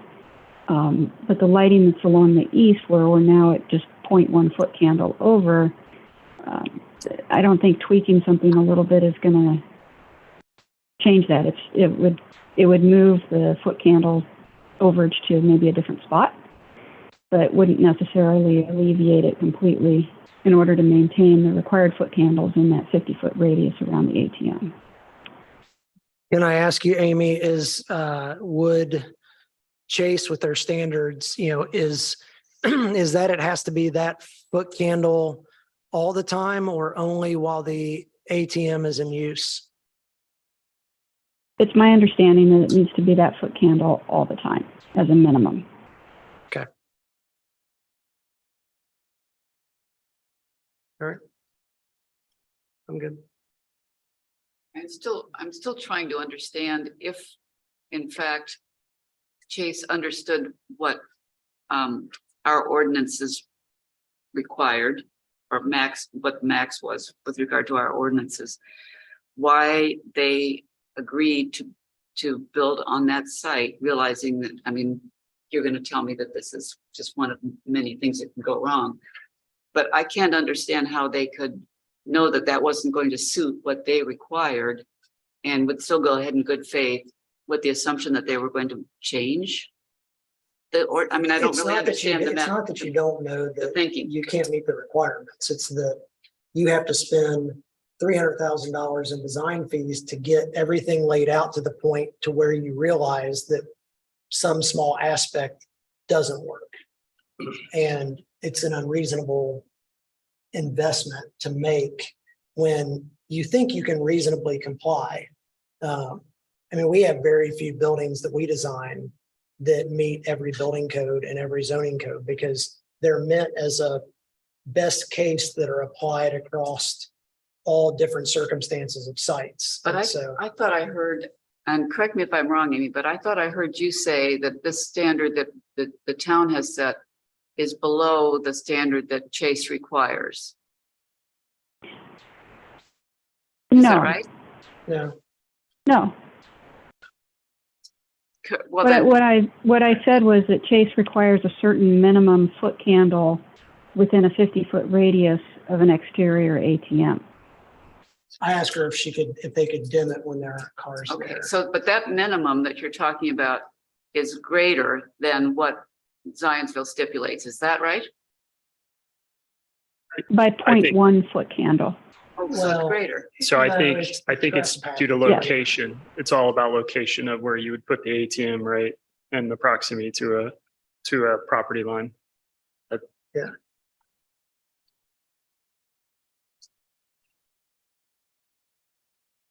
I mean, if you had a light fixture up there that got blown by the wind after it was installed and shifted 1 degree, you could have an extra 1/10 of a foot candle come off the property line because that cutoff is now slanted 1 degree. And so how do you regulate the wind to not shift the head of the fixture in a high wind condition to put 1/10 of a foot candle? It's that finite. So how do we think about this going forward? I guess is my question. I mean, this is angels on the head of a pin to me, but you know, I just. Don't get me wrong, I'm not actually in favor of granting them the request. The position that every project can comply with everything, given all the requirements out there, it's a unicorn. Self-imposed requirement though, in this case for Chase. Yes. Unless you come with Absolutely. another, Yeah. you know, this is standard Correct. across the industry, Which- all ATMs have to be this. But which if is- it's just Chase's, we don't know that, right? Yeah, which is why I'm not inclined to. And we don't even know support whether the other bank that's here just around the corner from us meets that standard, and that's the Chase Bank. So, you know, the question is, if we deny, then they are going to be, I mean, I don't know how up to date and accurate. It seems to me that this is a little bit of work in progress, the data that we're getting. Is this the final resolution? I mean, do you want us to go ahead and make a decision, or would you like to continue it? I mean, how do we think about this going forward, I guess, you know, but. So I think there's some questions that need answers that you guys have provided us. And as the part of the design team, I think it would be better suited to get you those answers if we talk to our client. So probably seems best to continue it to next month. Okay. If you're willing. I'm willing to that. So I move the docket number 2023-34-DSV Development Standards Variance, which exceeds the permitted light levels at the east property line located at 10701 East 300 South Zionsville, be continued to the October 4th, 2023 BZA. Thank you, Mr. Lake. Is there a second to that motion? Second. Thank you, Mrs. Postaway. So all those in favor, please indicate by saying aye. Aye. Opposed, same sign. The motion carries. So this petition is to be continued to the October 4th meeting. And we all now know a lot more about foot candles than we did earlier. So true. Thank you, guys. Have a good night. You're welcome. Thank you. I'm gonna look at my lighting a lot. So if you put lights at the end of your driveway, you probably have to address it. Next item on the agenda is docket number 2023-36-DSV Culver's Restaurant, 3263 US Highway 421, Zionsville, Indiana. Petition for a development standard variance to provide additional signage which exceeds the maximum allowed of 3 and proposed as 4 signs in the rural general business zoning district GB and in the rural Michigan Road Overlay District RMO. We had the staff report. Mrs. Koenig.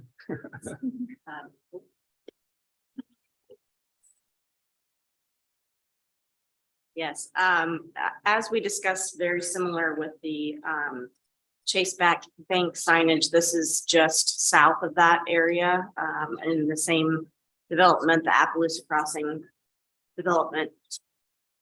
The site does have three road frontages as well.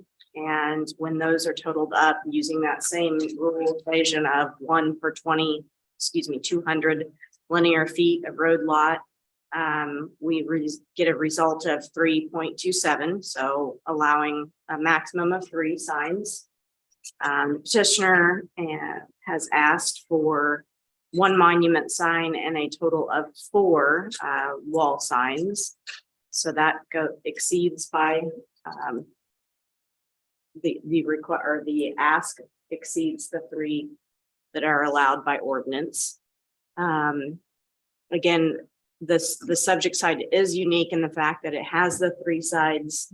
There are other commercial retail areas in the Appaloosa Crossing development in this area that have only have 2 frontage, or one to the west fronting Michigan and 1 to an interior road.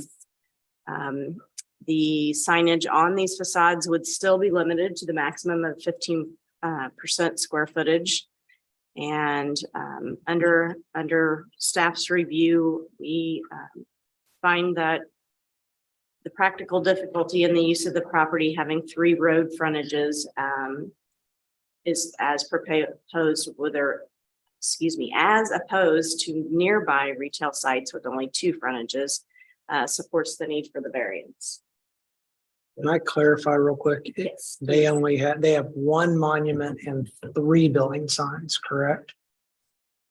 Because I see a revised set of elevations in here that shows that the rear sign was removed. I thought I heard you say There 1 was a- monument sign and 4 building signs. Yes, I might have that wrong. It's getting late. So that one shows the Thank 4, you. but if you go to the next, And the petitioner can probably clarify. yeah, see there, for us. you've got a bubble cloud there that shows the Yes. sign in the back removed. Okay, I just wanted to clarify. Thank So you. 1 monument, 3 building. Okay. Thank you. I appreciate that. Yeah, no problem. I'm trying to connect my dots over here. It's late. Any other questions of staff? I think we're getting numb.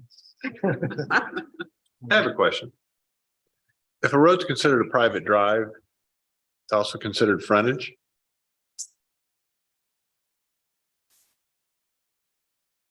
That was, staff discussed that and we came to the evaluation that yes, it was. In a practical sense, we decided that it would, they'd be the same function, private drive versus a street. The intent would be the same. But we just previously heard about how foot candles carry to the center of that versus its property line on the other frontages. In this case, I think it might be different if the road looped around the back but didn't serve another I'm just further down.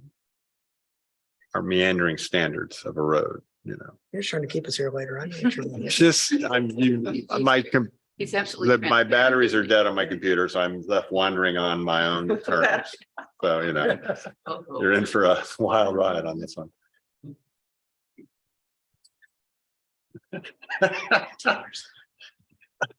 Moving on.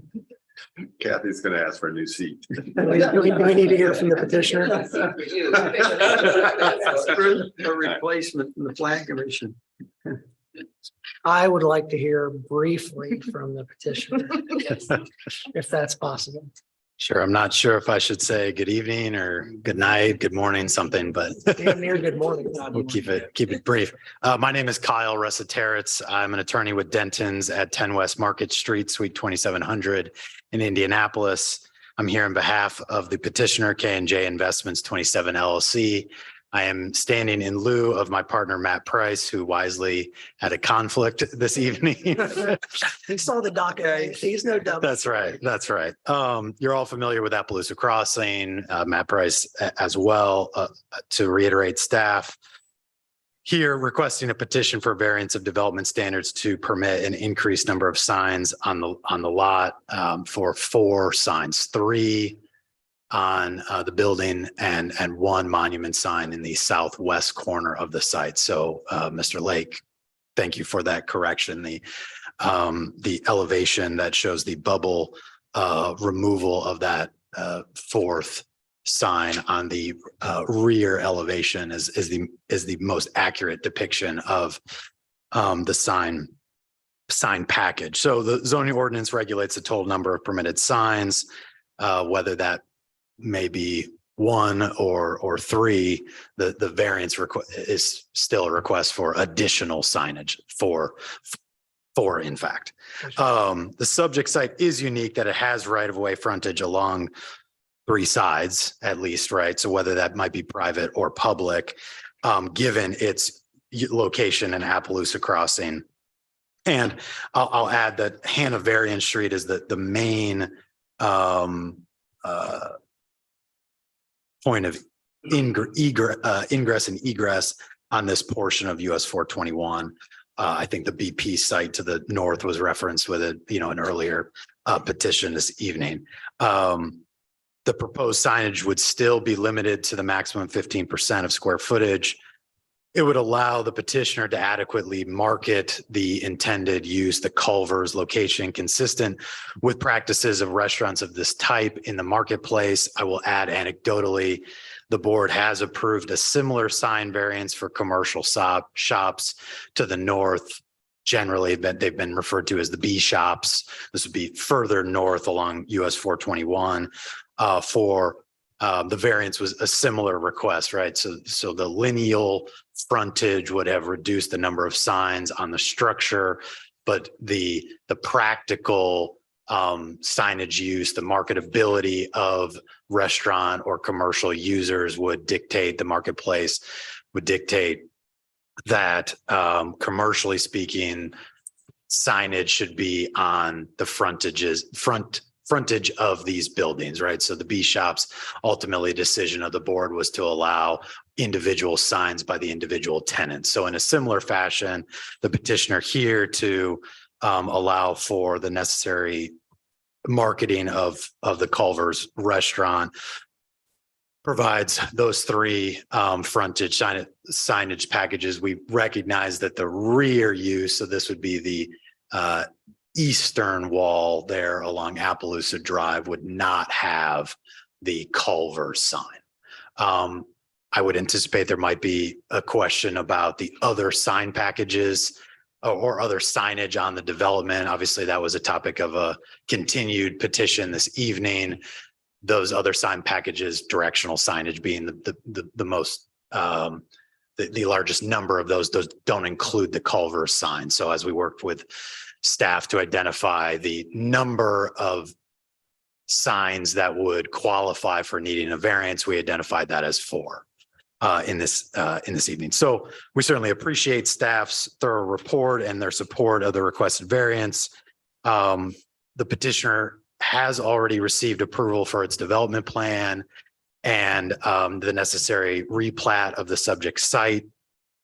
For the record, I'd incorporate our proposed findings of the fact as submitted in connection with the application.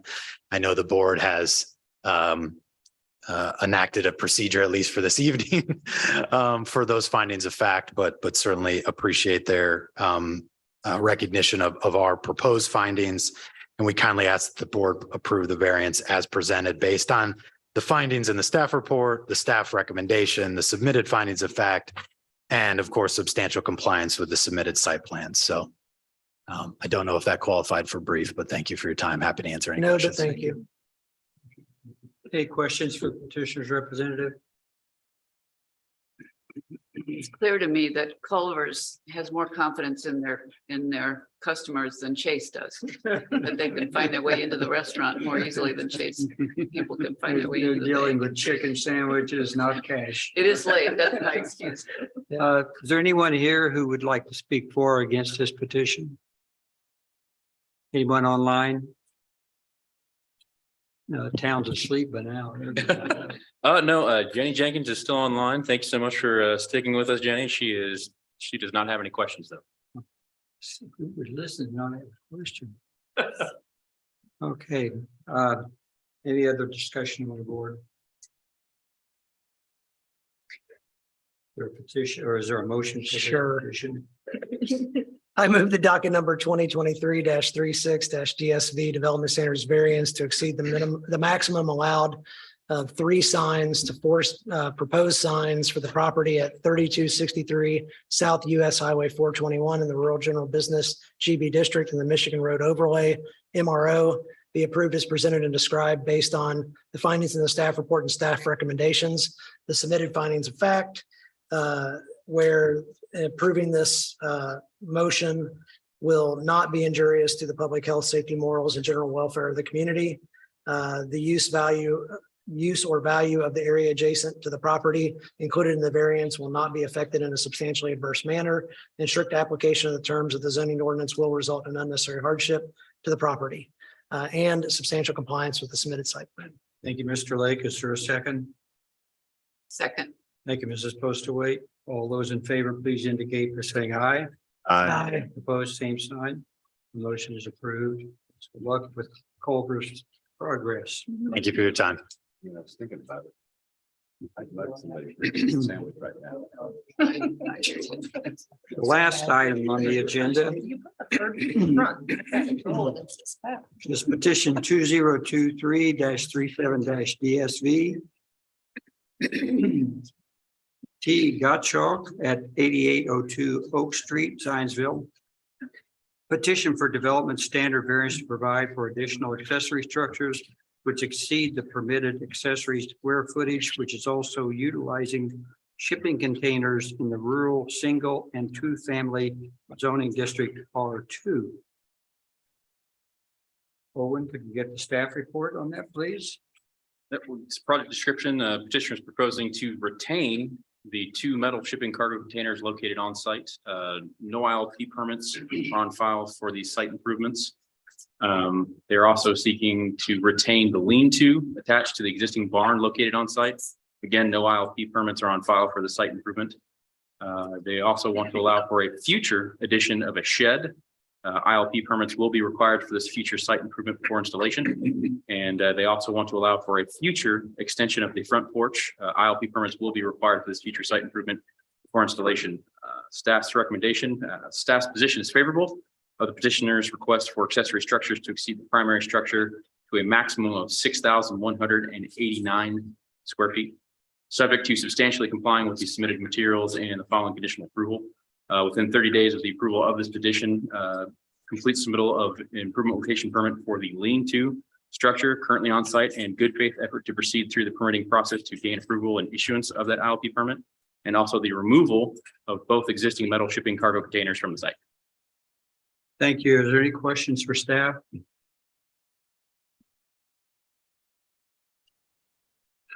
Hearing none, you're the petitioners, is that correct? Yes. If you could state your name and address and then provide us with some information you think might be helpful. So my name is. Can you get to the microphone? Please. Let me go. I'm Sherry Snyder Eberg. This is my daughter, Allison Eberg Gottschalk, my son-in-law, Thomas Gottschalk. They are renters currently at my parents' home. I am the power of attorney. My parents are at Hoosier Village in the healthcare center. Broken hips, blah, blah, boring. Anyway, I just wanted to make sure you all knew who we all were and why my parents aren't here. I brought papers if anybody needs to see the power of attorney papers. I would like to qualify the word storage, what's the word? The shipping containers, use them as storage containers. At the moment, they are storing a lot of my parents' personal belongings, the hobbies my dad took up post-retirement in the barn, which he had several hobbies. We're overwhelmed with things. That's what they are serving. They are not serving any other purpose, period, period, period. So if the word pods was on the outside and somebody brought them in and we were paying them $50 a month, that's all they are there for, period. So from there, I will step aside. Maybe I won't shove you. Thank you. Good time, don't shove me over. So like she said, my name is Allison Gottschalk. This is my husband, Thomas. We are renters of this family home. We're actually in the process of buying it from my grandparents, but going through this process, it hasn't been finalized yet. So it's showing as renters to any, all, and everybody else. So just so you guys know that that's the process and what's going on. So like my mother said, we do have the shipping containers. They've been there since last fall. When we brought them in initially, they were what they're being used for now, holding my grandparents' things, so that unfortunately that time of life came for my grandparents to be moved out and go to Hoosier Village, and for our family to sit here and go, okay, well, here's what we're going to do. We're going to buy the property. We're going to move in. We're going to upgrade the house. We're going to redo the property, and we're going to live here as a family. And then this way it gives you guys time to go through everything. It can be stored here when you guys are ready to come through. Once we've got everybody settled, once we've got aunts and uncles and everybody coming in from out of state, because we're the only ones that live here. Everybody can go through everything and then we can sort through. That was the plan. And then we got started working on the property itself, and we had the first complaint come through. And that was earlier this, or late spring, early summer, I believe, claiming that we were running a business on the property. Which we in fact are not. We do own a business, yes, but it is run out of Lebanon.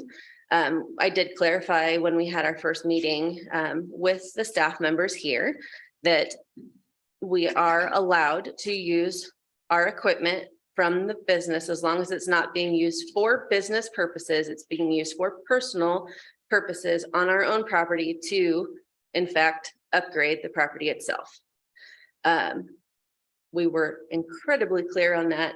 Like, I had to make sure that I understood about 6 different ways. We did get the verification that yes, we in fact can do that. So that's what we've been doing. We have tried to go around and talk to a few different neighbors, ones that are like directly affected that are right in the back. We've also talked to a few other neighbors that are towards the front, where right now, if you drive by, you might want to pull your hair out because the front looks horrible, although it just was finished today. It's a work in progress. It's a work in progress. But that was also brought up in the initial meeting of the berm that was put out front, but we did get approval for that as it meets the Zionsville requirements of square footage of dirt. Am I Less saying than that right? 10,000 square feet. It does not require a stormwater permit for dirt work. And it is less than that. So that is something else that was brought up by a fellow Oak Street individual.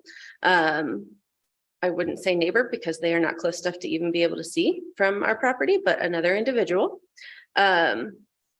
So that's why that was not mentioned in this, because this was prior to any of this happening. My husband asked me, he said, let's do something with the front landscape because it's driving me nuts. And I said, let's not, let's do a porch. Let's get that approved first. And then let's get the landscape done. He said, okay, great.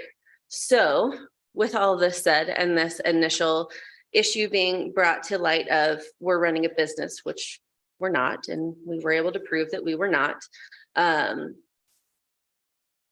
We started this process and then learned, we should have filed for a petition for the lean-to, and we should have filed for a petition for the shipping containers, just not even realizing the lean-to didn't even occur to us because there are no sides to it. It's just poles in the top.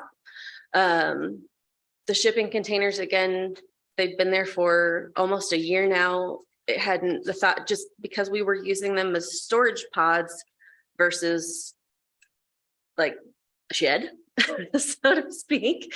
The thought didn't even occur to us to have a permit done. We are in rural Zionsville, so we're not in town.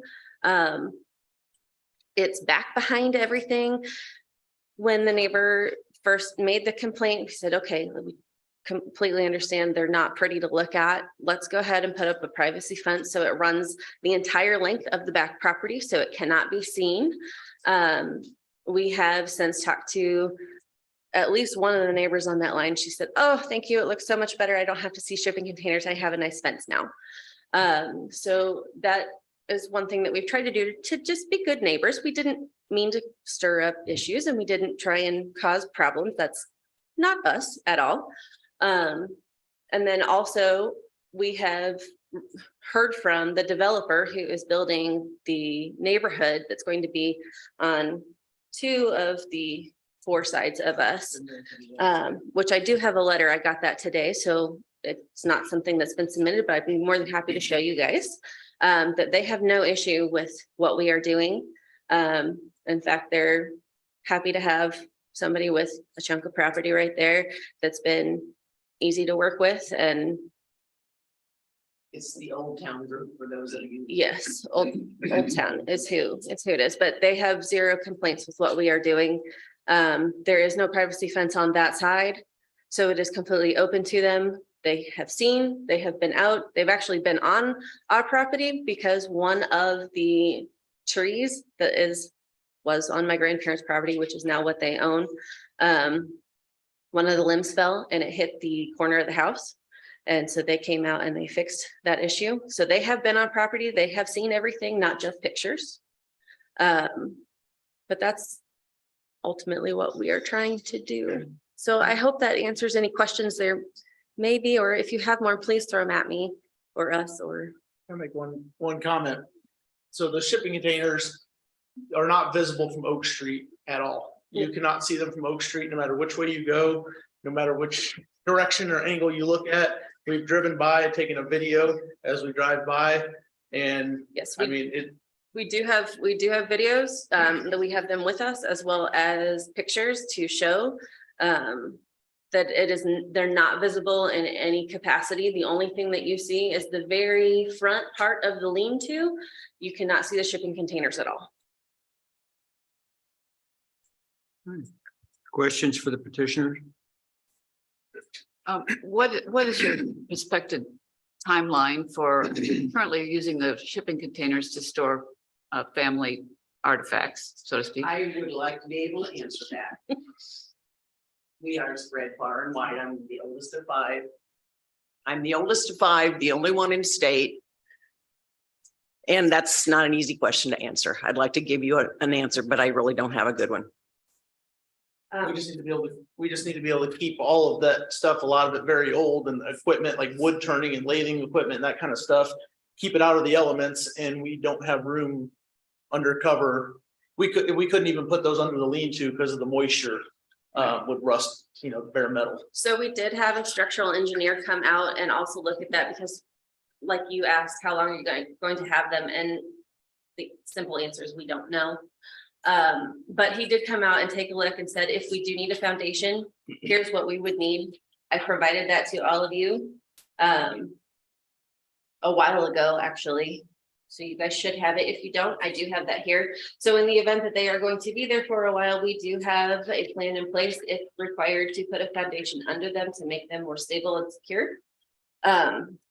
Because they're more than the 200 square feet. Because they're, yeah. That Zionsville requires any outbuildings over 200 square feet to be on a foundation, either pier or concrete foundation. And we're bringing more things back to those right now. My parents are having to move out of assisted living into the healthcare center due to health issues. And like she said, broke hip twice. 7 trips. since I, May 30th. I do have a question, and it does deal with timeline on when those would be removed, because the letter we received in our packet of information, which is number 2 of 2, states that the shipping containers that are currently used and will continue to be used as storage containers. So it doesn't appear from that letter that you have any intent in removing them.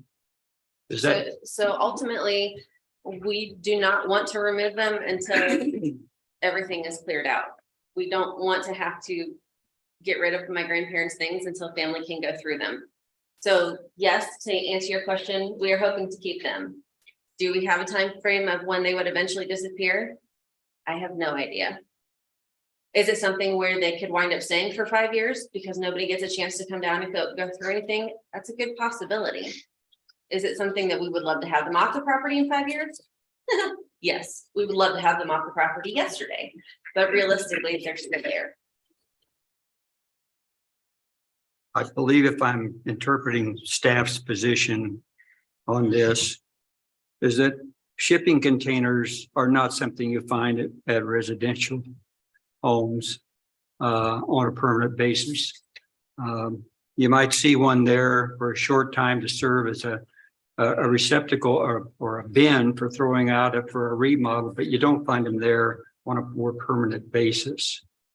And I can only speak for myself, but I think the staff's requirements or recommendations for approval of this were that they be removed in short order, 30 days. So that was the initial, when they had the first conversation with my husband, when we had our second meeting. I asked Janice, I said, what would it take in order to get them to be able to stay for an undetermined amount of time?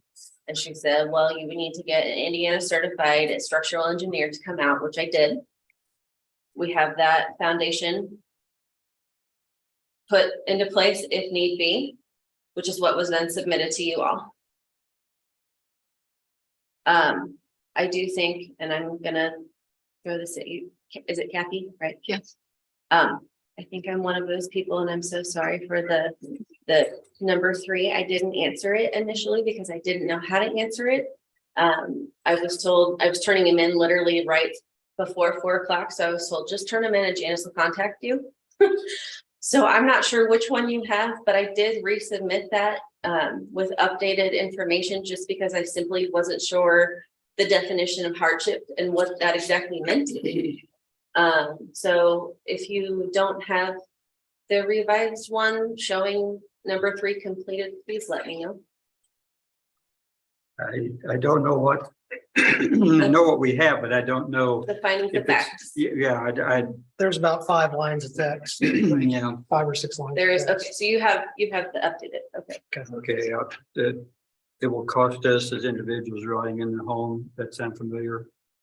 Okay, we have it then.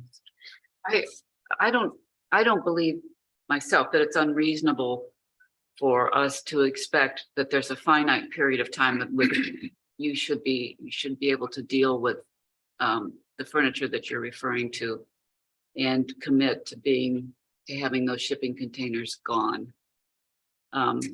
You know, believe me, I've been through this. I understand exactly what you're talking about with losing parents or grandparents and having to process all of the results of a life long lived and well lived. But I also understand that putting them on foundations only seems to assure that they're going to be there for a long time. And I don't think that's what staff is advocating. I think what they're advocating is it's a short term and that there's some finite period of time in which the expectation would be that you can go through the things that are there, make the distributions you're talking about, and be able to get the shipping containers removed from the property. Others agree with me or other thoughts? I think that is the proposal from staff, and I too have had the same thing. We had parents that had to be moved and woodworking equipment, everything imaginable, and you go get a rentals plot. I think it is unreasonable to expect in a residential area to have shipping containers in your backyard for 5 years. There are other approaches to that, and I had the same thing. I was the only one in state, brother and sister out of state, and we had to do the same thing. So there are other solutions. They may not be as palatable. Cost effective. Which isn't a hardship. Yeah. It is when your parents are paying $22,000 a month from $7,500 a month in a matter of 90 days. I don't disagree with your comment. It is not as it relates to the definition in this document. Somebody's personal hardship financially does not play into this. Okay. Is there any other questions for the petitioners? And I guess I think you've at least stated and perhaps clarified for all of us the equipment that is there on occasion. But I will say that I drove out today, turned around at your driveway. You can't see those containers from Oak Street. And I saw no equipment there. But I have heard from numerous people that drive by there, in some cases daily. And they have mentioned the fact that there is equipment there, and it looks as though it is the preparation for the start of the business. Now, they're speculating just based on what they see. But again, it is something that is not normally seen in a residential area. Well, I mean, look at the upper right-hand picture up there with all the What is going on in that limbs picture? and There are logs scaffolding. for firewood we heat the house and the barn with firewood in the winter.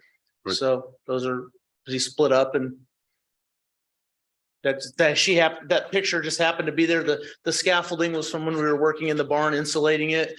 And I didn't have anywhere to put it inside. I mean, that's all, but the wood is all just. And what's all the logs. pipe? Huh? What's all the pipe? It's not pipe, it's core.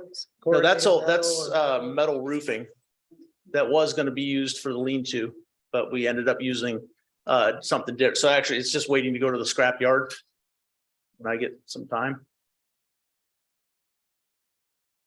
Is that question for staff? Is this in rural Zionsville? Because you can go all the way over to Cooper Road and that's urban. On the north side of the road? Okay, because I know south side's Cooper. So it's zoned rural and it is in the rural service district. These are two separate things. Correct. Yes, then that's what I'm trying to clarify. The other side of the street, though, is urban. Because the neighborhood that abuts Cooper Road is urban, is my understanding. There's pockets that have been brought into urban Okay. jurisdiction for the service, but not the rules. Yeah. Or excuse me, the zoning of those still remains. Correct. Yeah, yeah. Yep. Yep. Confusing. Yeah, trust me, I'm over in Stonegate and everybody that moves For in instance, like you throws said, all their stuff. Enclave, Shannon Springs, Yeah. those have been brought into the urban jurisdiction. Yeah. Their zoning still remains. Gotcha. Okay.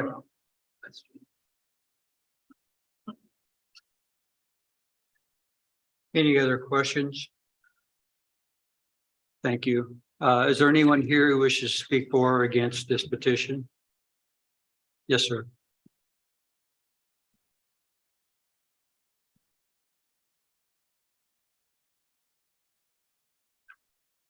If you would state your name and address for the record, please. Thank you. My name is Michael Crowell, 652 West Russell Lake Drive. And I'm located diagonally across the street from the property. And been there at that location since 1998. And what do I see there? To support Mr. Goschalk, the containers are out of sight. Whenever I'm mowing out front along the right of way, you can't see anything or whatever. And other things I see is I see new neighbors raising a family, trying to make a living, and I was friends with the grandfather and helped them split wood and use some of that equipment that is currently in storage. And so what do I hear over there? I hear mostly road noise from out on Oak Street. And we've gotten a little bit of a reprieve from that, which will end whenever the new roundabout's done down on 850. So that's going to be the predominant noise that we hear, and no noise from across the street. But anyway, that's basically it. I'm in support of Mr. Gottschalk and hope that everything works out very favorable for him. Thank you, Mr. Crowell. Is there anyone else who would like to speak?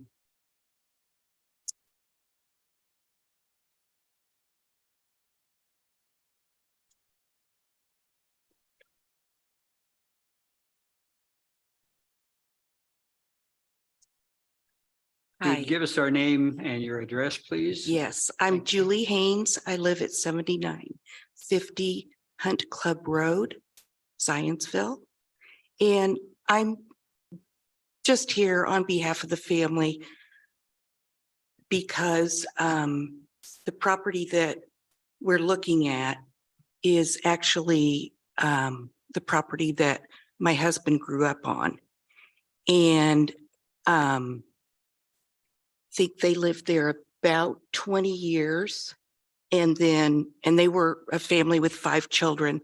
And then the Snyder family bought it from my mother-in-law and with 5 children. So anyway, it's a very special property to us. And I have to echo what their neighbor just said. We drive by there several times a week. And I've never seen the storage containers. I didn't know they were there until Sherry told me. And I've seen the improvements that they've made to the barn and all. I do understand what the family is going through with just having moved the Snyder parents out in late December, mid to late December to Hoosier Village. And that has been one trial after another. And then they also lost their youngest daughter. So the family has been through a lot. I know, and I went through this having to clear out my mother's house. I know it's not ideal to have the containers. I guess I would just ask for a little bit of patience and grace so that this family can get them cleared out. But I do, I understand it's not ideal to have the containers, but they are all spread out. And that's the main reason. So anyway, thank you. Thank you, Mrs. Haynes. Good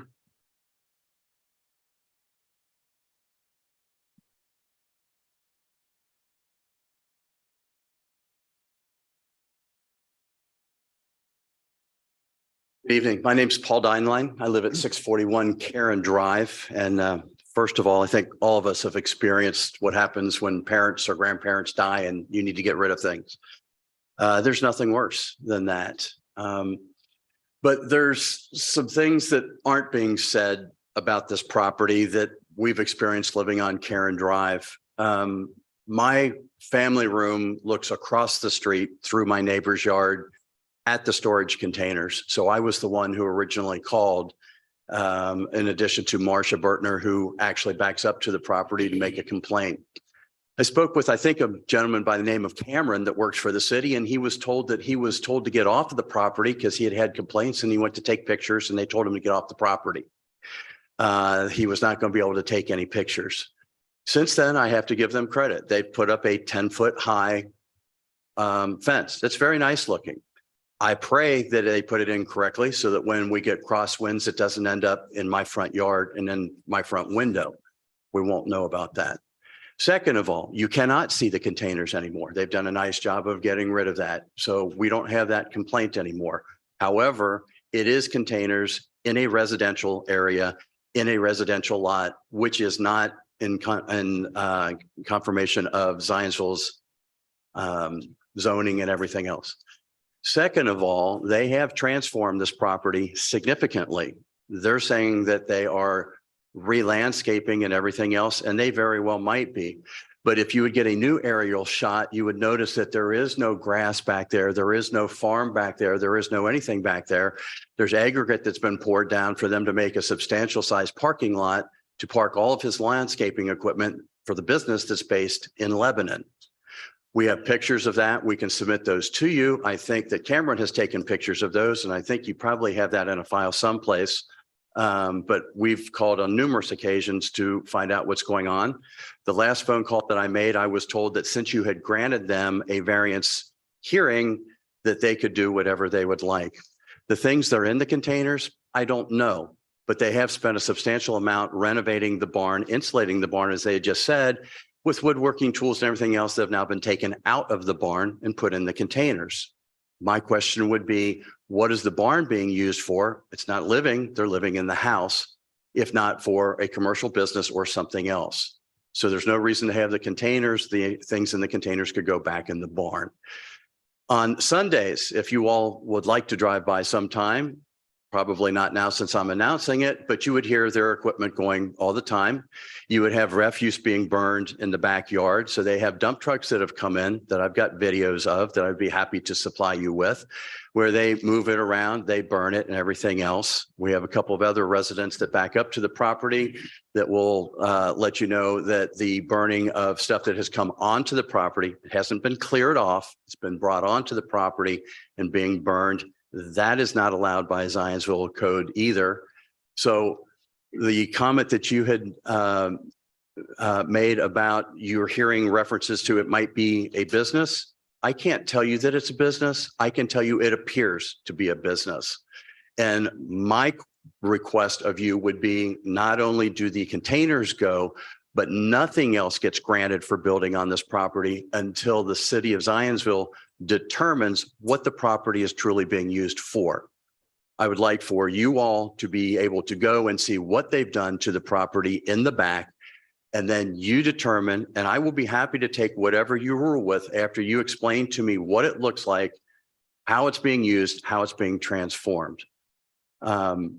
It's not within any code that you all have. I've been investigating it. I've been reading your zoning regulations for rural single housing to housing for Zionsville, and there isn't anything in here that meets any of your codes at all. So we've had a theme all tonight about you just do what you want and you ask for forgiveness later. We've given them almost a year to continue to build and build and build. I think it would be a favor to them if you would tell them to cease building, because if you reverse it, they're going to lose even more money by not being able to continue what they're doing. But I can tell you right now, we had kind of short notice. I know you all sent out some letters to the people that butted up directly against it. I'm on the other side of the property. We didn't get any letter. Had I not been advised by somebody to come, I wouldn't have been here. None of my neighbors were advised for them to come that are getting the smoke, hearing the sounds, hearing the equipment moving and everything else. Second of all, or last of all, I'll finish with this. On all of your things that you have approved or not approved, you read a statement at the end about injury, anything else. Is it safe? Is it going to hurt anybody or whatever else? By what they've done to that property, they have injured me financially for my property values. Speaking to the realtors that live in our neighborhood, they now know it's there. They specialize in our neighborhood, and they have to disclose to anyone who would want to buy my property that there is something over there which decreases my property value. So I have been harmed by what they're doing. So has everybody else in that neighborhood that wants to be able to sell their home or list their home, according to the realtors that we've been advised by. So I respectfully ask that you not only remove the containers, but you deny all of their petitions until you all as a council and the town of Zionsville can determine what's truly being done there and bring it into a residential code versus a commercial code. Thank you. Thank you.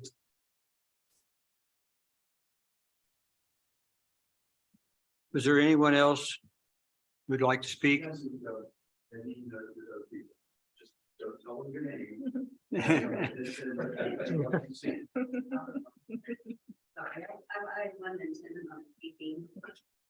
I need to.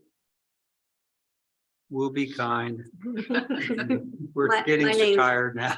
I know. My name's Lisa Hobson and I live at 640 Karen Drive with my husband.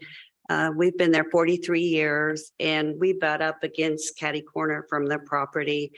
It's been a quiet neighborhood until recently. Almost every Friday night, there's big machinery. You can hear it backing up, the beep, beep, beep, beep, beep. Our granddaughter was there the other night. She's like, Mama, what is that? No, I mean, you can hear it every Friday practically. There's been 2 or 3 big fires where I was out in my sunroom. I had to come in. The smoke was so bad. I've had ash on my car 2 or 3 times from whatever they're burning, usually on Sundays. So we stayed as late as we did because we wanted to know what was going on. I mean, we should be able to sit outside without all the smoke and the noise. So, thank you. Thank you, Mrs. Hobson. Is there anyone else? Where, if you can come to the microphone, but we record this so we have accurate minutes.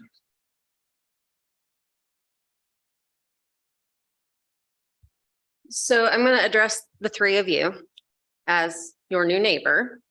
Our intention was not to not let you know. We were given a list of who we needed to mail the letters out to. So we did. We have had an open door policy. We sent it out in the letter.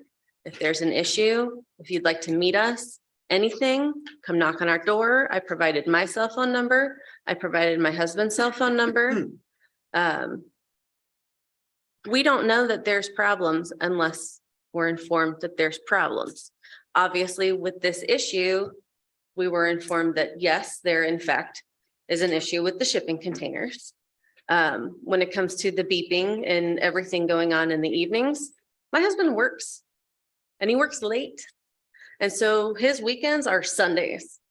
I call my single mom syndrome starting from like mid-March to about November, because he's there maybe 1 day a week for a weekend and he's home late in the evenings. So in order to be working on our property, he's there late. We've had a lot of friends helping out and being supportive and coming over and helping and working. So yes, there's a lot of equipment going later on in the evening when everybody's off work. I know that, you know, it's not ideal, but it's the time that we have available to us. We have since figured out how to deactivate the beeping noise. So that is no longer going to be an issue. That was taken care of 2 days ago, a day ago, 2 days ago.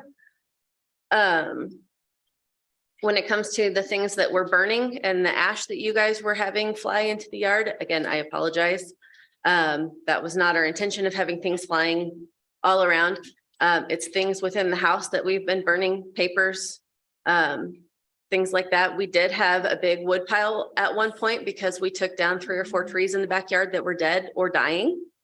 That yes, would have created that big fire that you guys had seen with things floating around. Again, papers of my grandparents with social security numbers on them, things like that. With the town, again, we've already talked with them that we are not in fact running a business. They have come out. Cameron came out. I talked to Cameron. We've had people out on the property. Again, I talked with the staff. We've gone over, we've talked. and talked and talked and talked to clarify. In fact, we are not running our business out of there. Do we own a landscape business? Yes. Is it registered out of there and running out of there? Absolutely not. Are we using the equipment from the business for our own personal reasons? Sure we are. We have access to it. I don't know if that answers any of your questions. I don't know if that helps clarify anything. I don't know if that creates more questions, but I'm hopeful that that maybe helps a few things. I have a couple things to add. Mr. Paul mentioned about, in his complaint, he mentioned about chainsaws and this and that. And we do occasionally, like I said, we cut up firewood, which actually her grandfather had been doing that for years. If you've been to buy that property, there was always a large wood pile.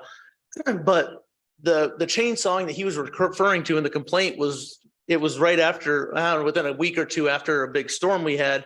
And it was actually the people to the west of us had a tree company. I think they were out there 6 days in a row running chainsaws. So that particular noise, we kind of got blamed for. Same thing with the fire stuff.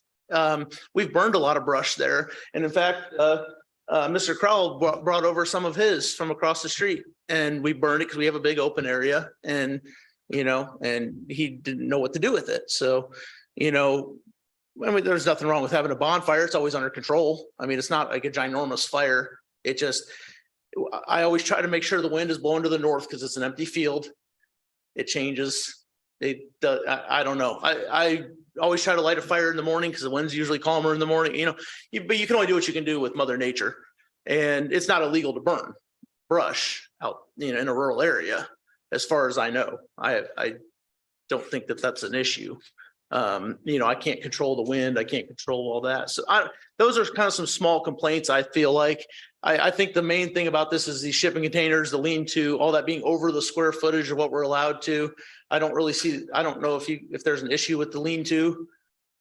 If anyone has an issue with it, being there. I understand the shipping containers, but that's why I spent $9,000 to build a fence to block those from view while they're there.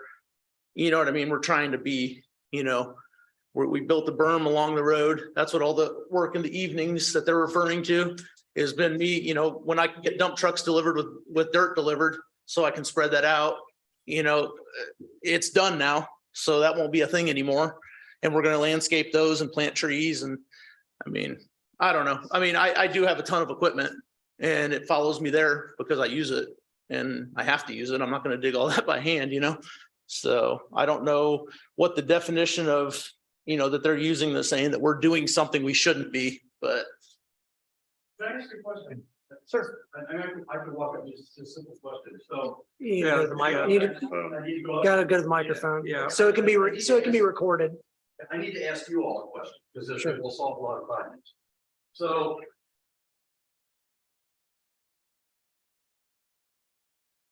I actually run a business out of my house. I have my own insurance agency.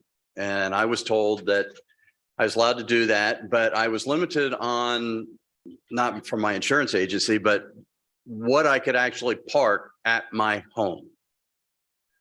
Does Zionsville have an ordinance that says for an actual residence in rural, because we are in rural, what can you park there?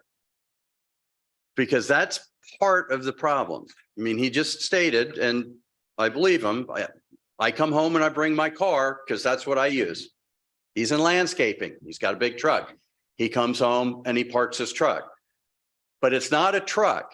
It's multiple trucks. It is multiple trailers, everything else. So if that's permitted in a residential area, then I don't have an argument and I'll concede.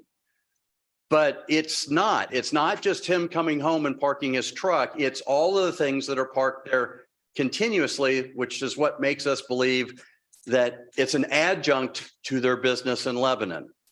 So do you guys have staff have an answer to that?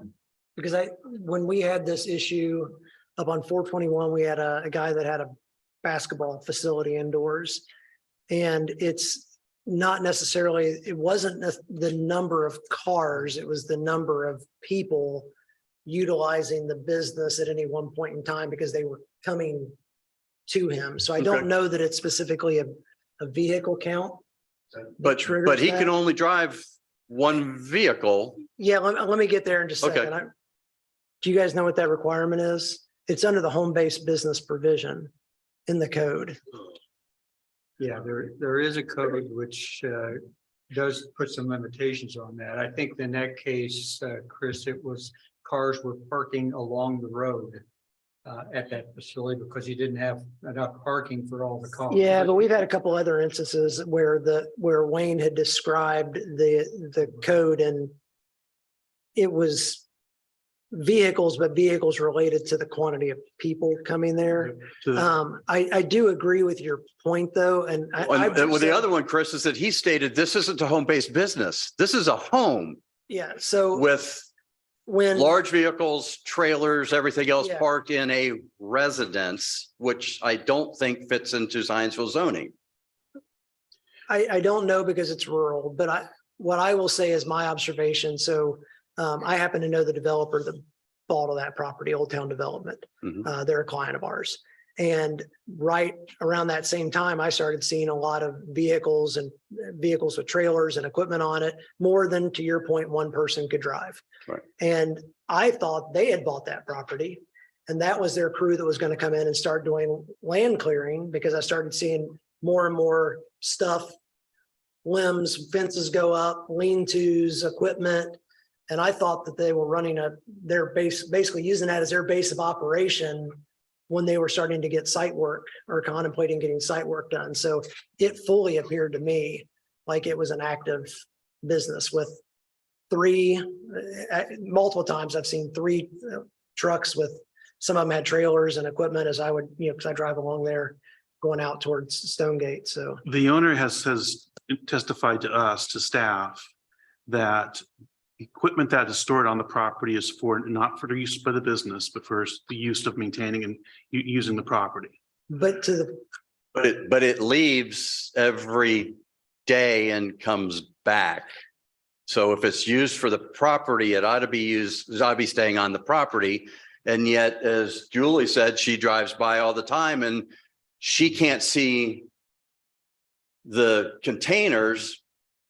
But in the middle of that field, she'd see the trucks, and she didn't say that she saw the trucks. So they're coming and going back and forth. So all I'm asking is, would you all please check? Something doesn't add up. Just tell me how to do the math so that I can walk away from it. And I want to welcome them as neighbors. I certainly, if I can do anything to help them with their family and everything else, I know they're not going to believe me because I'm really stepping on their parade right now, but it just doesn't add up for what we've seen from the time that we made our initial complaint. Now that we've got complaints, we've got an attempt for compliance, but I don't think that the whole story is there. And all I want is the property in compliance, because then I know what my property is going to be worth. If it's not if it's in compliance now, I now know that I can go to the Boone County registrars or whatever and say, you need to devalue my property. I don't want to pay that much tax. yeah, and I agree. I mean, if you have one individual working for the landscape company that lives there, one truck there is reasonable. But when there's consistently multiple trucks there with trailers and equipment, even if you're not operating the business out of the house, but you're storing all the equipment there, then you have an adjunct business. Then you have a business. So we would agree with you. Yeah. However, again, the owner has testified that equipment I is being get that, used for but his I property. agree that there's a disconnect because what people are seeing doesn't line up Right. with. You have somebody on your own council who has witnessed what I'm describing. Yeah. So anyway, thank you. And again, knowing the developer I thought bought that property, like it legitimately. I also want to mention that there was a mention of a 10-foot tall fence and open burning. Yes. We've got clarification on 10-foot fence. Okay, go ahead. No. It does say in the rural property development standards, right? Of course, I just lost it. I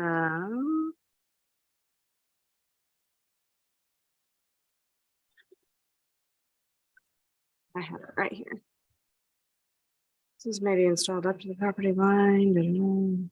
The rule does not set a minimum or maximum on regular fences, nor is a permit needed to build one. Just make sure to stay out of any easements on your property, Correct. And that's what Cameron told us. 194.197 rural property development standards. which was Okay. brought in from the county. And that is what Cameron did confirm for us, which is why we went ahead and proceeded as we did. There's already an existing fence on the property line, so we brought that wood fence in about 5 feet in from that, so we're. 15. Oh, Sorry. 15, It's excuse me. it's about 15 to 17 feet from the property line. In. What we think the property line. We left the tree line there as an additional extra buffer, instead of clearing that to put the fence in. But to answer your question on multiple trucks and trailers, the multiple trucks are actually my husband's. Those are not the business. They are not registered to the business. My husband has I don't even know what to call it, but he has an affinity for trucks, okay? So he has multiple trucks. He rotates them quite regularly. The trailers themselves, I know you have not been in our barn. You have not seen in our barn. You've not even seen under our lean-to, but we have so many off-road vehicles. I can't even begin to explain to you. We have a side-by-side, we have a Jeep, we have multiple four-wheelers, we have multiple dirt bikes. We have all those things. So those trailers that are sitting there on the property, some of those are not even the business trailers. Some of those are our own personal trailers to be able to haul these things. The trailers that are sitting there on the property that have been, or that are business trailers that are leaving the property on a daily basis, is because we are not allowed to store things for the business there. We bring them home at night because they're not being used for the business. They're being used for our personal reasons. And then the next day they have to leave because they are not allowed to be stored there for business purposes.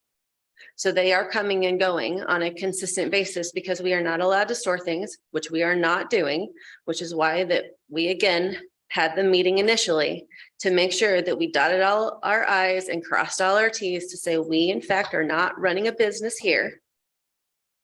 Now, I do understand how it might appear that way. Again, with everything that's been going on, we do, by the way, have grass in the backyard. We have a big chunk of grass in the So, Mr. backyard. President, I'm sorry. Yep.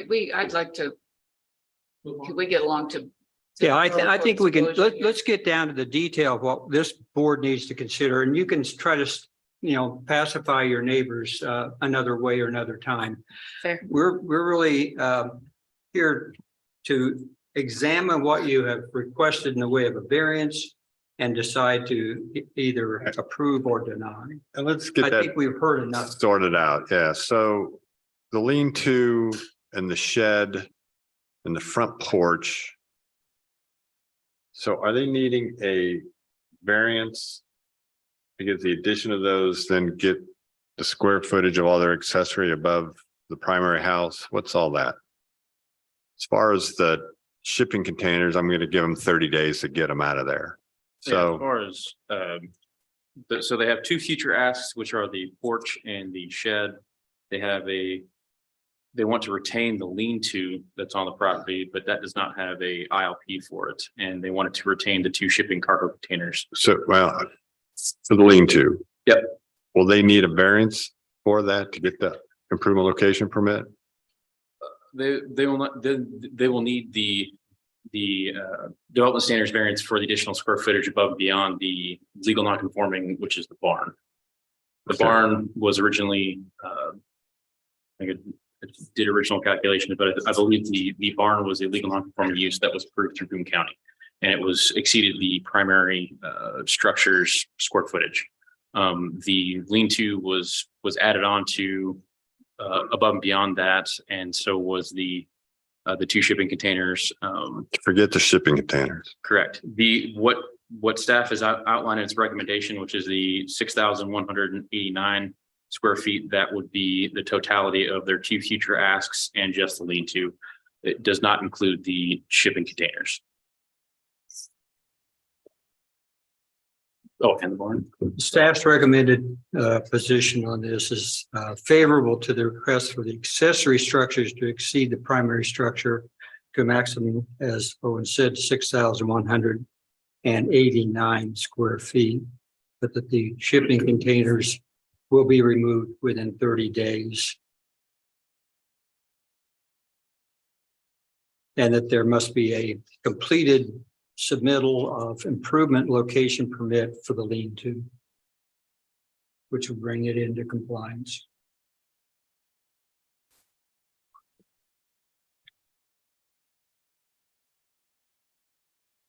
So conditionally approving it allows for the lean-to square footage and the shed square footage. But then requires the ILP and if you read it as read, requires the ILP for the lean-to and removal of the containers. All right, so the motion would be, It'd just be what is in the, well, depending on what you want to do, There's also the front porch addition too, which is not, is that contemplated in here under the, I think so that's contemplated under the additional square footage. Right. Correct. So that would be allowed with the conditional approval. Right.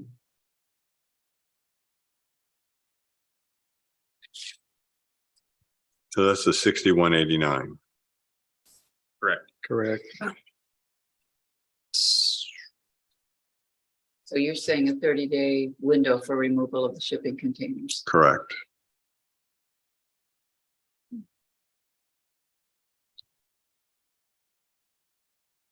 Or If there's alternative. no other input from board members, do we have a motion then?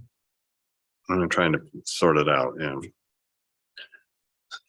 So it'd be that, okay, so I move the docket 2023-37 DSV Development Standards Variance to provide for accessory structures which exceed the permitted accessory square footage for the property at 8802 Oak Street, Zionsville, in the rural single and two family residential zoning district, R2B. Okay. It's conditionally approved as presented and described based on the findings in the staff report and the staff recommendations, submitted findings of fact. That's we're going back through and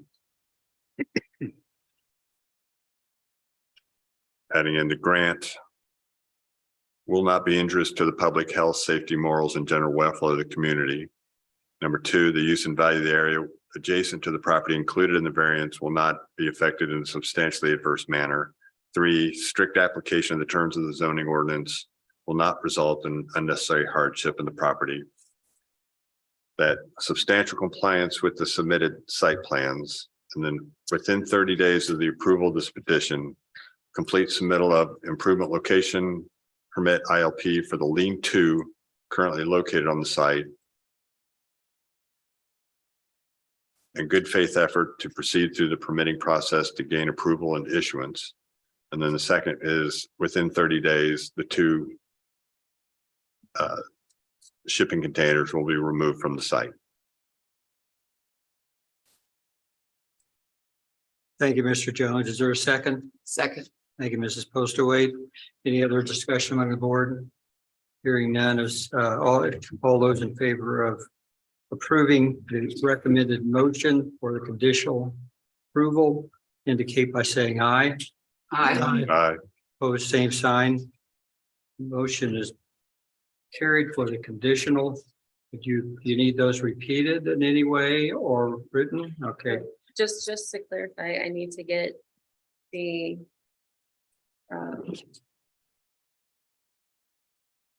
not the petition, that's what the Improvement location Yes, permit. thank you. Right. For the lean-to and the shed that we would like to bring in, correct?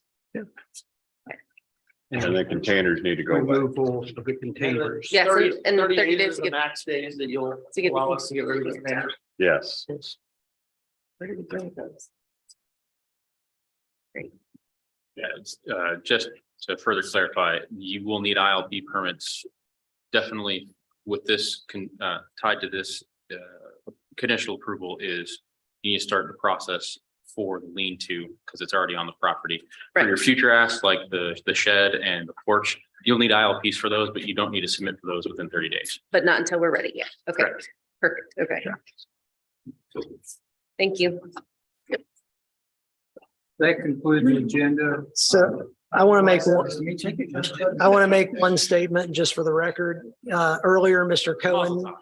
Cohen noted that we have approved 72 variances in the village. and denied none. And what he is failing to count are the petitions that were going to be denied and were withdrawn so that they didn't have to be denied because they would not be allowed to resubmit those. So while he's not incorrect, he is also incorrect. So I think it was an unfair statement and representation of the board's Well, efforts. I'm assuming prior to those 72 showing up, that staff or Matt Price or the many architects review clients' requests and tell them, ain't gonna go. Not to submit. Right, it's not gonna go. So anyway, with that, I make a motion to adjourn. Second. We have a motion and a second. All in favor, say aye. Aye. We are adjourned. It's got to go down. While we're here now. Mike, I just want to tell you, I'm coming in early tomorrow. Understood. I'll be in, not early.